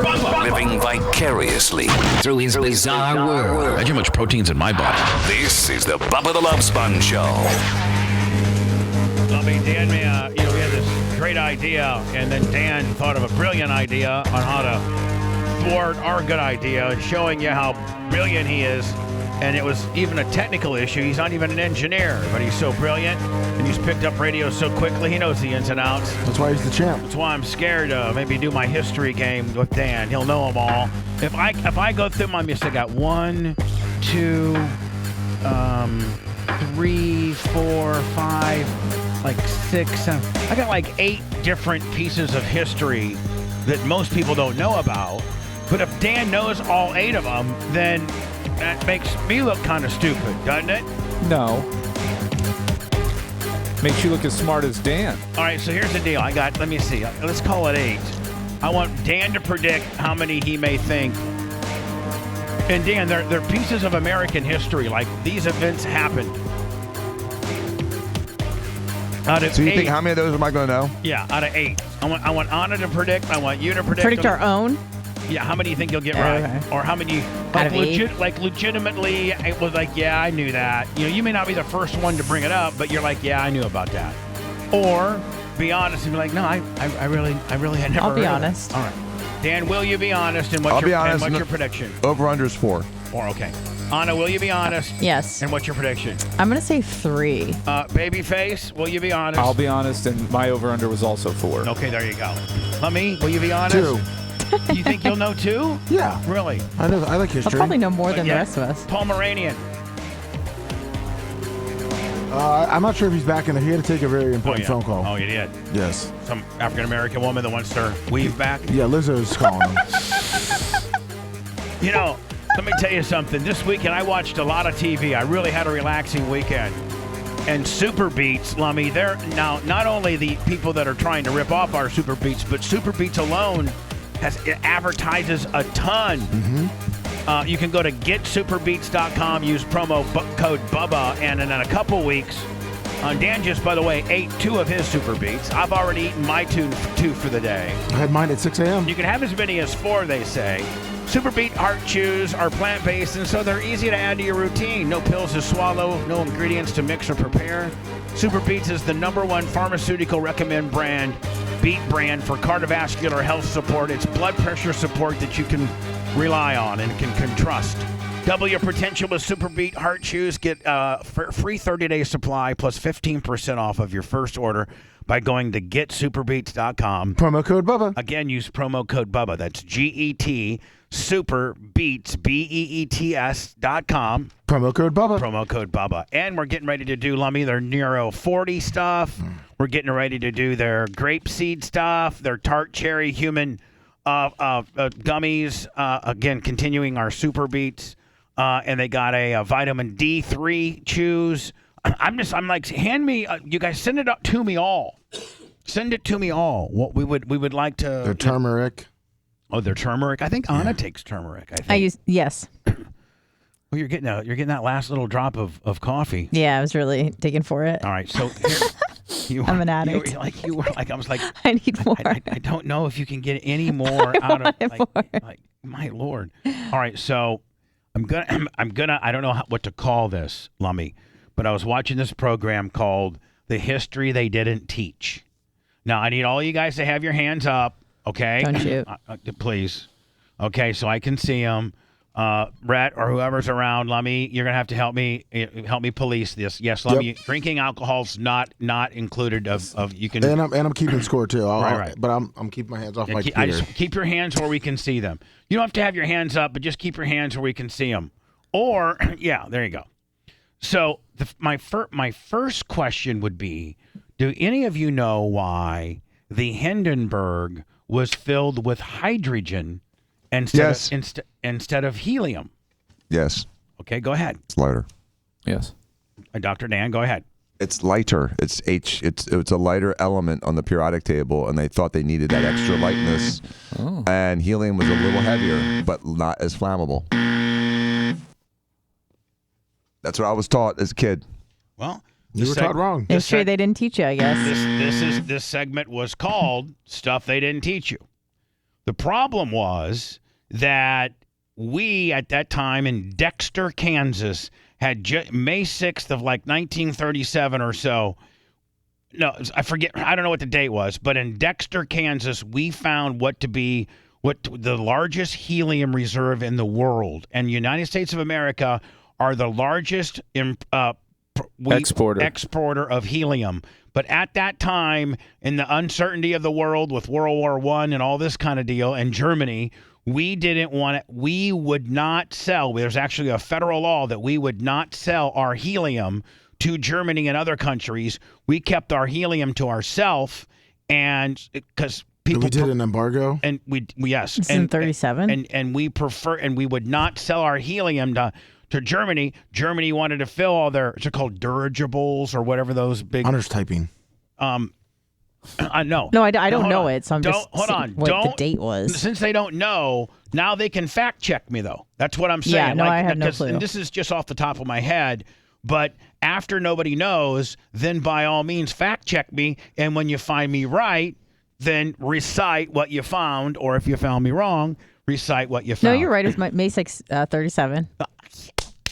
I just don't know about because World War II didn't start till 30. No, World War One. Well, Yeah, that World War ended in I. 1918. So, But what he's saying is, following World War One, the United States started the embargo Yeah, it was of Right. their Following helium. World War One, we were Gotcha. hesitant to sell our helium to anybody. We Now, had what was the largest- reason given for that? Is it just because of the what uses did it have other than balloons?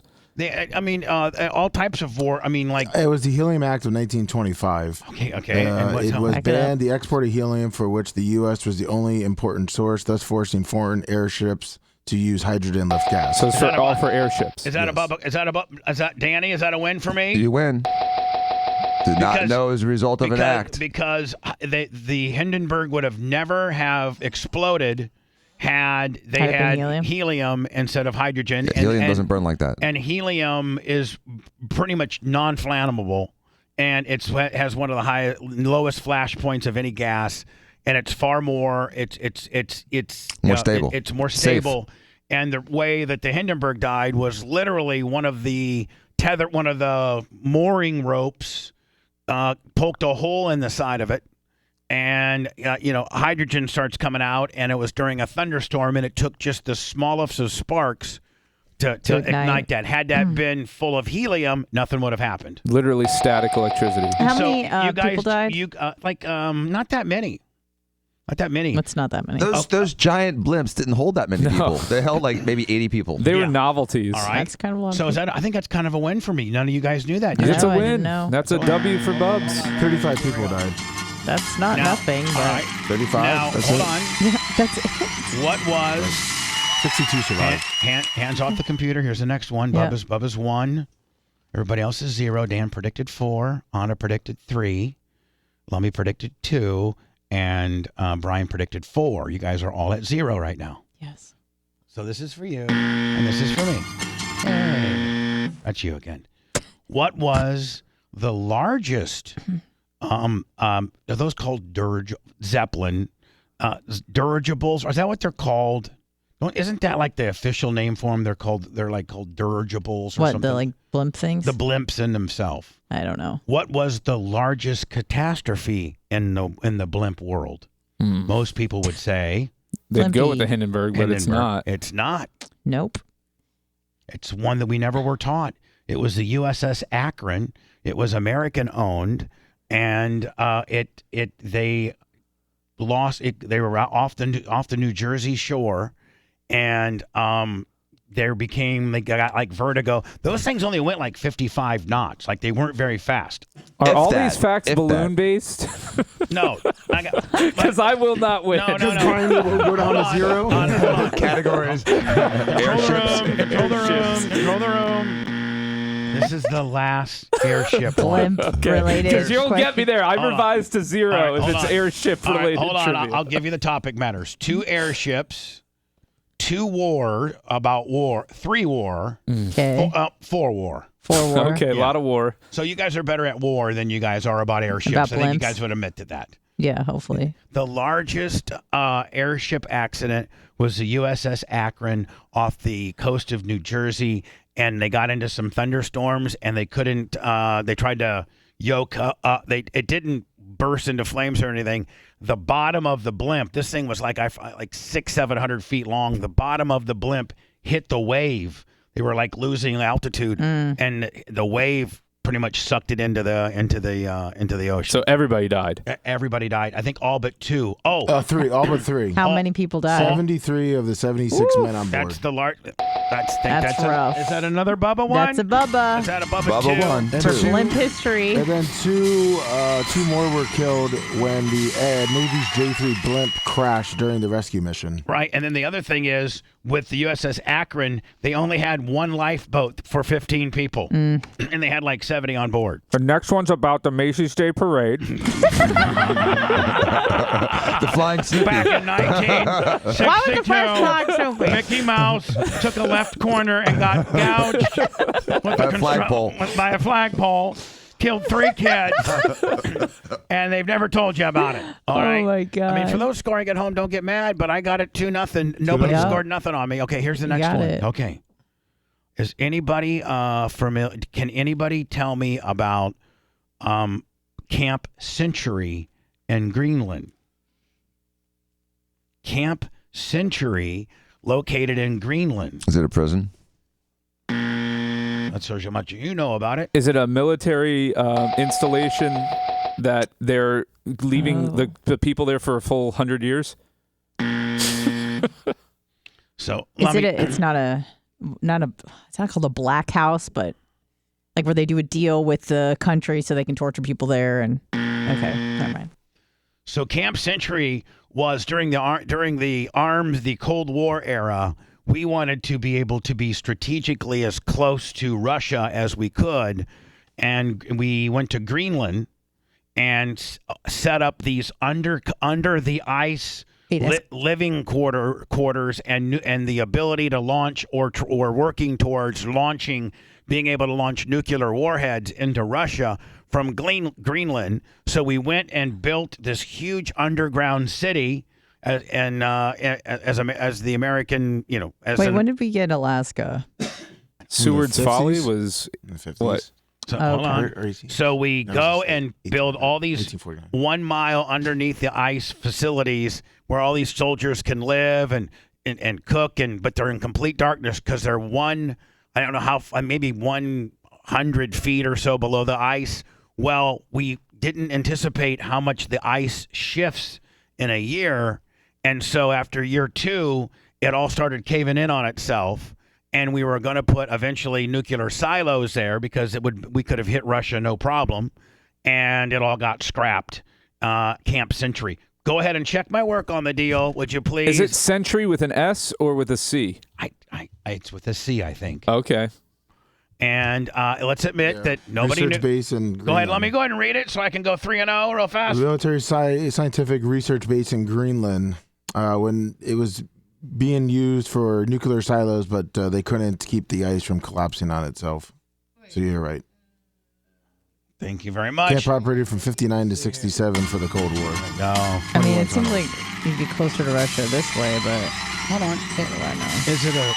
Is it, Lummy, a piece of history that they did not teach us in school? They never told us about this big secret underground ice military base that we had in Greenland so that we could bomb Russia now, did they? No. Never. And even yes. Dan didn't know about that. It's because then the U.S. could surround Russia from Alaska and also Greenland. Right. And hit both sides. I'm going to downward revise mine to 0 now, over under. All right. Yeah, mine's going down. Yeah, mine's my over under is down to 0 based on how specific these factoids are. This next one is about the Vietnam War, and it was called Operation Popeye. And do people know what Operation Popeye is? And it's now been outlawed. You cannot do it in any type of wartime situation. You cannot do what we did, what America did as part of a strategic plan. And this involved doing something, and it's now been outlawed for a wartime crime. Talk about poisoning food. I was gonna say the good guess. the spray and the firebombing. Yeah. Chasing people in Cambodia. Okay. You guys know. I'm all out of ideas. It's cloud seeding. We would go and fly our planes and drop these certain type of pellets into existing clouds, causing it to rain more, and the Ho Chi Minh Trail being flooded so they could not get supplies to and from. So now you can no longer seed clouds or disrupt the weather to gain an advantage during wartime. Check me out, Lummy bitch. Check me out. No, you are correct on that. It was also flooding the farmlands and starving the people. Wait, so we have a way to artificially produce rain, and we weren't going to do that out west? Well, here's the deal. Here's the deal. Hold on. It has to be an existing storm, and you can put pellets in an existing storm to increase it up to 30 to 40% more than it would produce It's like naturally. Miracle Grow for rain. It's called cloud seeding, and this was under Operation Popeye for the Ho Chi Minh Trail. 50 years ago. And it looks like Bubba is doing what here, Lummy? Winning. Actually, I only have one more question. I guess so let me, what am I, 4-0? I'm 0. You are 4-0. All right, so it's going to be 5 total questions. And if you would have asked Dan earlier about 5, if you look at, he would have probably said 3. Brian probably would have said 2 or 3. Anna's the same, and Lummy none. And you guys are all 0. And these are all great questions. Because I know them. Now, are you, Dan, tell me that you're not going to someday in your life be able to whip out Operation Popeye cloud seeding is illegal. Tell me one of these days, like, you know, David. No, I'm going to bust that out as a very interesting, obscure fact. Exactly. Thank you. And how about Camp Century and Greenland? I where didn't know about that. No. No. No. I didn't know. And I know about the helium deal. I didn't know that we had a helium embargo. Right. And that surprises me. we're the largest producers of helium. You didn't know about that. And now is my this is See, my Biden would give all the helium away to everybody. Well, he's president and he hasn't, so. didn't know about it. Of all the helium you want, all you guys building blimps, your hypersonic blimp. No, the reason why Biden didn't give it away because he thinks the only thing you use helium for is birthday balloons to make your voice go he wants higher. the clown vote. No, Biden doesn't want to give it away because he was on one of those airships. He's one of the 2 survivors. From the USA. He's one of the only few guys that actually witnessed the Survived the Hindenburg. Hindenburg, yeah. He was the one that watched the Hindenburg. Well, you know, I was over there in Delaware. He was and piloting. Came across Delaware. My daddy's farm was just right above it. George Santos was there, too. Yeah, I watched me and Nancy Pelosi were holding hand in hand, and we were watching it, and then all of a sudden it blew up. I don't know for what reason. Oh, helium. I don't even know what that is. All right, and finally, my final. God, I feel this is awesome.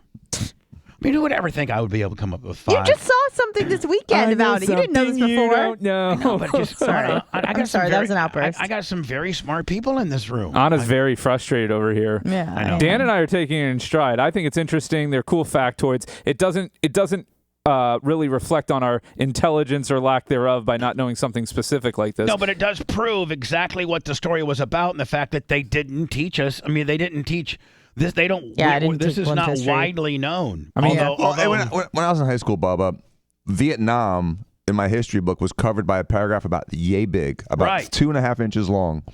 And that's all we got about Vietnam. So anything I've learned about Vietnam has been on the History Channel since Vietnam. Right. And the Cold War. So even like in our history books, we're a lot the same age.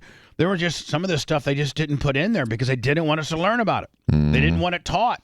And I think they highlighted the Hindenburg accident to make the Germans look stupid and make us look good. I think you're right. I think that's, dumb again, Germans couldn't media even bias. Get it. Those dumb Germans, they flew right into a lightning storm. It's propaganda, yeah. Right. In our own little way. And our own little one just wrecked off of Jersey, and no one says anything about it. No, exactly. Well, because then the rescue blimp also crashed. So, I mean, that doesn't look good for America. Send the rescue blimp. Don't blame propaganda Why the hell only are they on not Hitler. using ships? Hey, They sent the rescue blimp. Don't blame propaganda. Don't blame propaganda just on Hitler. Right. I mean, we are just as guilty of it. Every probably modern country at the end of the day is Every country. I mean, the whole period. The whole COVID thing. I think was WikiLeaks is so popular. Yeah. The whole COVID thing was propaganda in a form. Look at the royal family and all the propaganda with them. Yes. I mean, we're putting all of our livelihood into like a little paper ship that's slowly sinking into the water, and we're going to rescue it with another paper ship. You just don't think about it. You just keep doing it because you can't. We're not salmon. We're not designed to swim upstream. We just go with the flow. Right. You're right. Yeah. You we're really like are. that dead seaweed floating on top of the water that just drifts with the tide. And then finally, I think you guys are going to find this the most interesting. Really, it really is. And you might know about it. Are you familiar with the United States? There were the 23rd Division. I don't like the Special Ops Division, the 23rd Special Ops Division called the Ghost Army when we were fighting Hitler in World War II at Germany. The Ghost. Were they like the Inglorious Bastards? Like hold that on. sort of like not really on the books kind of guys? Yeah. Over there to kill Hitler. The Ghost Army. So you guys are pretty much 0 for 5, 6. All right. Whatever. Now you're going to find this Oh, app. Now that I tell you, when I tell you, we're going to go into words, and you guys all got just absolutely zeroed. But you're going to find this the most fascinating, Dan.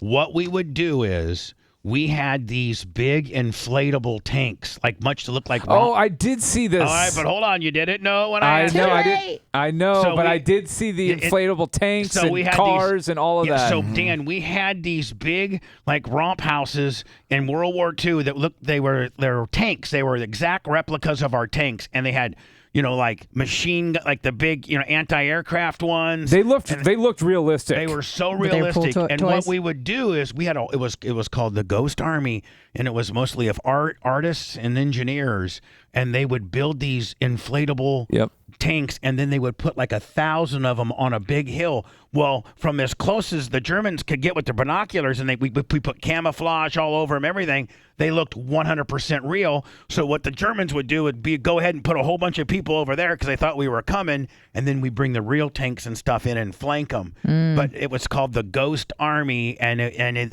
we used all these, and it showed 4 guys, picking up these big tanks. They just roll them up and they move them wherever they want. They had tanks, they had cars, they had anti-aircraft guns, like rocket missile launchers. Yeah, and so the Germans would be like, "Oh my God, they have assembled 1,500 tanks on this big ass hill." And let me tell you, 1930s, these things, and 40s, these things looked real. Like, it was impressive. Free Viagra.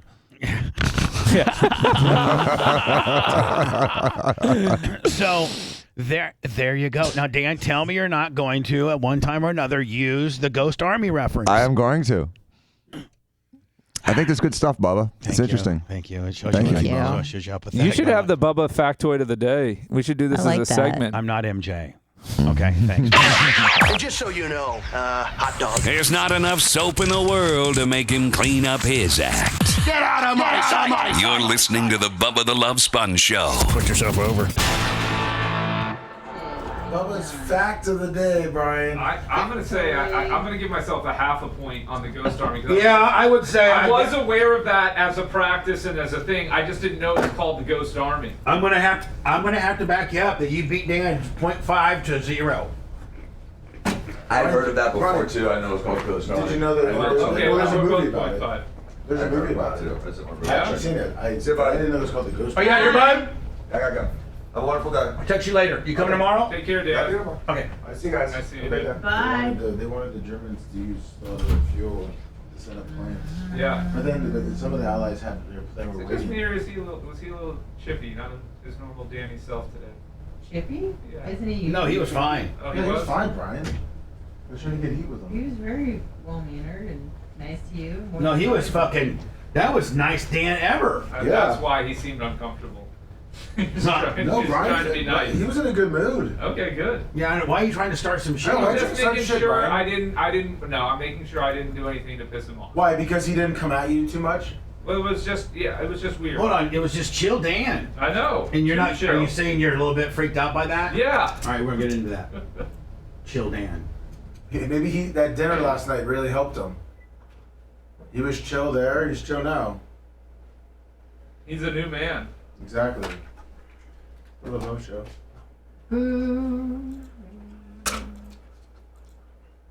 I hear yelling. He's yelling? No, the Yes. whoever's on the phone is yelling. Hey, Bubba. I'm kind of having a legal emergency right now. What? Nothing bad. Nothing bad. It's between me and my dad. Somebody in the state of Florida fucked up somewhere. And since he is Rhett Sr. and I'm Rhett Jr., they mixed up our information. So he got a knock on the door this morning with $600 worth of pull-by-plate stuff and all of this stuff going to collections under his name. So now I have to go get that figured out. Now, is that really your stuff that you're responsible for? Yeah. Yes. So you got all these toll collection by the plates? Supposedly, yeah. And I didn't know about them. That's because they've been going to my dad, and he assumed it was my truck. Go get that shit handled. Yeah, trust me, I'm going. All right. Well, then hopefully they don't put you in jail. No, I'll be okay. Now listen. They gave him a collections warning, but it hasn't even gone. All right, well, you bring it to Brian or something for you to look at. Yeah. Brian, is it okay? Will you look at it? Yeah, absolutely. What do you mean? I'm. Brian, move over. Brian, move over to here. Okay. Yeah, I'm going to the DMV. It should be sorted today. Okay. But don't get yourself fucking put in jail. No, it won't be that bad. Thank you, Bubba. All right. I'll see you guys later. God damn. You right? Did you hear that shock? I heard it on your phone on my desk. Oh, beautiful. Thank you. You want a whole room back in 5 minutes? Let me. What do we got? What do we got going on? Who's on the phone? All right, I appreciate it. Thank you. Thank you, bud. Who's on the phone? It was Jim. Isn't Penny supposed to call today? According to our best, previously, yes, she is.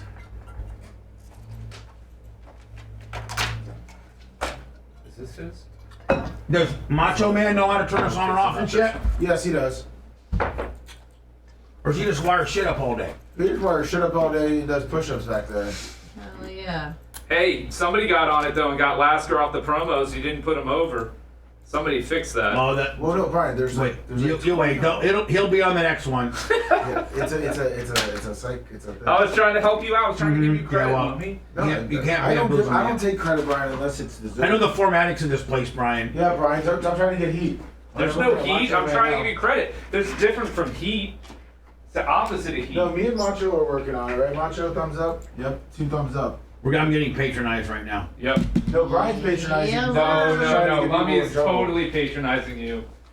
I'm patronizing you, Brian. No, you're not. You're being passive aggressive towards Bubba vicariously through me with a reverse Zabida end around double Blue Jay gimmick. I don't patronize Bubba. That's not in my brain. Your repertoire?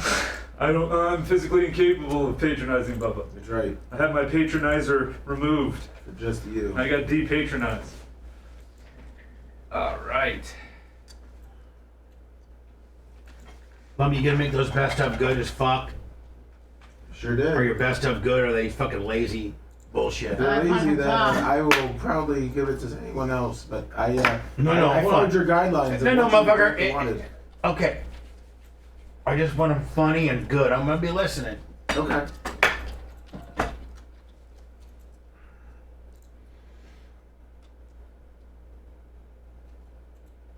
You got new imaging in there, and well, I mean, there's some imaging on the out, but I mean, the intro is usually we have it say it's the best of. Bubba the Love I know, Sponge but like on rejoins and shit. That's what I'm saying. I was always told to use the. Oh, okay. So you got a specific. Well, we probably need to freshen those up eventually, one of these days. Yeah, it's mostly all the celebrities that have done it Okay. for us. Just you're listening to the best of bullshit. Yes. All right. Thank you.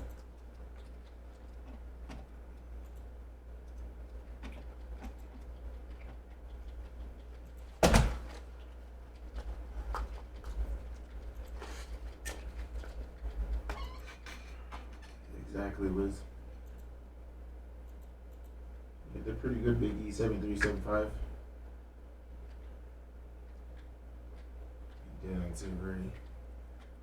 I know what you're talking about.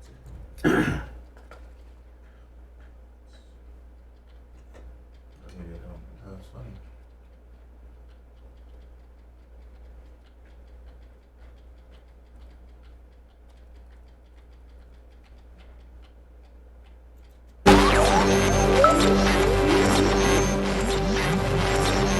Jackass. I'm going to ask you one question, and all I want is a yes or no answer.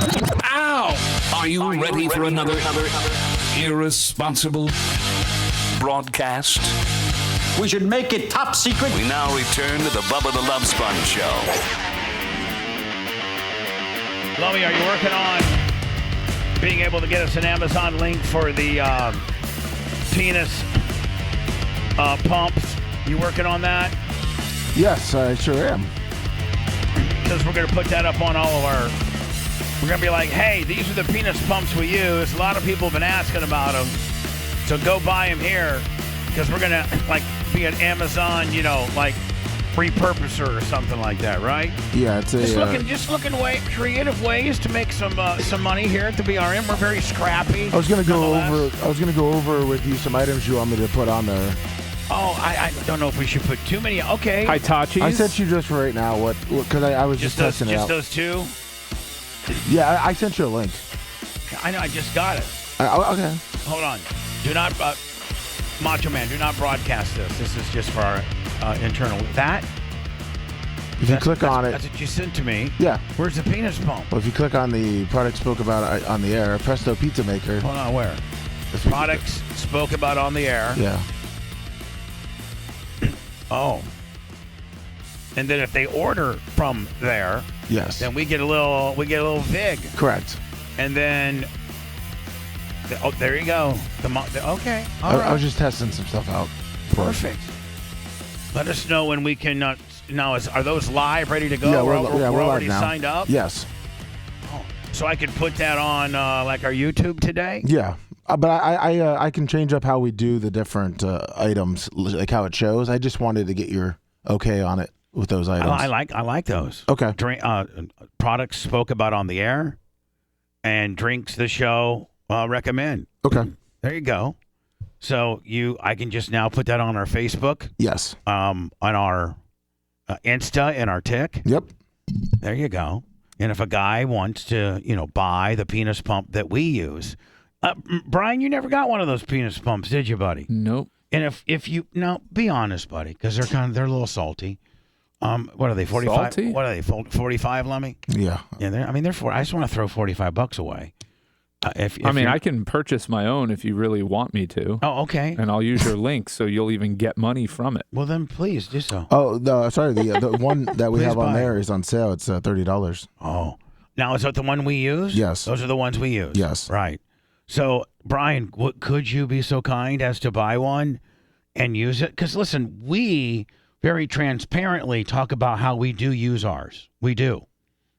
And if that makes you're a very guarded person about stuff. I don't know that I'm very guarded. Tells us about his threesomes in Vegas. I mean, you're far more, reserved. Yeah. Now?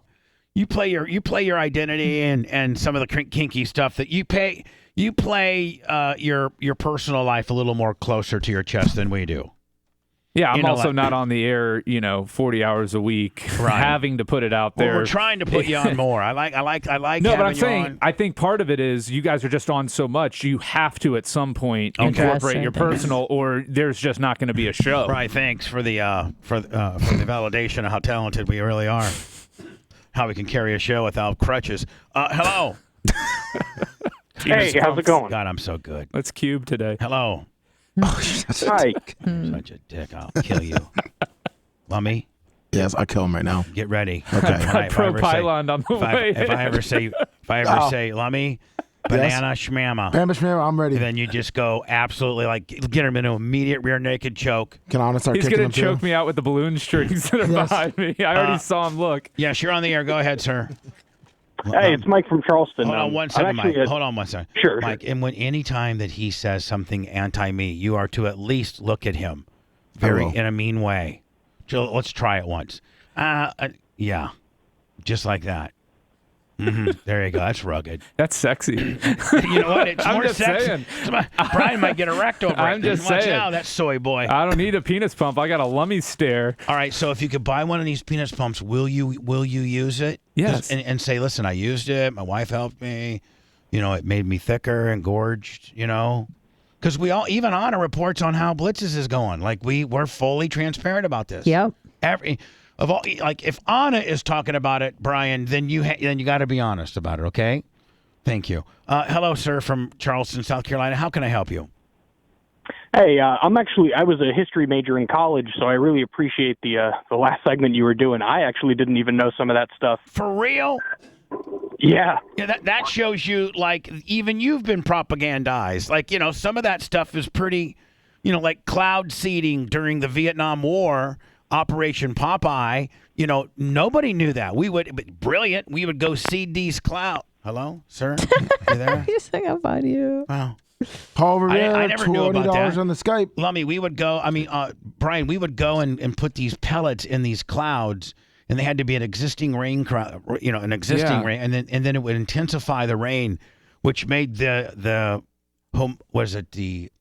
trail, the Ho Chi Minh Trail, was just all dirt. Well, if we rained it out, they could not get their supplies because they get stuck in the mud and stuff. Right. Yeah. Their vehicles and everything couldn't move. Yeah. No, and so they made it illegal then. As part you cannot alter the weather during war. The Operation Popeye, because I was with Dan, I'm going through food and everything, but now it makes sense because you're supersizing the rain cloud. You're strengthening the rain cloud. Right. And so now, in hindsight, it made a lot of sense. Yeah. The seeding is like spinach to Popeye. Yep. Hello.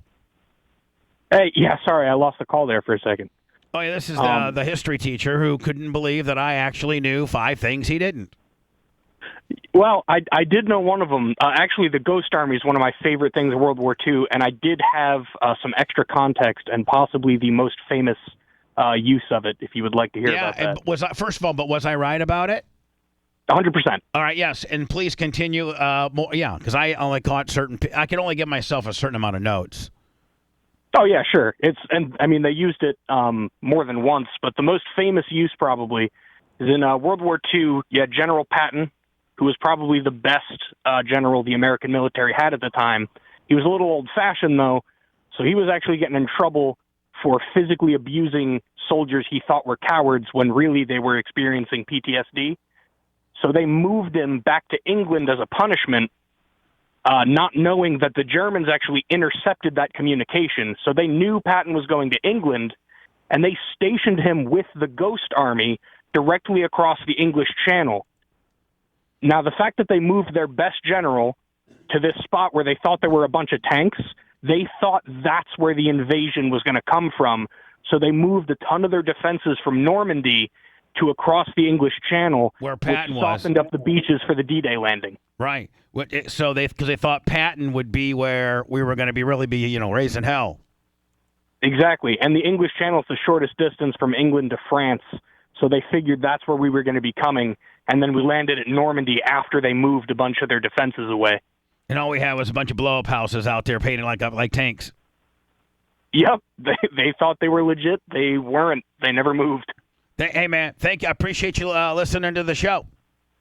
Absolutely. All right, buddy. Well, they would move them during the night to make it seem like there was movement there. Right, you no, wouldn't they want would to move just it. park your tanks and leave them in one spot for a month. No. They had a whole team that would go out and literally move him and put him in different directions. And they had loudspeakers that blared sound effects. So anyway, listen, the last, so Dan leaves, and Brian starts talking about how Dan was just not himself today, and was like something must be going on, and he didn't freak out and wasn't nearly as abrasive and combative and what have you. And then Anna said, "You're just freaked out from the new Chill. That's Chill Dan. Remember from last night? He didn't freak out. He's trying. This is a new Dan. Yeah, this is a new Dan. He's more zen. Yeah, I don't know that I like it. Why? Because it's different. I love it.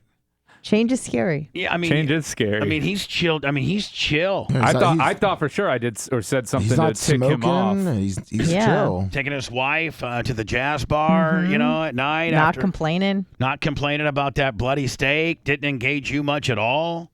That's Chill Dan. That's Chill Dan. I like Chill Dan. You can't handle Chill Dan. I'm definitely used to one type of Dan. Dick Dan. You said it, not me. I mean, that's what you're used to, right? Let me get up in your face. Let me be a dick. Aggressive Dan, we'll go with. Hello. Yeah, it's Willie from New York. I think you did a great job, Bubba. 5-0, beat Babyface. He's a sore loser. He's all mad he lost. I know about Project Pegasus. I bet Anna knows about Project Pegasus, too. It's Israeli. Anna, you know about Project Pegasus? I do not. Lummi knows about Project Peg. Yeah, his ass. Peg his ass. Project Pegasus. Lummi knows Project Peg his ass. Peg his ass. Biggie 7375, get the 5 subs. It's just a different pronunciation than Peg. I mean, it's a southern version of Pegasus. Peg his ass. What is it? Wasn't it something about phones? Operation Pegasus. Project Pegasus. Do you guys remember when the Iranian centrifuges, they were almost close to getting the nuclear, and then their centrifuges got hacked, and they went wired, and it blew up their centrifuges, and Israel did that. What they did that with was a program called Pegasus, and what it is a piece of spyware. Yeah, computer. And now On your Iran phone, has it. right? Well, they can use it. All they need is a number. You don't got to click nothing. You don't got to do nothing. Israel created it. It's the most biggest piece of spyware. All they need is your number. You don't got to click nothing, and they get right in your phone. The They Saudis have been using it, too. That's how they killed Khashoggi. That's how they knew where Jamal Khashoggi was going to be and arranged for his murder. Yeah, there's like 50,000. Yeah, they hacked like 50,000 of the Iranian phones. Yeah. And they got all the information. No, yeah, but I did not recall it was called Project Pegasus. No, but well, yes. the program is called Pegasus. Yeah. And a lot of them use it nowadays. When you get like a text, like a random text, they're already in your phone. Right. All right, buddy. Thanks. Thank you. Appreciate Have a good day, sir. Hey, me and Brian knew it. Anna gave her a thank you. Thank you. Anna's mad because she didn't know about it. I didn't know and anything. she's the Israeli I here. know. And Willie's like, Anna knows about it. I don't. I And didn't then the know. I, dumbest didn't, guy I over can't know here knew it. everything. Sorry. Tell us about the lasers. 60 Minutes Overtime. This week on 60 Minutes, we spoke to David Nielsen, a former senior portfolio manager at Ensign Peak Advisors. The firm is the investment arm of the Church of Jesus Christ of Latter-day Saints. So this is Boo. the Mormons' financial. Which, God, they have so much money. Right. So the Mormons, they use this guy's hedge fund or whatever. This is the financial aspect of the Mormons. In 2019, David Nielsen filed a whistleblower complaint with the IRS that alleged Ensign Peak had violated its tax exemption from the IRS. The IRS does not comment on whistleblower complaints. We met Nielsen in Salt Lake City. This is the first time he has spoken publicly about No wonder he's not dead. You don't want to mess with those crazy Mormons. his whistleblower complaint and why he came forward. So you're doing well on Wall Street. If Prince Harry was not quite as gingered and a little more rugged, he looked like this dude a little to bit. business school. Surely you could have stayed on Wall Street and made a fortune. Why'd you decide to come to Utah? Because they asked. I was in business school in 2009, and the chief investment officer said, please come in. We want you to work here. And over the next year... So he was Johnny Hardcore and the Mormon back then, and they're like, No, hey. he's from New York. No, he's in just business So I school. was- working for the Mormon Church. Oh, okay. Recruited into Ensign Peak. And what did you know about the firm, the Not size much. of it? Almost nothing. It's very secretive. I had no idea the size of the assets when I was even hired. Well, Brian, who are more shady and corrupt, Scientologists or Mormons? All of them are. And this is what he's about to explain is why we need to immediately end tax exemption For religious churches. stuff. Now, if you can get write-offs, you can still work your way back to being a tax-free entity, but you have to show that you're actually giving back, not that you're squirreling away money in illegal trust or that funds. your CEO is making, $1.8 million a year, but instead, you can worm your way back into tax exempt state based on how philanthropic and what you do with the money. 100%. Right. And they can have different levels. If you have a 60% or 70% give back, then you're fully tax exempt. If you have a, between 30 and 60%, then you're taxed, 10%. And then, you know what I'm saying? Like something like anything that. better than what they currently do, which is if you're a church and we recognize you, you get complete tax exemption. Man, hey, don't you think I should set up Bubba Army as a church? You could. I We mean, already there's talked about hoops this. to jump through. I heard there was a bunch. Actually, Tom Bean told me that there's just so many hoops. It's a lot of hoops, but it's worth jumping through when you're talking about billions of dollars. I mean, what are you talking about? Like 10,000, like me? No. All right. It wasn't until the very first day that I knew. They asked me to guess, how much money do you think we have? I guessed 30 billion. How much? He guessed 30 billion, and that's clearly going to be way low. I'm going to guess somewhere in the tune of 120 billion they had. More than 90 that at the time, but we just didn't. Now, so is this the Mormon Church organization? This is one trust fund that's managing money for them. One hedge fund. What was the culture like at Ensign Peak? There's a difference between the people and the culture.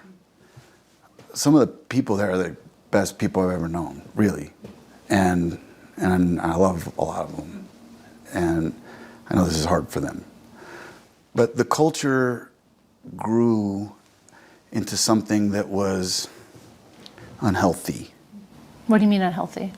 In order to hide $100 billion. 100 billion, Brian. You said 30. Well, he said 30, and they hit 100 billion of it, so maybe it was 130. I don't know. So how do you hide He's going 100? to tell us. Well, maybe in the next with 41 just seconds. We'll see. It's a lot. Hold on here. To keep that. In order to hide $100 billion, you can't do it with just one lie. It's a lot to keep that going. So he's saying that to hide that much money, there's got to be so many layers of lies and untruthfulness, right? Yeah. In order to hide that much money. And when you build a company on so much secrecy and a need to conceal. It creates a leadership tone from the top that we can do whatever we want, as long as it's to stay hidden. How important was it for assets to stay hidden? It was mission one. It looks like they filed forms for all these different show companies that they put up that was obscured from the church portfolio. Now, let's be clear. And my understanding, and I could be wrong on this, though, is that as a whistleblower for tax purposes, he will get a cut of anything that is ultimately recovered. Yes. That is awesome. When there's government Lumby, don't fraud turn me and in, buddy. waste. But it's got to involve government funds. So it's got to be. Turn me in. Why would he ever want to go public with this? Well, I think at some point you have to in order to get cash in. This is how I deal with the You Mormons. have to, Like, even you if don't that puts you in danger? Yeah.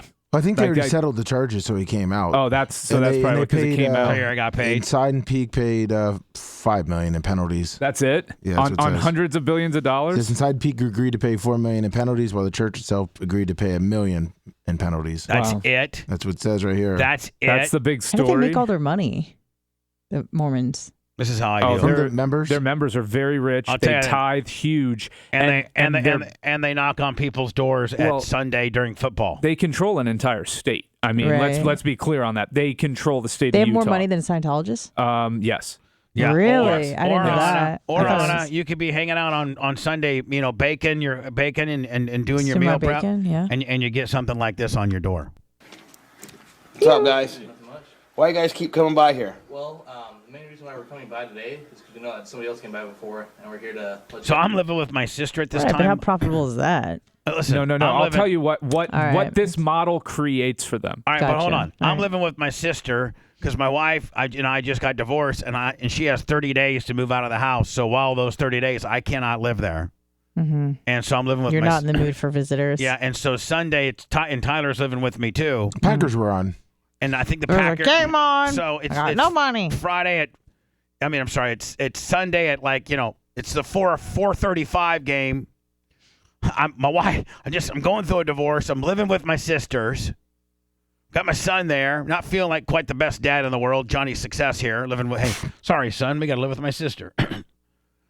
We move out of our mansion, and then we don't get to go back for 30 days, and it's hard telling what's going to be left. And so I'm not really in a good mood. But I'm enjoying football nonetheless on Sunday. And these two clowns, and so Tarek and Tara, they went to the mall or went to Publix or something, and Tarek even warned me and said, "Hey, listen, these Mormons come by like randomly on Sundays, and I've told them not to come by anymore." So he kind of gave me the warning that they could be showing up. And so they knock on the door, and this is how I handle Mormons. What's up, guys? Why? And this is and everybody's got to. This has happened to every one of us. Mm-hmm. Brian, have they not been to your door? Not recently, but, but way in- back in- in the day. in life. I've had them come. Yes. You guys keep coming by here. Well, the main reason why we're coming by today is because we know that somebody else came by before, and we're here to let you guys know there's a way you can get your names removed off the record. So this Well, how about just not coming by no more? Because the guy who you guys keep coming by doesn't want to talk to you guys. And I might have started my pill regiment too a little Clearly. bit. Yeah, maybe. It's a fuzzy time. Fat tongue. I'm a little fat tongued and fuzzy time, which makes me a little bit even more unedited. No more. Because the guy who you guys keep coming by doesn't want to talk to you guys. We know that. That's what we're trying to fix because our records aren't perfect, and it'll be a mistake of an accident. By the way, I'm in my T-shirt and underwear too, so you know. You that. look like Winnie the Pooh up there. No, I just look like some. I'm in my T-shirt and underwear. I kind of am. Here we go. It might happen, and so we're trying to get it so that doesn't happen again. By the way, you can go to our YouTube channel, and this is on our YouTube channel. It's called Bubba vs. Mormons. You guys have better things to do than to go around. Look at you guys. You guys be regular dudes. Go out there and have some fun, and you gotta get dressed up with a tie on a Sunday, messing with people. Don't you want to go out and watch football and? Get back on. Watch football and stuff. Okay, well. What did he say in People response watching- to that? He said, I did back home. Oh. He said, here, I'll play it. Watch football and. Get back on. I did back home. All right. Okay, well, people are watching football and you guys are bugging everybody. We're trying to make sure that. Well, how do we get that so it doesn't happen? All right. So what he needs to do is write a letter to the bishop of our ward. He shouldn't have to do. He shouldn't have to write a letter to anybody. You guys shouldn't just come by and with people. He shouldn't have to write a letter to anybody. This is his house, and you guys come here and with him all the time. And we're trying to make sure that doesn't happen again. Well, but no, he didn't have to write a letter. Why do you have to write a letter for? Why do you have to write a letter? So the bishop knows. The bishop. Just tell I love this. I've seen it before, but it's been a minute. him not to come back here no more. Sir, please, just No, hold on, let me ask you a question. You're telling me to calm down? You're telling me to calm down? You're in this house and you're telling me to calm down? Now I'm stepping to the guy. You calm the down. You're the one that's knocking on somebody's door on Sunday at 6 o'clock. Isn't this God's day? Why don't you let me rest? Isn't that what you guys are all about, this Mormon bull where you can have like 10 wives and no. Get the out of here. Right, You have a get great the out of here. Both of you nerds and your backpacks. You have a great day, sir. I will. I'll have a better day when you guys get the out of here. Back to snacks. Honestly, that's how everyone feels. So I know. good on you. Tell everybody. No wonder my son hates me. I began to hallucinate and thought a houseplant was talking to me. Prescription medication. Oh, man. Prescription medication. Rare delicacy. It takes a lot of great prescription medication to make the show sound this mediocre. The Bubba the Love Sponge Show returns after these words. But then also after that, like if you're a member of the church, they'll back your business. Oh yeah. It's so think about it. What do those guys deal with? They're selling a product that nobody fucking wants, right? And they're doing it for what, 2 years or So what are whatever they it is. getting out of it though, Brian? They're getting the ability to read people. They're getting the ability to take no for an answer and to sell. And if you can sell a bullshit religion created 120 years ago to people on a Sunday who don't want to be bothered, you can sell any fucking product in the world to anyone. You learn to become persuasive, you learn to become persistent, you learn to not take no for an answer, and you build a network. The people that you do convince now all over the country, they put them everywhere. They're not just in Salt Lake, they're in Florida. You build a network around the country and the world of people who, the ones that you do convert. I know, but what are these guys? Are they getting paid? They get funded for their mission. But then what happens is they all tithe to the church, and then the church buys in and supports these businesses with their money. So and it's easier if you're in the church and you say you want to start Bubba Radio Network, and you say you need $50,000 to do it. They own a percentage of the company. Essentially, you just become a bank. Do you have to pay them back or no? No, they're a percentage of your company normally. They own a percentage. So like they'll be They like, get a cut. we'll give you your startup, but we want 30% of the company or 50%. Yeah, of the it's company. a mob. It's a mob model, and it runs the same way. But that's and they are extremely loyal. They only deal with other Mormons. So let me put that up. Put our Amazon link up on. How many people do you think that if they It's a real easy one too. Do you think they even get one? Just put it up on Tick. Maybe one out of I'm gonna put it up they there with a actually little get somebody video. who's remotely receptive, and that person's probably just doing it because they're nice. Can You're you counting text on the that link to person me? who just Yep. had something major happen in their Like lives, Bubba. and they're vulnerable. Yeah, Bubba. It could have gone two ways. He could have said, "Fuck you guys," or "You know what? I'm down on my log." my song. Oh my goodness! If they would have just waited 20 more minutes for I the was pills just- to fully kick in. We would have had an Are you orgy. guys angels? Hey guys, what's going on?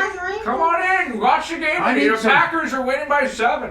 Yeah. That was their mistake. So tell me about your magic underpants. I know. Interesting. Yeah. So I mean, but here's the deal. Making money. So they because get 9 Bubba Clems, but they get that one suck Oh up. no, they get 99 Bubba Clems, and then they get that one suck up. I think they got what? That's what I'm saying. 77 million. That's big in Australia. Yeah. Well, yeah. They But they go. then, if the person that you're convincing is typically, not always, but typically someone who's going through something traumatic and is down on their luck, is that really the person that's going to be making you money? Foot soldiers, though. Hold on. It's a quantity issue, not necessarily a quality issue. You have your quality members. You've got your executive board. You need foot soldiers. You need that person who's going to go out and do that mission and get you a few more. Because those people tithe. They still tithe to the church. They I still understand, cut their percentage. But So if you're trying to make more money, I mean, you got to grow your numbers. Okay, but I mean, you'd think that the demographic of people that they would be going after would be people that have money. But there's percentages of those people that end up, and the people that they're bilking to bring in have money are doing it on a business, or for the money. They're doing it for the money. These people are pawns. They're the foot soldiers. Yeah. Hey, we've got numbers. Our congregation's grown. We have a presence now in, Botswana. Country Girl whatever 92, it 10 is. subs. Yeah. It's just about growing it's 100% about growing your numbers. Right. That's what Scientology tried to do for years. So they're doing that still. Well, they're not growing, but they're not growing. The problem for Scientology is the jig is up on them. They aren't growing So what shit. are some of the biggest corporations that have ties to the Mormon Church? Oh, I don't know. Let's see. Well, I was gonna say. I mean, they run the state of Utah, so. What are the biggest corporations with ties to the Mormon Church? Well, Anna, if you look at like the Scientology, all those people that are down in Clearwater, they have to pay like almost like a month They have for fees. $533 million stake in J.P. Morgan Chase. That's through Ensign Peak Advisors.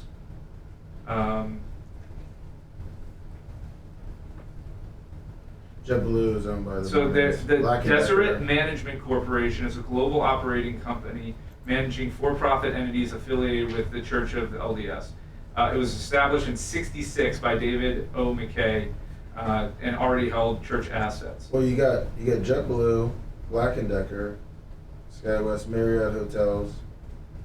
So this one holding company That's has like pretty big. 10 subsidiaries, and then other division. I mean, it's a massive network. Well, you think even the Marriott? Well, they have financial interest, not necessarily leadership interest in these other companies, but their financial position is huge. Well, I know, but like those guys that are own it are Mormon. So, because I don't really know much about how taxes and the IRS works, what did this guy do? He used a whistleblower for what? That they were hiding money? Yeah, that they had way more money and it that they wasn't were tax reporting. exempt than they were reporting. Yeah. Yeah, the 10 powerhouse businesses that are actually owned by Mormons. I mean, JetBlue was, but that's publicly traded. Is that JetBlue fucking Like the Spirit flights? gonna go through?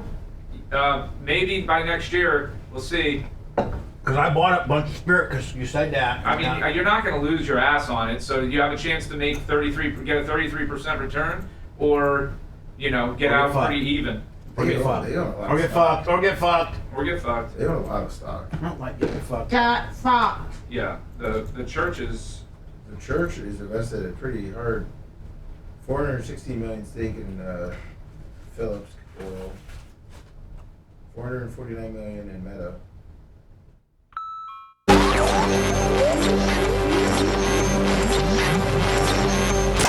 Terrible gibberish. Say something funny. Hello. Before you pick up the phone, engage your brain. Bubba hates talking to babbling idiots. Bubba. You're listening to the Bubba the Love Sponge Show. Brian, thanks so much. You kicked ass today, my friend. Thanks for having me, Bubs. Look forward to having you more. We're going to try to infuse Brian more into the show. Small doses. Don't forget, Lummy, go to getsuperbeats.com. Promo code Bubba. And use my promo code. It's going to get you a free 30-day supply of your Super Beats, and then it's going to get you 15% off your first order when you go to getsuperbeats.com. Promo code Bubba. It is blood pressure support, healthy blood pressure support. It dilates your blood vessels with nitro oxide. It's much more efficient and easy and safe for you than the 5 energy drinks that Dan drinks. Superbeat is the #1 pharmaceutical recommended best brand for cardiovascular health support. It's blood pressure support that you can trust. And soon, Lummy, and I think in the next couple of weeks, we're going to be talking about other products, from their memory and focus stuff to their Superbeats, to all under the company Human, HUMANN. Nice. Super Grapes, the Tart Cherry, metabolic health gummies, probably something Brian will like. The Neuro 40, which is daily blood pressure, and along with some Neuro stuff. So, again, thank you, and please go to getsuperbeats.com. Promo code Bubba. Promo code Bubba, and start your journey into some heart-healthy stuff. We got an after show that we're going to do. It's so exclusive that we only put it up on our podcasting. So today's after show, which we'll try to start fairly early, let's call it 10:25. Perfect. We go with that? Yep. 10:25. That'll only be available where you download our podcast, Apple, iHeart, Spotify, iTunes. Just type in The Bubba Army and be a daily downloader. Lummy, Wednesday, Thursday, and Friday's Best of show will also be on the podcast. Get that to Anna, okay? Will do. We will see you guys in about 25 minutes. Brian, thank you, my friend. Thank you, guys. Take care.